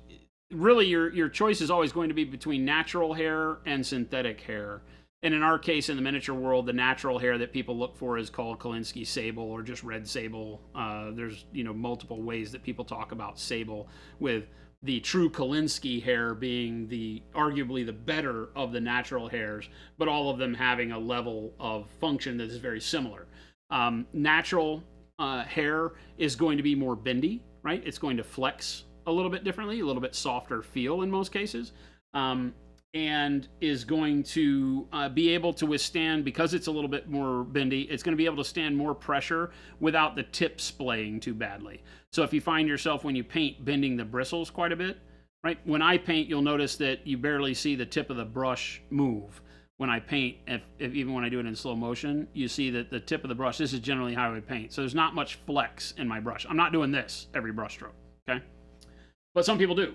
I call that hand weight. So if you have a heavy hand when painting and you find the brush bending a lot as you want to, there's nothing wrong with that, but understand that a synthetic brush, when you push down on it really hard, starts to square out like that, right? Now this is a bigger brush, so it's going to do it more noticeably. But if I bend it, it's going to become a wider line when I paint with it. I lose the point. Whereas a sable brush of the same size is more conducive to keeping the line thin as I put more pressure on it. So you might want to migrate more to sables in that arena if you have a more forceful pressure when you paint. I use exclusively our synthetics. I rarely, other than when I'm showing people how to paint with the various different types of brushes, there's no difference in what they can achieve. It's how it feels to you and how you can make it act when you paint with it that is the clincher, so to speak. Now, that being said, there's no replacement for a bad brush, right? There's not a way to really hone your skill with a bad brush, so to speak. And by bad, I mean that it won't ever, come to a point. Like when you get it wet or put paint in it, it won't go to a point. So you always want to make sure that it'll hold a point, right? That it draws and releases paint. So I tell people to stay away from cheap brushes from like the grocery store, not really, but like Walmart and things like that. If you can buy 10 brushes for $5, you'll find that they either don't last very long or that they don't draw and release paint very evenly. Cheap nylon brushes will suck a bunch of paint up, but when you go to paint a line, it'll be very inconsistent with how much paint comes out because of the way that the structure of nylon and certain materials in the synthetic world just don't let paint flow evenly as you apply pressure. It kind of sputters. Like a bad pen, if you've ever had a bad writing pen, ink pen, when you write, the line gets kind of like spotty because ink flows and then doesn't, and does, and then doesn't, and does, and then doesn't. Paintbrush is exactly the same thing, right? So some of them won't let paint exit the brush in a continual manner. So you want to look for brushes that do, right? Marco, have a wonderful night. Thank you so much for the raid. Enjoy the evening. Kiss the kids, and we'll see you later. But yeah, that's really the key to looking for. And then size, we use what we call artist rounds, which is what these are. They're a circular shape head, right? Like a bullet point, right? So that's called an artist round. They come to like a flame-shaped tip, and they're round all the way, right? As opposed to flats, right? Like this is a flat brush, right? This is an angled shader is what it's called. We use these for dry brushing, but it's more flat, narrow this way, wide in another direction. So these are used for dry brushing, which is a technique where you just kind of lightly brush the paint on the model in a direction, and it just picks up the high spots because the brush is flat. And then there are like domed round brushes that we use for our dome dry brushes. So it's a full round brush, but instead of having a flame shape, it's just a big dome. These are good for smudge painting and dry brushing, so you can apply a lot of paint at once, and you can again just kind of whisk it over the surface to do very light feathering highlights. So there's different style brushes, but the main brush you'll use for miniature painting is an artist round, right? There are other versions of this, like filberts and things that have a little bit more of a blunt tip for more area coverage, but generally an artist round is what you're going to shoot for. We make everything from a number 6 down to a 10-aught brush, which a 10-aught brush, if I can find one here. Do I have one? I don't paint with them very often. Ah, there's one. This is a 10-aught, or what we call our X10 brush. So our biggest brush, the number 6, and then our smallest brush, the X10. That's funny to look at those next to each other, right? And both artist rounds, you can definitely tell what this brush is for, though. This brush is for doing very, very small details that you only need to do 1 or 2 of. Because a brush like this isn't going to hold very much paint, right? You're not going to use it very often, but when you need it, it's critical. Like for dotting the pupil of an eye on a model, right? I want to be able to get in here on his eyeball right? And do like a little bit of glint of shine on the sclera or the iris of the eye. I don't want to poke it with a huge brush, right? Because I have a very finite amount of space, and so a small brush will do it, doot, but it's not going to ever do anything more than that one dot, doot, because then all the paint's gone because it just can't hold enough. So utility brushes like this are very important, but you don't have to worry about them when you're starting out. We sell a brush set. I don't know. There's another streamer and YouTube personality named Uncle Adam. He runs a channel called Tabletop Minions. We do a sponsored brush set with him that's called Uncle Adam's Favorite Brushes. And I think I have most of them here. All right. Might be a little bit more beat up than I want to show up, but yeah, I think I have them all here. Oh, no, that's 2. 0, 0, double 0. Does anybody? I may not have the double 0 here to show you. Hello, Crypt Shadow. Doesn't look like I have the double 0 here to show you, but the oh, no, that's a 0. Anyway, I'll show you this because it's kind of close. Because I don't think, well, I have a double 0 in the regular one. So his set comes like this. It has a double 0, a 2, and a 4. His set are all gloss black with red tipped handles. But this is the way his set works, is that it comes with a double 0 size, which is super small, a 2, these are very dirty brushes, you can tell. I use these for basing, so they don't bend very well. But a 2 and a 4, so you get 3 different sizes that work great. So in a case of painting, you'll find that I'm painting generally with my number 4 and my number 2 brush, right? These 2 brushes are my workhorses. I do most of my base coating and most of my initial color application with a 4, and then I go back and I start doing all my detail work with a 2. And then I pick a smaller brush when I need, and a bigger brush like a 6 on a larger model where I have more basing I need to do. So that set is fantastic to get you started. Something like that, doesn't have to be ours, but something that has a number 2, a number 4, and a number 0 or a number 1, something in that range, gives you a good range to feel comfortable as you start painting miniatures, because you'll have a brush on the 4 that feels like it can cover a lot of surface when you find something bigger like a Space Marine shoulder pad or armor or something like that, and then it has a, you know, like a 1 or a 2 that you can feel good about going in and painting, like lenses on Space Marine helmets and things like that want to, your brain navigates naturally to wanting a smaller brush to paint smaller things. As you paint more, you'll get used to that not being the case. As long as the brush has a good point, you can use whatever size brush. I use the number 6 to paint eyes, because if it has a good point like that, then I can get it into small areas regardless, right? It doesn't matter how big the brush is. This will hold a lot of paint and get me into a very tight area, you know? So something like that'll work. Chaotic, what's going on? Size 12 brush win, not from us, probably. I mean, I can't say never, but for the miniature world, I don't see a need for it.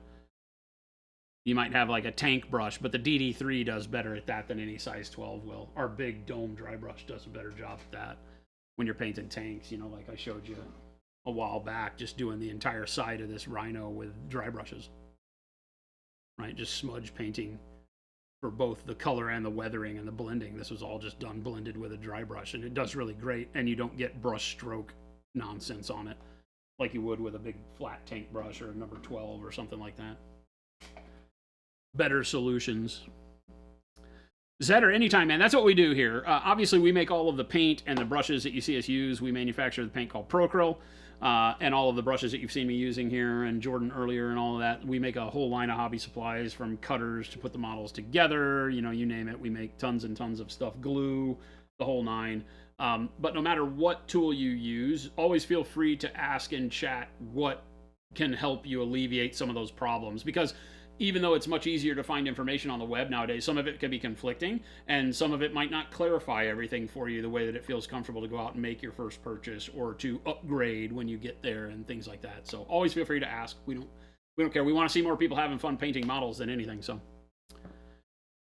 Avian, good lord, you had a conference call and I'm still here. I stayed late. I don't know why, but I ran 2 hours late. I'm done now though. Everybody else left except Jacob. Jacob stuck it out with me. I was having fun painting, and as always, just having fun sticking around. Now that the stream ends at 4, and I get to, we start at 2 every day now, as opposed to some days running earlier, so I get all my work done early, which is great. So I feel good being able to hang out for a little bit longer. This is like back in the old days. Just me and you, chat. And chair guy.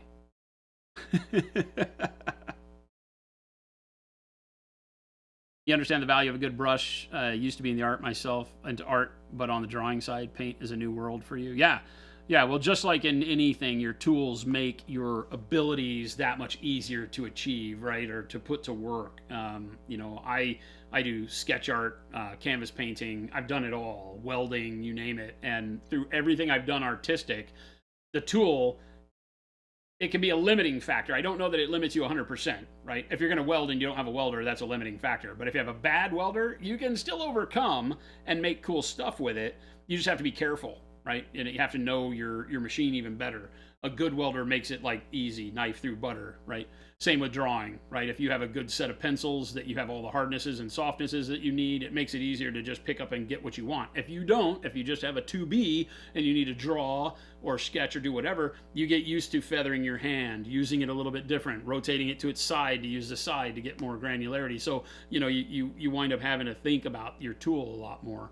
And you can save a lot of that by, you know, going in with better tools from the get-go. But a lot of that depends. I tell some people, hey, go buy the $5 brushes from Walmart. If you don't know if you're even going to like miniature painting, don't spend a lot of money. I tell people that all the time. Yeah. If you just want to see what the hobby is like, spend whatever you're comfortable spending. $5 borrow, right? We support events and stuff with like factory second brushes so that people can just use them to see if they like painting. We just got back from New York Comic Con last month, where we did a paint and take. Thousands of people came through the paint and take during the weekend, and we just gave them old brushes because they don't know the difference. It didn't matter to them. They weren't there to learn what brush to use. They were there to learn about miniature painting. Is this something that's fun? And we showed them a good time. We gave them cool minis, gave them Pro Acryl, gave them brushes. They sat down. I walked around and talked with everybody, told bad jokes, and everybody had a blast. We had nothing but great reviews. Do you think those people cared about the quality of the tool? No, they were just enjoying the experience. Now, after that experience, and they've decided that, hey, I'm interested in miniature painting. We've already had some people contact us and say, how do I get going in a way that's meaningful? You know, because the brush I used was kind of horrible, because you can imagine thousands of people, like little kids, using this brush and not cleaning it. By the end of the weekend, the brush you got looked like a broom. It was horrible because they were just like, you know, people sticking them up their nose, it looked like. You know, so it's not the conversation to have at all points of people's contact with the hobby. Sometimes they need to feel and make a decision of whether or not they even want to be here. So always think about that. You know, if you're at the point where you get in and you love miniature painting and you're thinking like, oh, people tell me an airbrush is great. If you don't know if you're ever going to feel like airbrushing is comfortable for you, buy a cheap airbrush. Don't buy a $1,000 rig for airbrushing if you don't even know if you like airbrushing. It's a waste because it'll never sell for that. You know, this isn't a world where you can buy it and resell it for money. So yeah, always be careful when buying your tools that they match the expectation you have for yourself. If you're getting into it and you just want to see if it's cool, you know, go buy some WizKids models for $10 at the, you know, Barnes & Noble close to you, and get some apple barrel paints from the art store and some cheap brushes, and see if you enjoy painting small stuff on little bitty dudes, right? And if you do, then you come here and you start asking questions, and we'll show you how to knock it out of the park with your paint and have even more fun. It's great. I wonder if I can teach adult art over the internet, 2D art? Sure. There's a lot of really, really good character design artists and comic artists and stuff that stream on Twitch. Yep. There's some that do adult art. If I don't know what you mean by adult art, Deadbeat, but there's some people that do it on OnlyFans. You know, and other streaming platforms that have less of a code for if you're doing like, you know, over 18 type stuff. But so if who's made some Burning Man stuff with a welder? Never Burning Man stuff. All of my welding was artwork in the form of loud motorcycles, but still art. Star Laser, thank you for that. Wad says, my tool does too much of the thinking as is. Hey, this isn't that kind of channel. What do you think we are here? JP Gray says, wait, we paint miniatures here? We do, lots of them too, man. I'm just looking at my desk. I have all these minis, right? Which are all in like the same color palette, because I've been painting a lot of fantasy minis, and they all tend to feel very similar. Right? Lately, I'm a bit on a fantasy kick. So we have Percival and his pile of bodies, the pile of dead, and you will know us by the trail of dead. There you go. Eventually, this diorama will be completed with old Percival Guttermouth on top of his body of the slain. So, still got some work to do, but we paint all sorts of minis here. You name it. I feel like I'm in a dearth of sci-fi, though. I've really been painting a lot of fantasy stuff.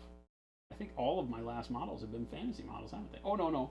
We painted this guy, right? And Dante, I think. We painted Cherubael from the Eisenhorn stuff. We painted him. And I still got, we painted up Dante, but now I have, now I've got Sanguinius, the third-party Sanguinius that's so cool. So I'm hoping to put him together. I was hoping to put him together this last weekend, but I got carried away on these ogres, and now that's what we've done.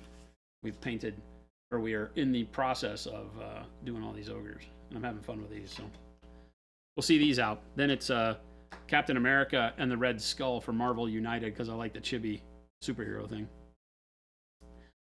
You found out Esquire is often an honorific for lawyers? Yes, it is. Was Percival a lawyer that decided to take the law into his own hands? His name is not Esquire.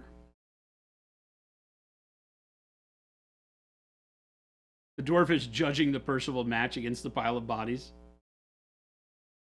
Panic Bomb, you were looking at the Hit Point Press STLs last night. Yeah, this Hit Point is who makes the characters. This is actually a molded plastic model that they do, that they mass produce.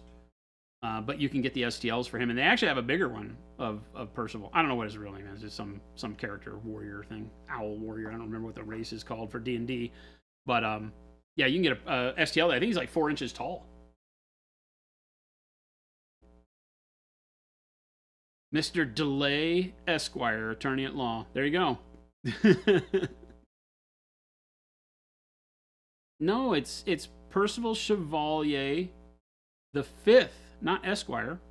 It's Percival Chevalier the Fifth, first of his name. You are wrong, Wadtomaton.